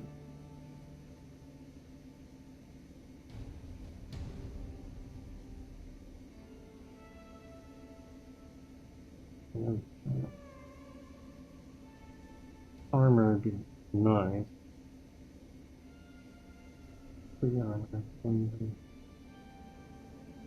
Willpower.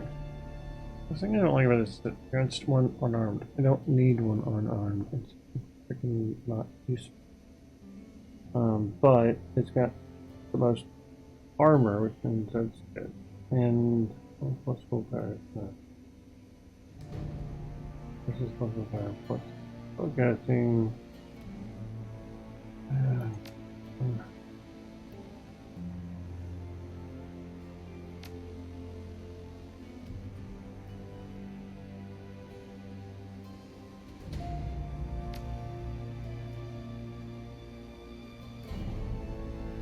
There we go. Now I've got better.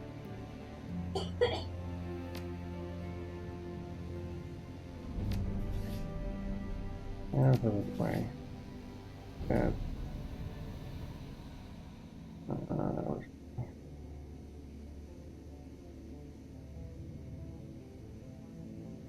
Why did it say armor 1? Didn't I just? I just put that on. How do I not have 6 armor?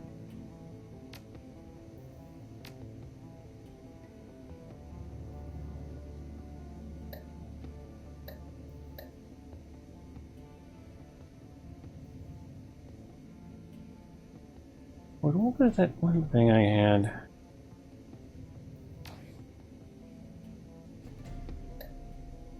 Nice object hyper, drug formula, jazz. What am I supposed to do with these anyway?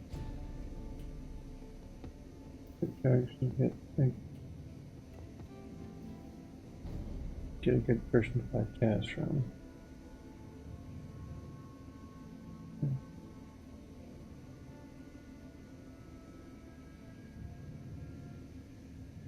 Piece of Chevrolet card.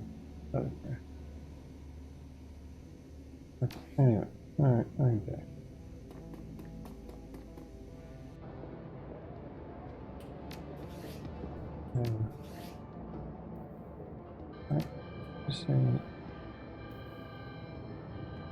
Okay, maybe I don't wear that unless I'm in combat.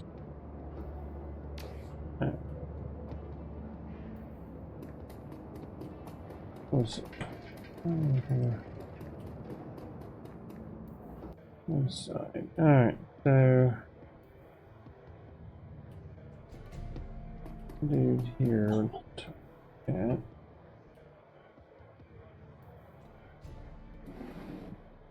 That's fine. That's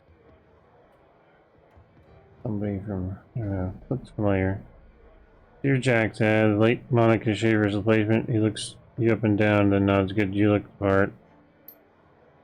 Let me get right to business. My organization would like to retain your services for the indefinite future, but first, we're asking you to go on a trial run, an audition of sorts to prove that you're the right woman for the job. Assuming that you complete this trial to our satisfaction, I will then offer you a variety of simple tasks. All these should be achievable in the course of everyday business. You won't need to go out of your way or expose yourself to much unnecessary risk. For each task that you complete, you'll be rewarded handsomely, and there will be a bonus if you finish them all. So if I piqued your interest, will you accept our offer?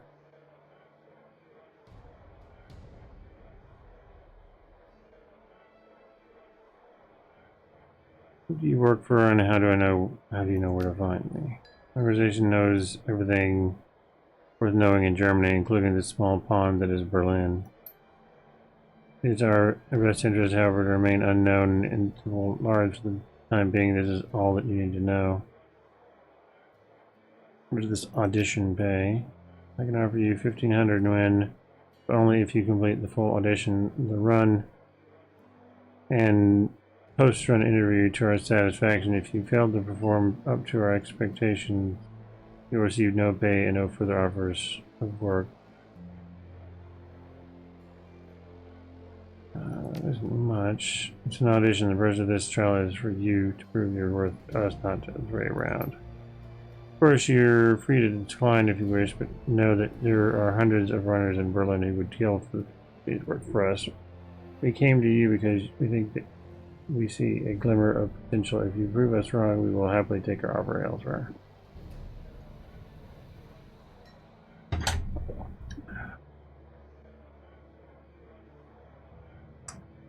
Fine.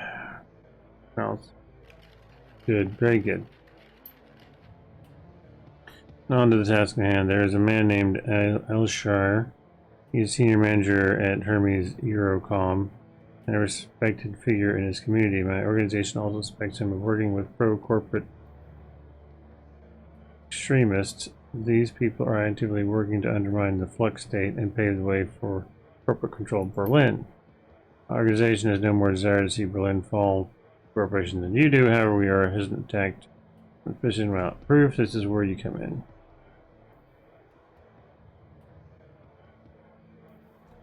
You want me to spy on him? Not directly, no, but we do need to place him under surveillance. You'll meet with a team that I've arranged for you, and with their assistance, you'll plant listening devices in his apartment. Take the U-Bahn to Frankfurter Tor and go alone. The rest of your team will meet you there. Sounds simple enough.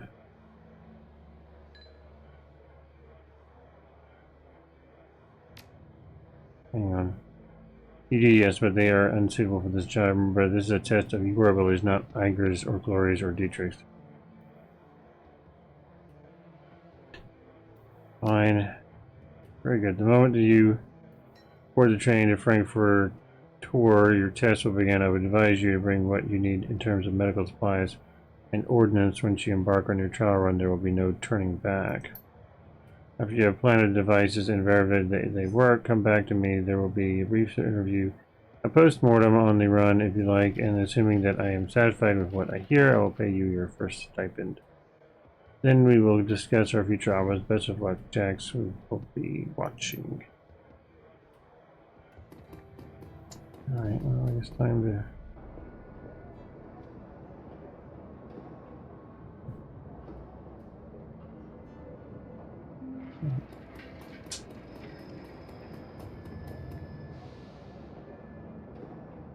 Alright, let's go talk to the... Yeah.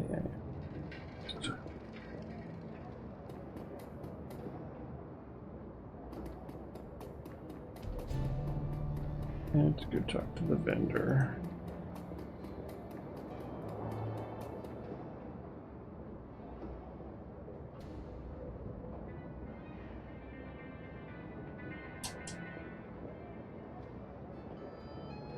Very good.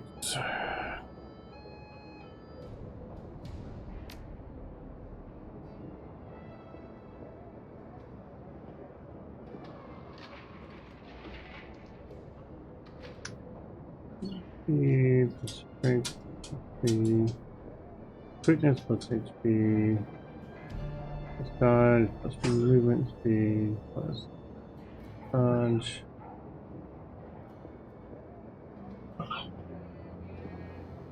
I'll worry about that later.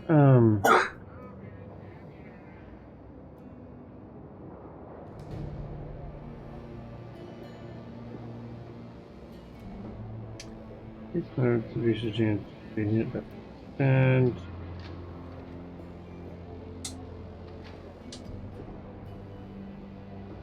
fashion grenade.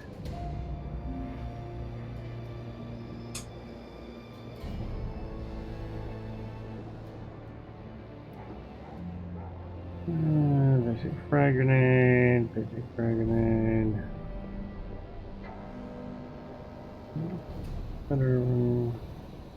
Better frag grenade.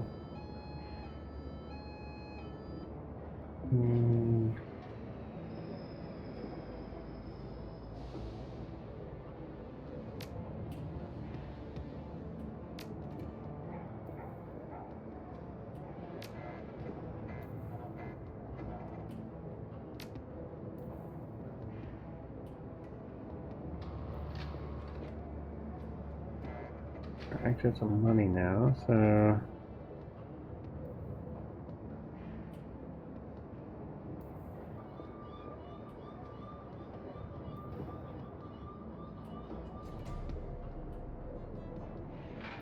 Maybe just looking for a 3-round burst.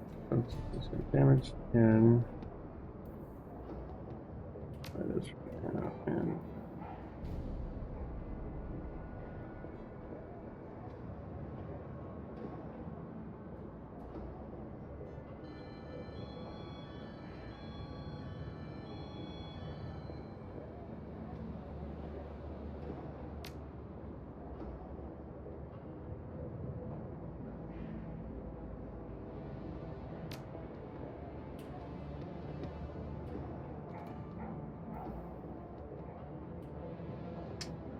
Damage 6, chemistry 12.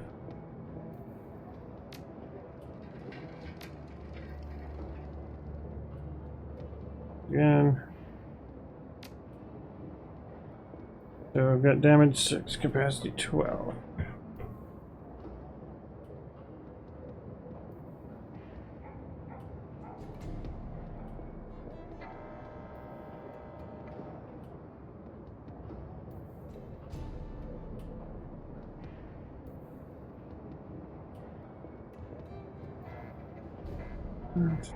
Yeah, got a bunch of different stuff here.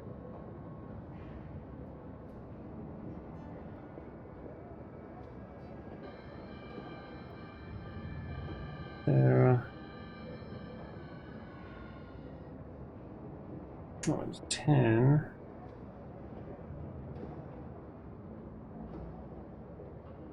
Well.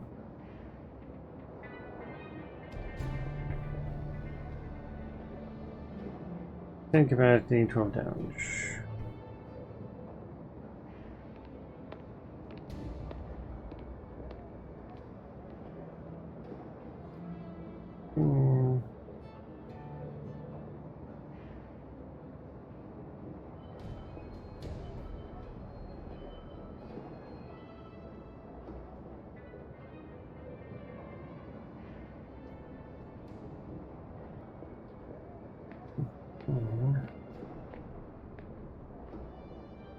Well, I get a browning max power, just same amount of acid or well, close.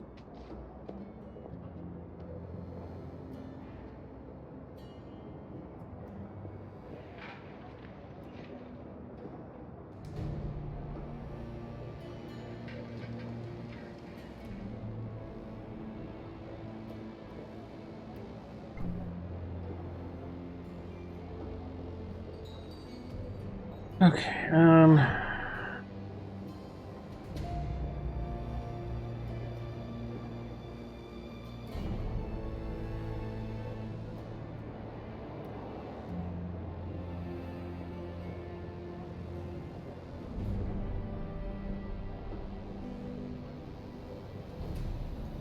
another browning max power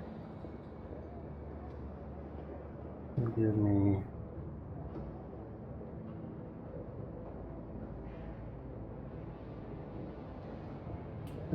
generating 2.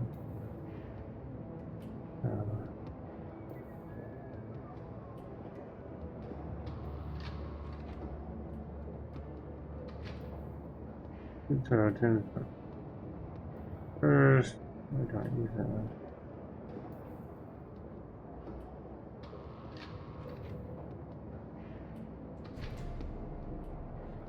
Third to Aries Burger. So 10, 10, 10.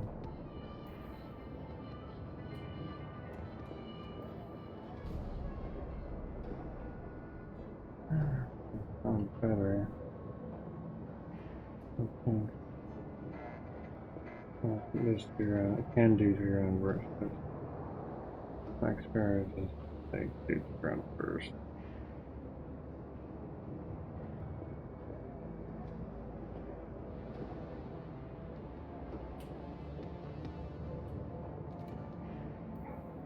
Do that one.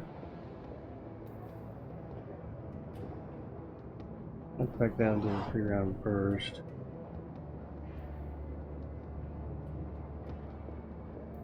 A lot, but not big 3-round burst. Okay. So,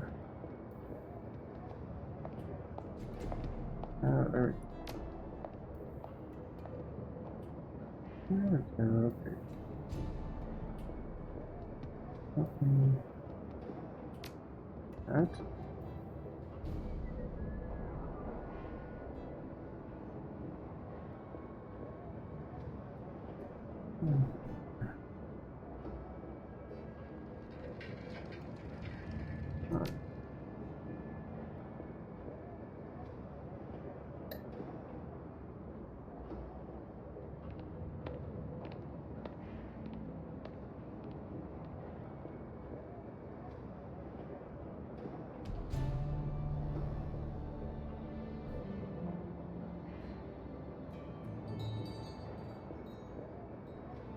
That's all you get out of that.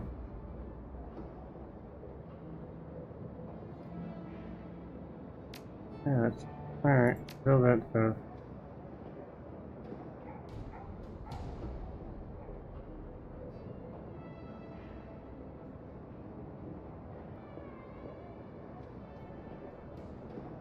Oh, that's interesting.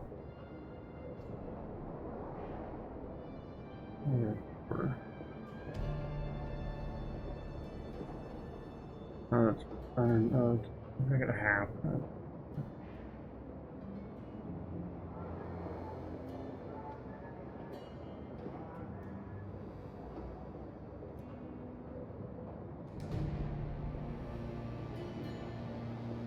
So this is my primary, and then this is my secondary, and then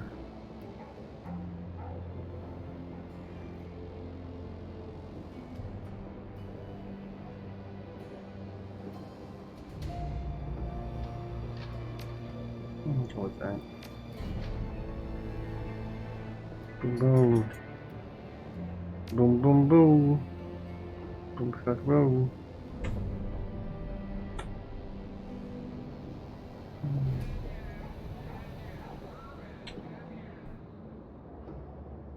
Okay, fine. Let's do this thing.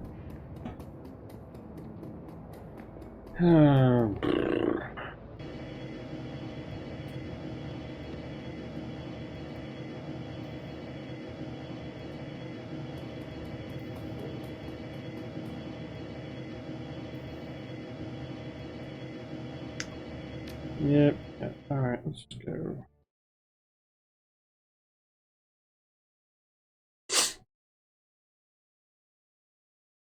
Should talk to Amazon first.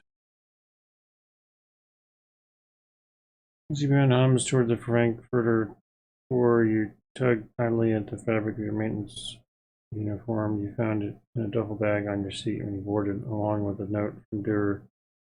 Put it on before you arrive. On the moment you step off this train, the note said your trial run begins. You are to rendezvous with the rest of your team. Break and order the building and plant the specific devices in Lashar's suite. Beyond that, your approach will be left to you. Do not respond as you are being watched. Basically, this is in fun.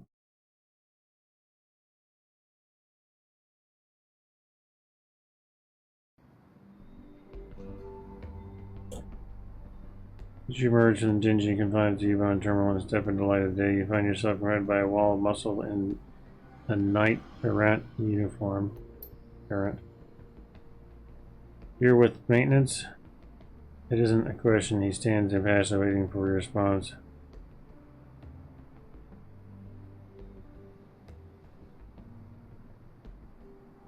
Yes, sir. Have you seen any other maintenance guys around here? Yeah, they've been trickling in over the last 15 minutes or so. I've already done a security check on your entire crew. Everything checked out, so you're good to head on into the building whenever you want.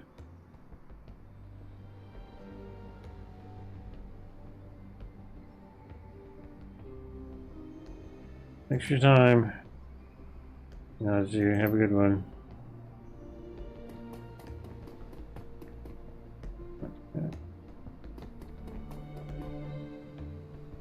Young dwarf looks up at you, wide-eyed with apprehension of the way that she's fidgeting. You can tell that she's terrified. She bites her lower lip. He's darting from side to side. Finally, she takes a step towards you. Hello, are you Miss Jax? Yeah, that's me.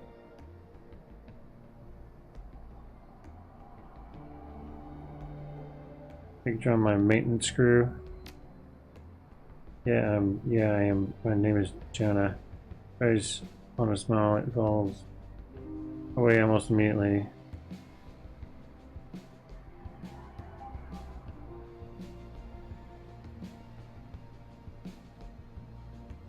I'm nervous. Sure you're up to this? I'll be okay, but I have some bad news for you. Our teammates sort of jumped the gun a little. They're already inside.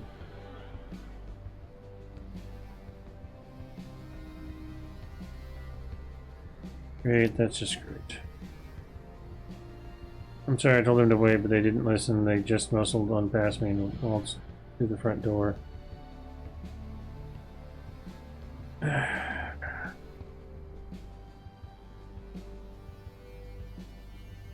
Alright, calm down. I said you have a toolbox, your rigger or something. She's rolled well. No, I'm not like you. Not like the others, you should probably know that. Then what are you like? I'm a person with a boyfriend and a cat in a shitty apartment. I'm not pure criminal, is that what I'm saying? I'm just an electrician. If you're not a Shadowrunner, what are you doing on this crew? Her face flushes red. I'd rather not talk about it. Let's just say that someone did me a favor once, and that coming along on this thing is how I have to pay it back. Well, in the end, it doesn't matter. I have to be on this run, and you have to bring me along. It's what they want.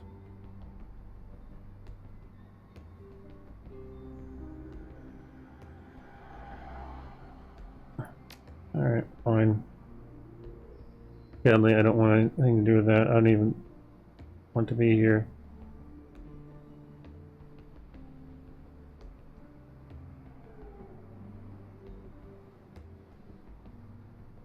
Makes two of us. When did our teammates abandon you?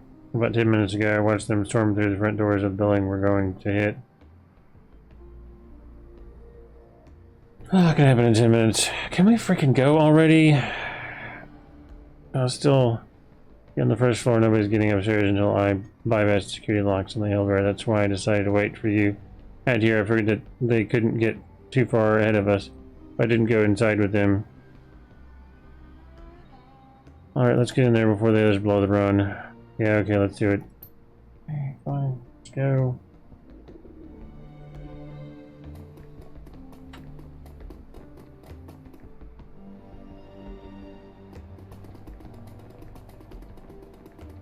A little corporate compound, complete with living spaces on the upper level. Okay.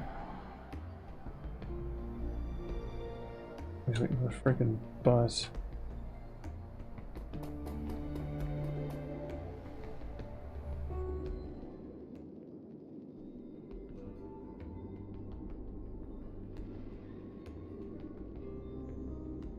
Ooh. As you step to the door, you find yourself confronted by a pair of men wearing the same kind of uniform. You are judging by the expression there is no love lost between the two. Hanging the door swing open, they turn to face you. In front of the two, a human with arcane symbols tastefully embossed on his belt glares at you.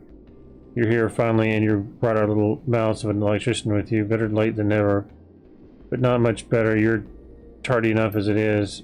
He jerks his thumb at the elf standing by him.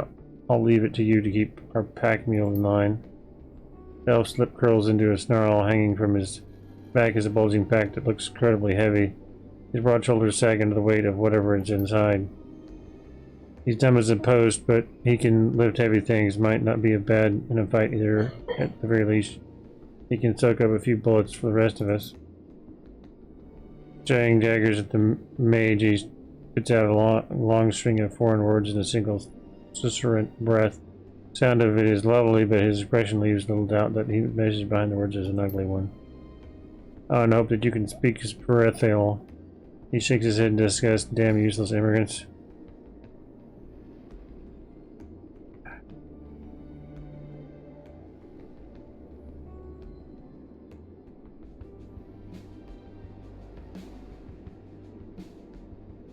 Just get on with it. Straight to the point. Good. I have an appointment meeting in a few hours, so let's get the penthouse and plant the cameras. I'll mask them against detection, then we can all go our separate ways. The elf mutters something under his breath and hitches the bulky pack up a little higher on his back. His muscles bulge under the strain of it.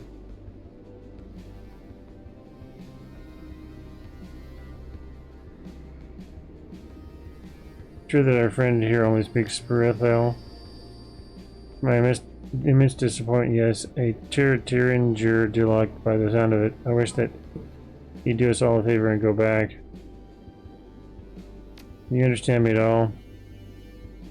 Usual tones of elvish tongue pour out of his mouth again, but you can't make out a word. His dialect is quite foreign. It's unlike the form of Shirathel spoken by the elves of Tyr na Og. The elf falls high. He looks just as frustrated as the mage is.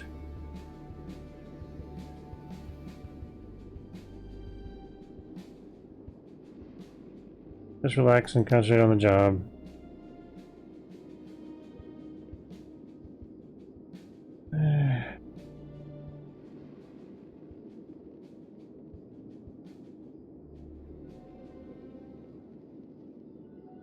Now that we're all together, let's take a side approach. Anyone know how we're supposed to get into Alishar's penthouse?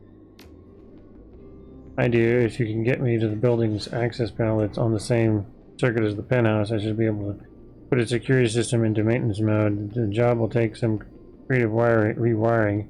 All that and whatever is in the pack that Elf is carrying. Our employers gave me the schematics. Do you know where we'll find the access panel, Mouse? Quit calling me that. She takes a moment to calm herself. And yes, I do. There's an access panel in one of the mid-range apartments on the same floor. My contact gave me a key code that should get us in. You said should twice, or that makes me feel uneasy. Well, there's nothing that I can do about that. It's the plan that I was given, and we're stuck with it unless you have a better idea.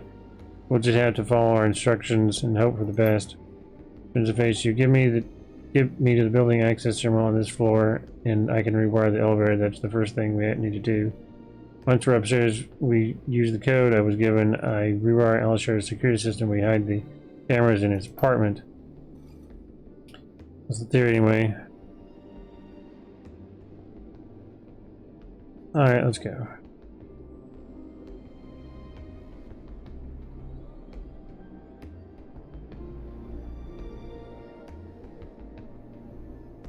Alright.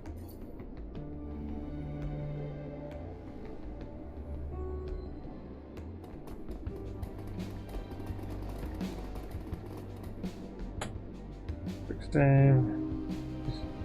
Maybe goes freaking sideways.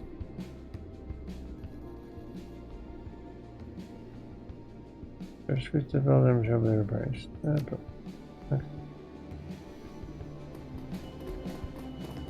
Here where this thing is at.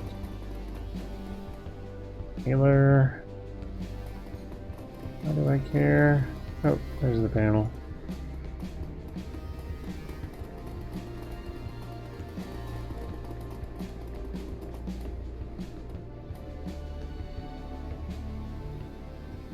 Just perhaps one of the entranceways. You see that guard in the hallway? Well, he was standing next to a junction box, just like this one. Looks like they're both on the same circuit too.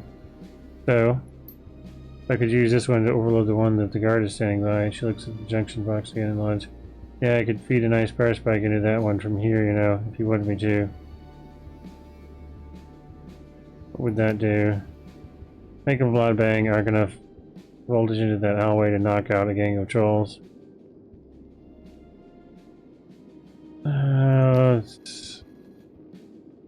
Okay.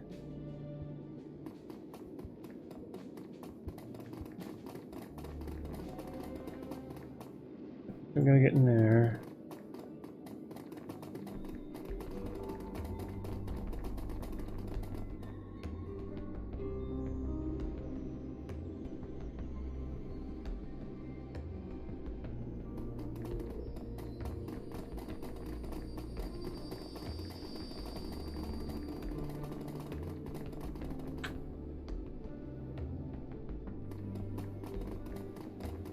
Okay, what's in here?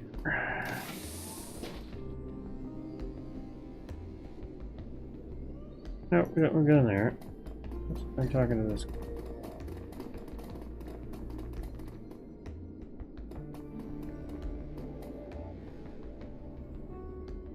Orc stops, it basically staring at you as you approach. Heavy wear lines from sword and his eyes are bloodshot. It looks like he hasn't slept in a month. I'm already booed, but I'm a little busy right now. If this is about building mates, take it someplace else. Watch it, you don't get to talk about and the orc bristles. Like a janitor? Yes, I do, because that's what you are. If you want to keep wearing that uniform, you better watch the attitude. Now, isn't there a floor that you could be cleaning or something? I've got a lot of my mind to worry about important things. I don't want to be bothered. Didn't mean to bother you. I'll leave you alone. Cal's face to face.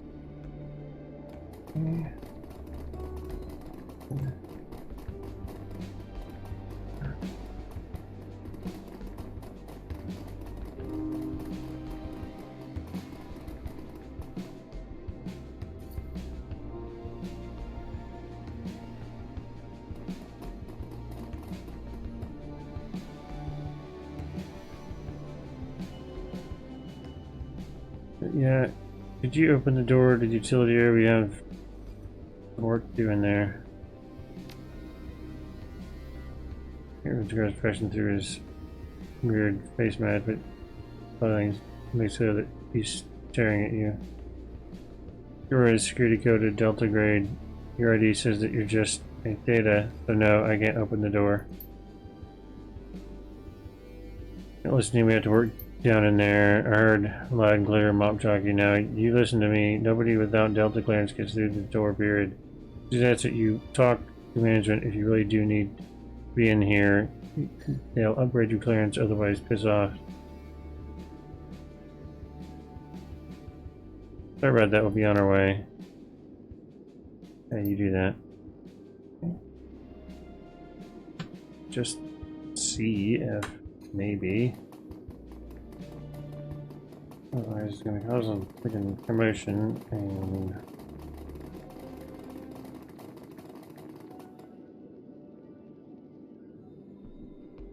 You in this room. Security clearance doesn't authorize you to be in here. We're doing a building-wide maintenance sweep of all major systems. Right then. Want us to take a look at your terminal? You know that I can't do that. You don't have the appropriate clearance to touch the terminal, let alone service it. Besides, it's been running great since that other maintenance team worked on it last week. I'm surprised that you don't have that in your records. You know how it is with us in the management. The left hand doesn't know what the right hand is doing. It's ridiculous. Save my life. You have my sympathies. I'll be on our way then. Alright.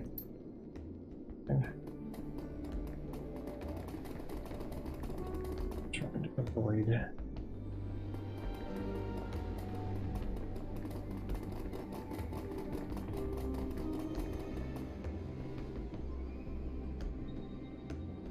This bad, apparently. Yeah. Go ahead. No, he's dead. That just looks like.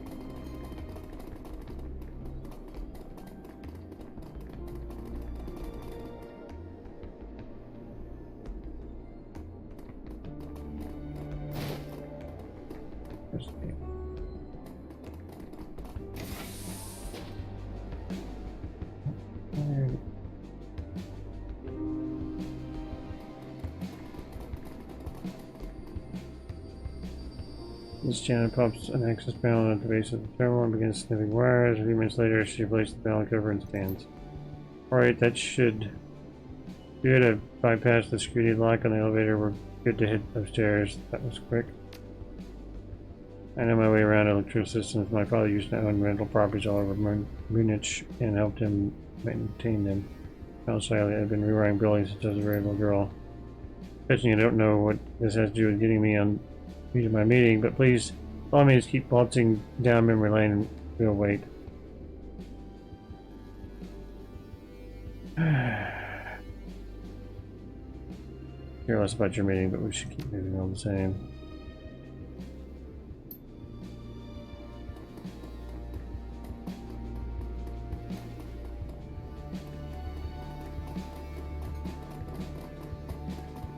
going.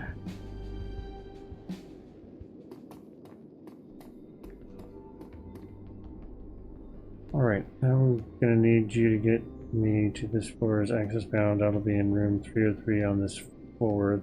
Door combination 14291. And so make sure to write that down. Yeah, I've got it. Once I'm in there, I can put the print house door in maintenance mode. That'll set key code combination to 11111, so we didn't have any trouble getting into. You've been making halfway decent time, not good. Not terrible, but I can't afford any more delays. It corrects of this. No one gets in our way, for their own sake.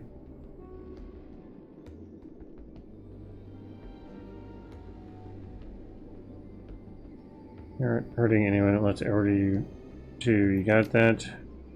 Thanks to the curls in his hair. Yeah, I heard you. I weren't under instructions to follow your lead. This would be a very different conversation.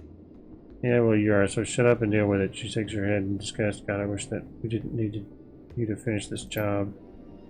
Thank you for all of us, you do. Oh, and by the way, we're going to have words when this run is over, Mouse. A stream of caustic syllables pours out of the elf's mouth. His back is stooped under the weight of his back, but his hands have clenched into fists. He rolls his eyes and the pointing finger at the elf. Look, it's trying to speak. I want to get over this over. I want to get away from these people and go home.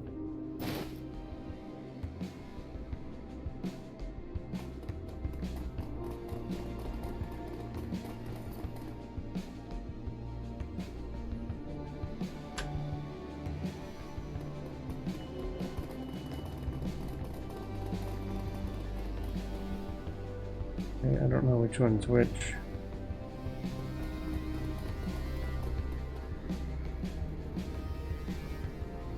That's 301. That's 303. That was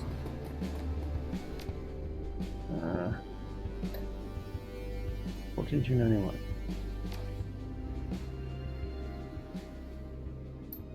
Okay, just keep it. 14291. Welcome, homeowner. In there.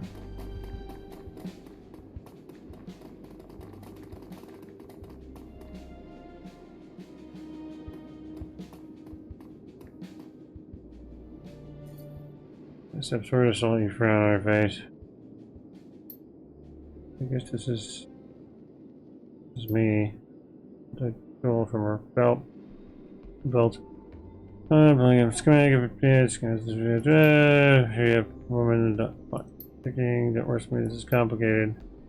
I believe on her toolbox you have a pair of wire clippers and a soldering gun and a roll of electrical tape with a lot of determination on her face. She begins to snip into a massive harness of cables that runs through the unit. Alright, she taps the elf on the knee. I'm gonna need that thing now.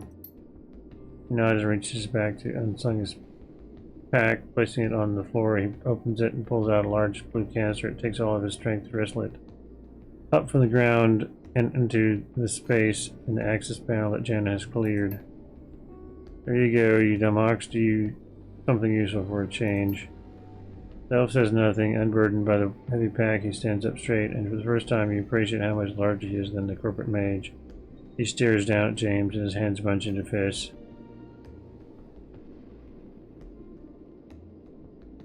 Stay cool, man. We're almost done. The elf understands you. He shows no sign of it. He continues to stare James down. The mage continues to ignore him. Payload in place. Jenna goes back to work. If it only takes a few minutes for her to screw her wire and solder the canister into the harness. He picks her work, nods, and turns to face you. And to brush her hair out of her eyes. Alright, job's done. Just need to do a bit of cleanup and we can get out of here. That's it. Tap screen on her beta. According to this, yes, the browse security system should be inactive.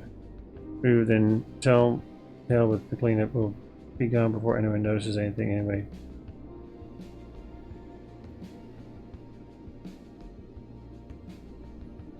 Second, what was the canister that you put into the terminal?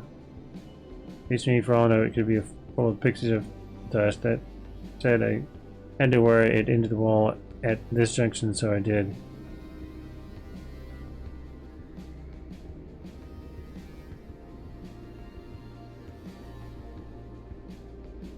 Employees don't tell us much, do they? I've been doing this long, have you? The lodge doesn't tell you things that you don't need to know. You don't ask. Your job is to do what they tell you. Take the money and keep your mouth shut about it afterwards. It's all very simple. His eyes wide and crazy. You don't even know who you're working for, do you? You're leading this team and you don't have a clue. Can I catch your eyes in her eyes? Both of you shut up. Somebody's coming.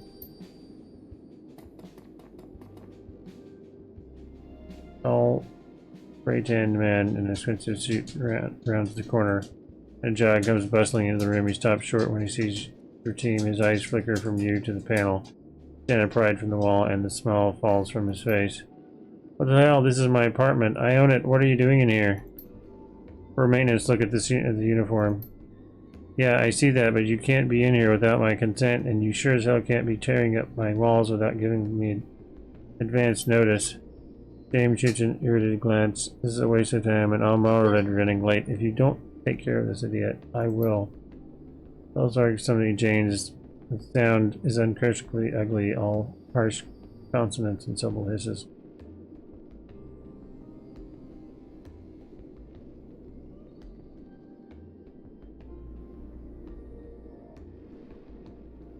Keep your mouth shut, James. I'll talk this out with our friend here. He bristles. Talk this out. The hell with that. We have a job to do, and he's in the way. Deal with him and do it fast so that we can get back on track. Moore looks shocked, but he recovers quickly. He takes a step towards James, then balled in the face. All right, buddy. You're asking for it. I wanted to know your employee number, and I want to know it now. Remember the homeowners association for this level. You know what that means. I have a lot of pull with building management. He pressed an outstretched finger at James. Your days wearing that uniform are numbered. I promise you that.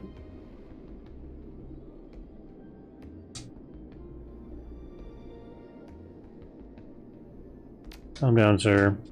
I didn't receive a thing from dispatch, or from anyone else for that matter. My wife and I are entertaining guests here in an hour and a half, and our living room is ruined.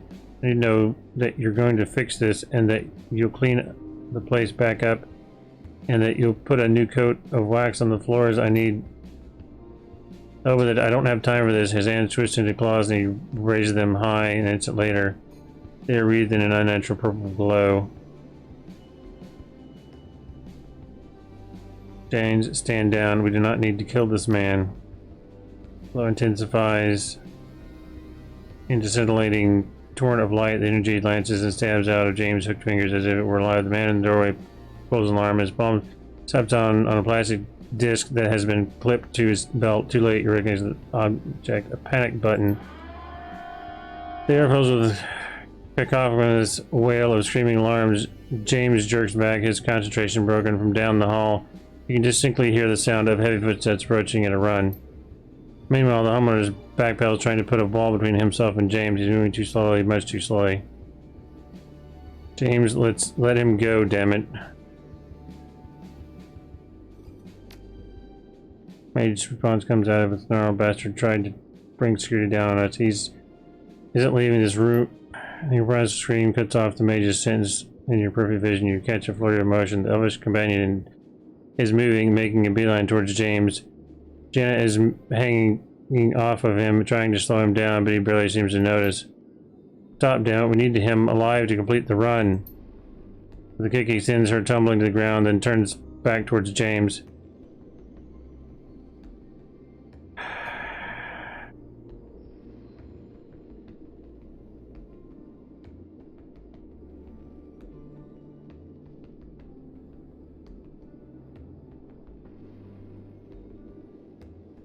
Hate this bastard too, but right, we need him. He exhales heavily and spits out a jumble of broken German. Killers, innocents of, will not stand for, not slave. All lodgemen bastards. I kill all.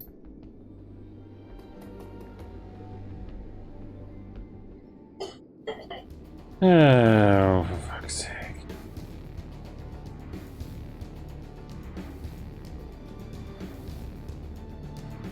What the fuck? Seriously? What the fuck?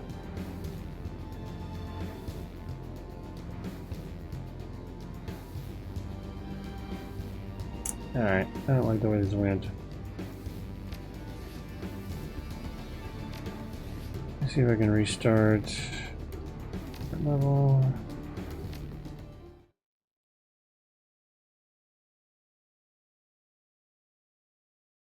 Hope I don't have to let her blather on again.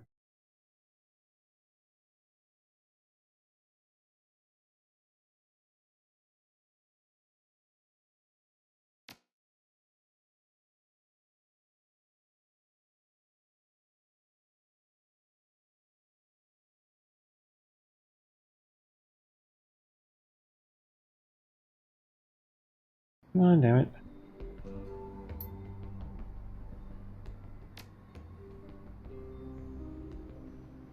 Good time.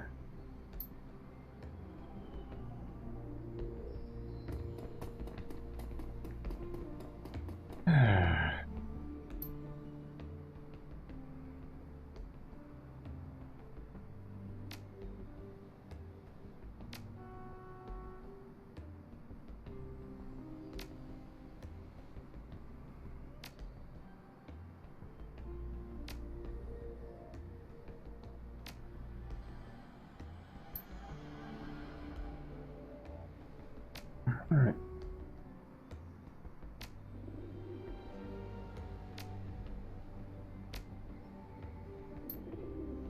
Finally.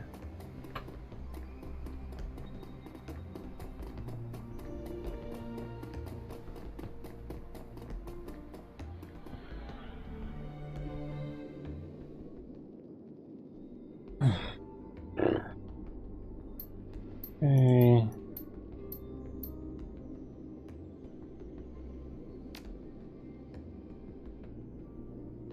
I think it's the same, but I'll speak my mind whenever I please. Get used to it.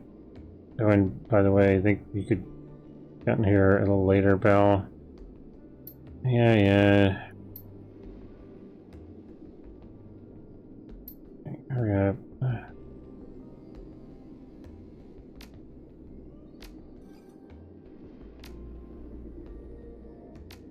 Okay, fine. Alright, let's go.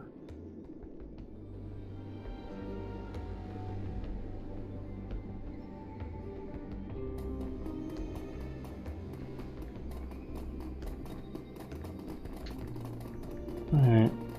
We have to fry this dude. Okay, fine, whatever. I don't know if it's gonna make any difference at all.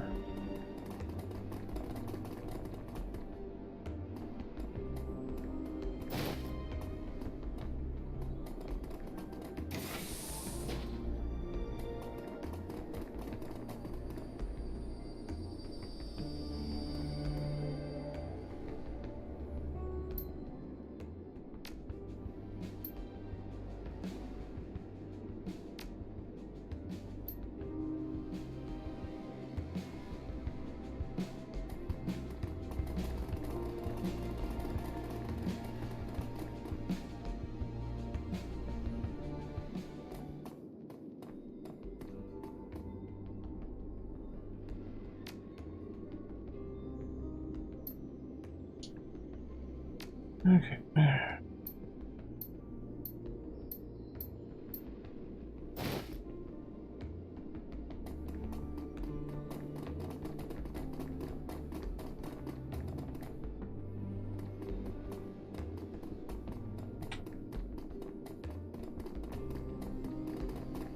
Get in here, take this, hear this.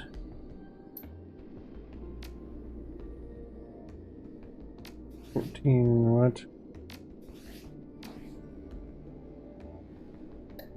14, 2.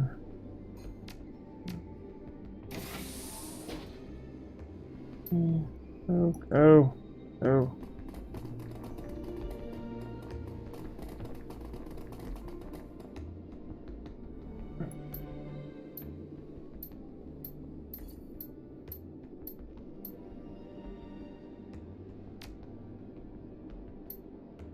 Alright.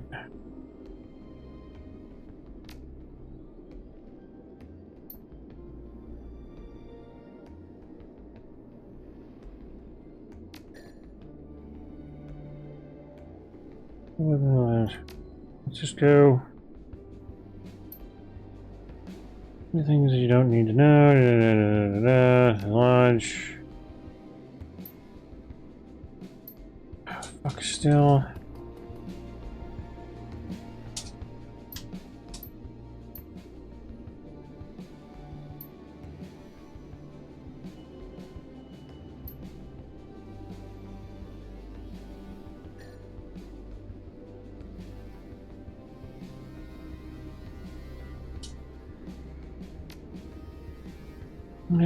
Just gonna be an idiot man home.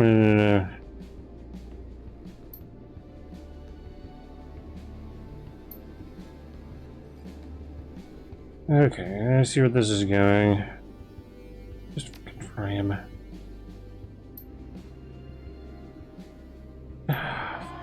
Fucking shit.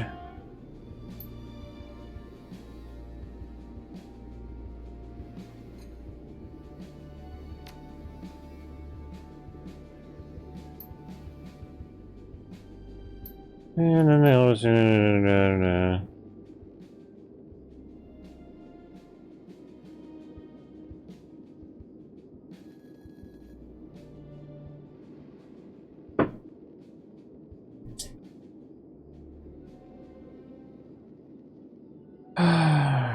Okay.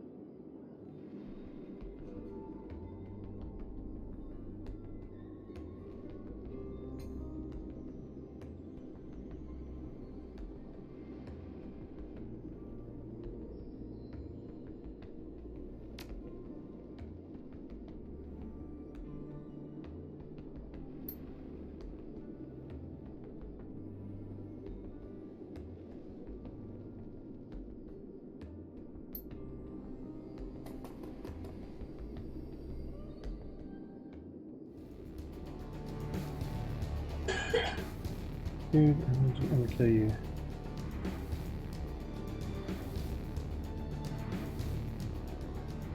Why'd you gotta fucking be that way?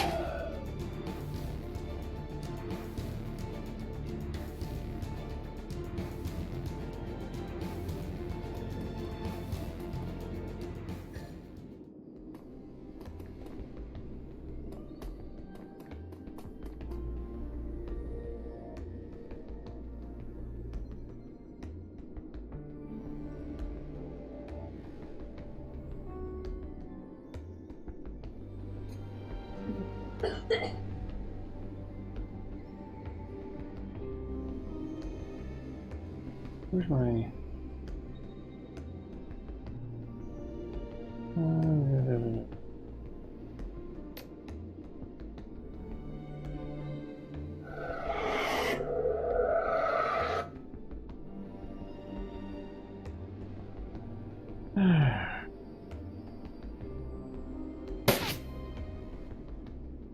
Oh, seriously?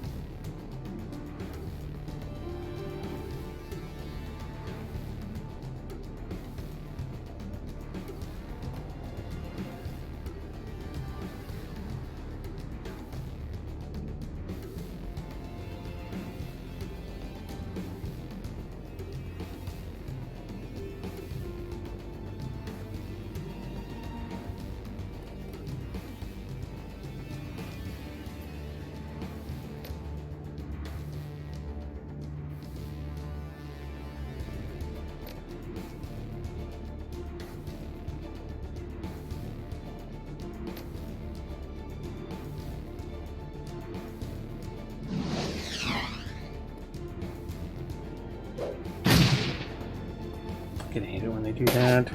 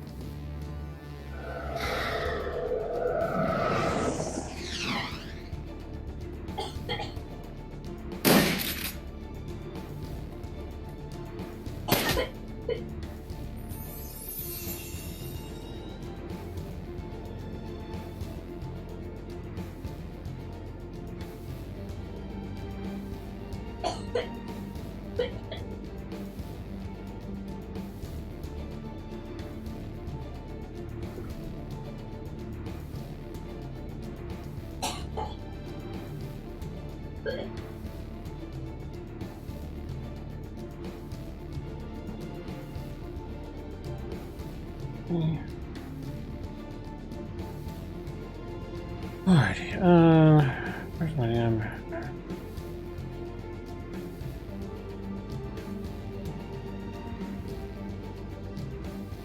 Just hang on a second.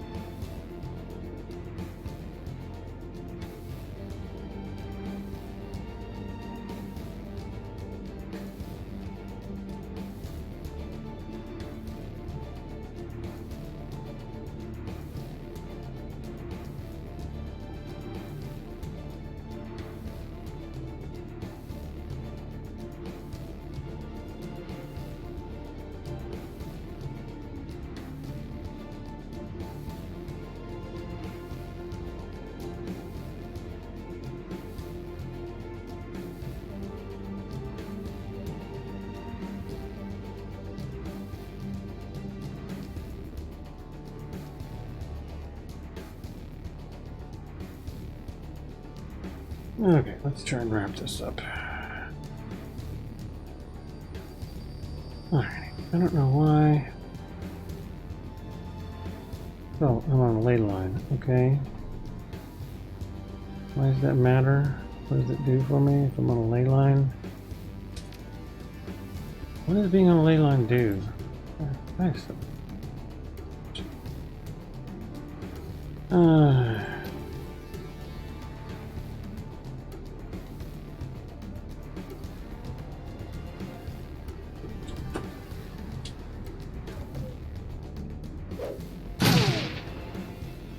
If I missed it, I didn't really miss.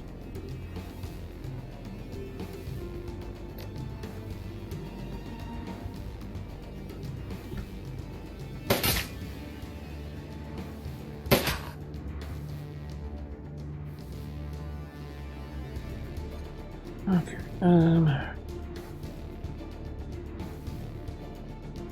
I can still hit, alright.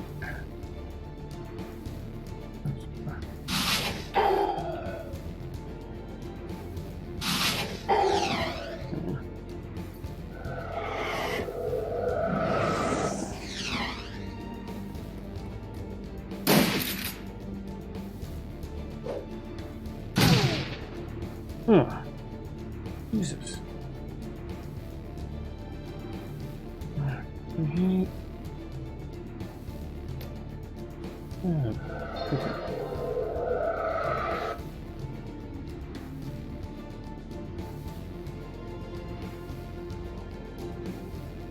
Ah, crap, I didn't go for the health one, damn it.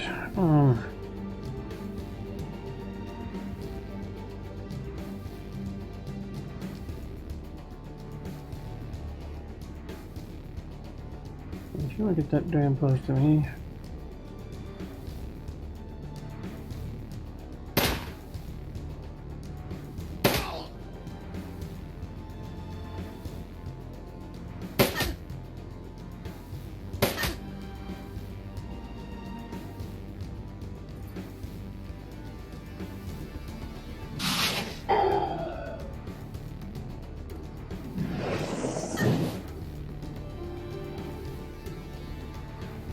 Fireballs at me.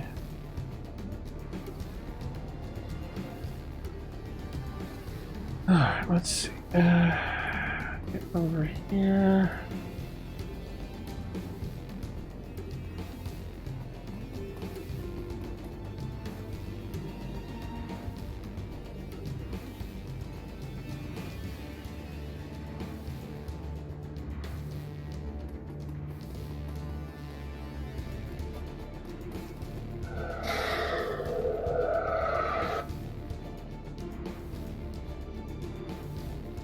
Oh, that's helping, but okay, whatever.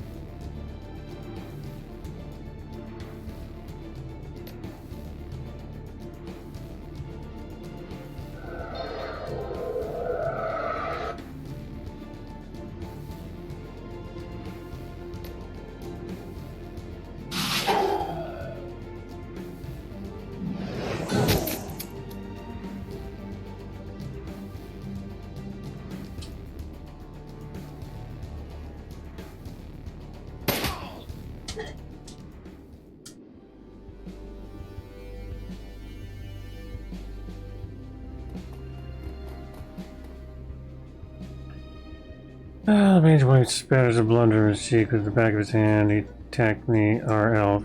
Fucker tried to kill me.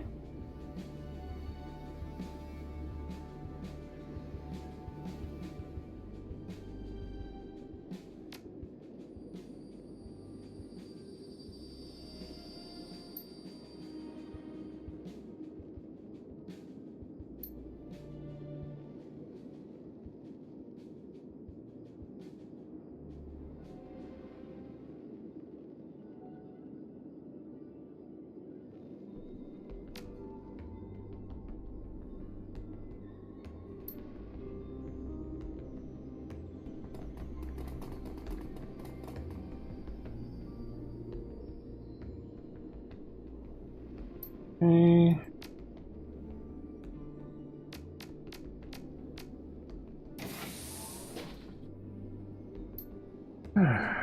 That's ridiculous.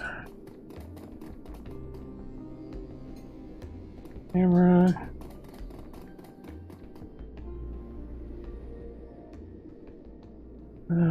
Just push versus long string of stretched syllables does them to vibrate in mind.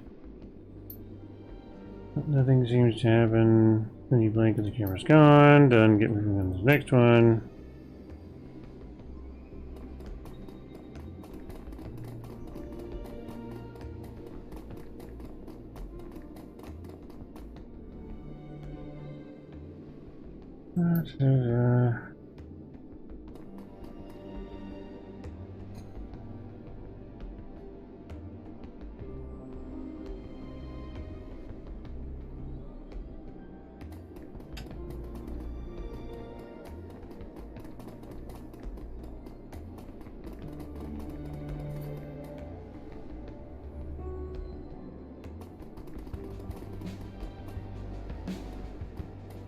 And number 3.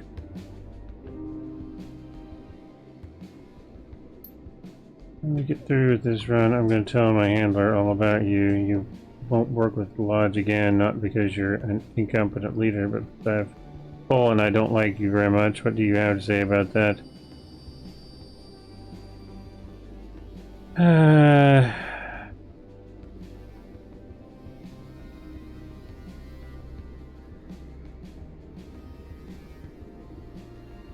Let's finish the freaking run.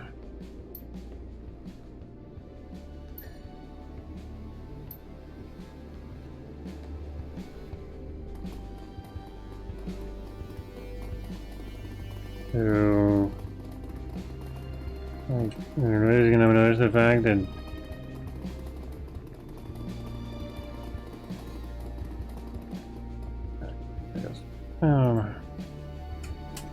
there's something done over there, and nobody's gonna whatever.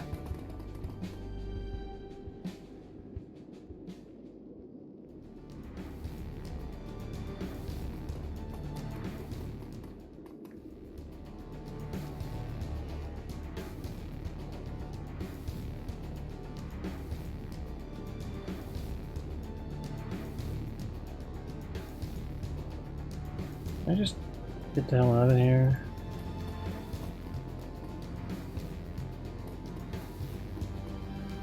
Oh, you gotta freaking be kidding me.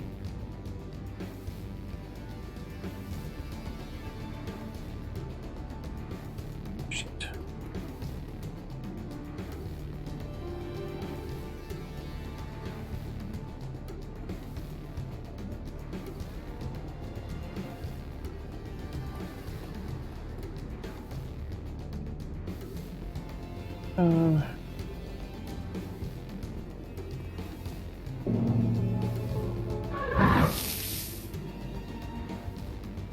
Great.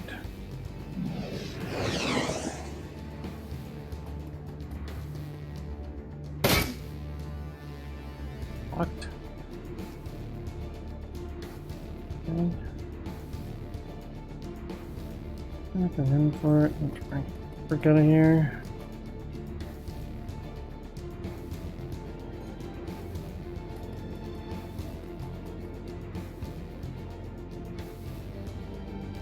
Crap.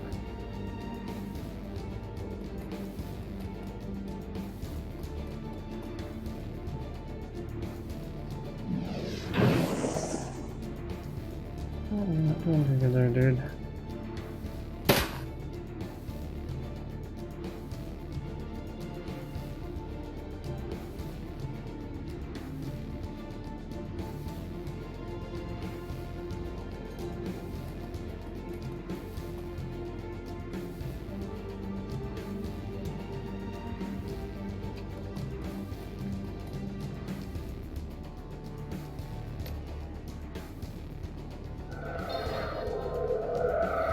What the hell? Seriously?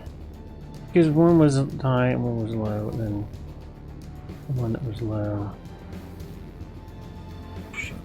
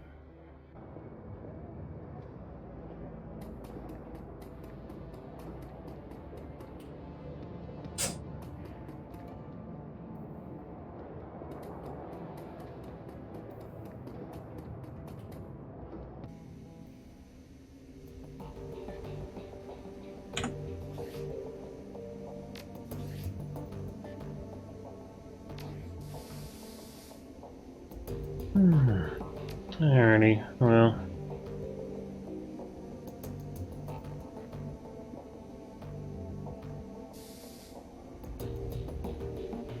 My silent friend. It's time for me to call it a night. Past time. So I'm going to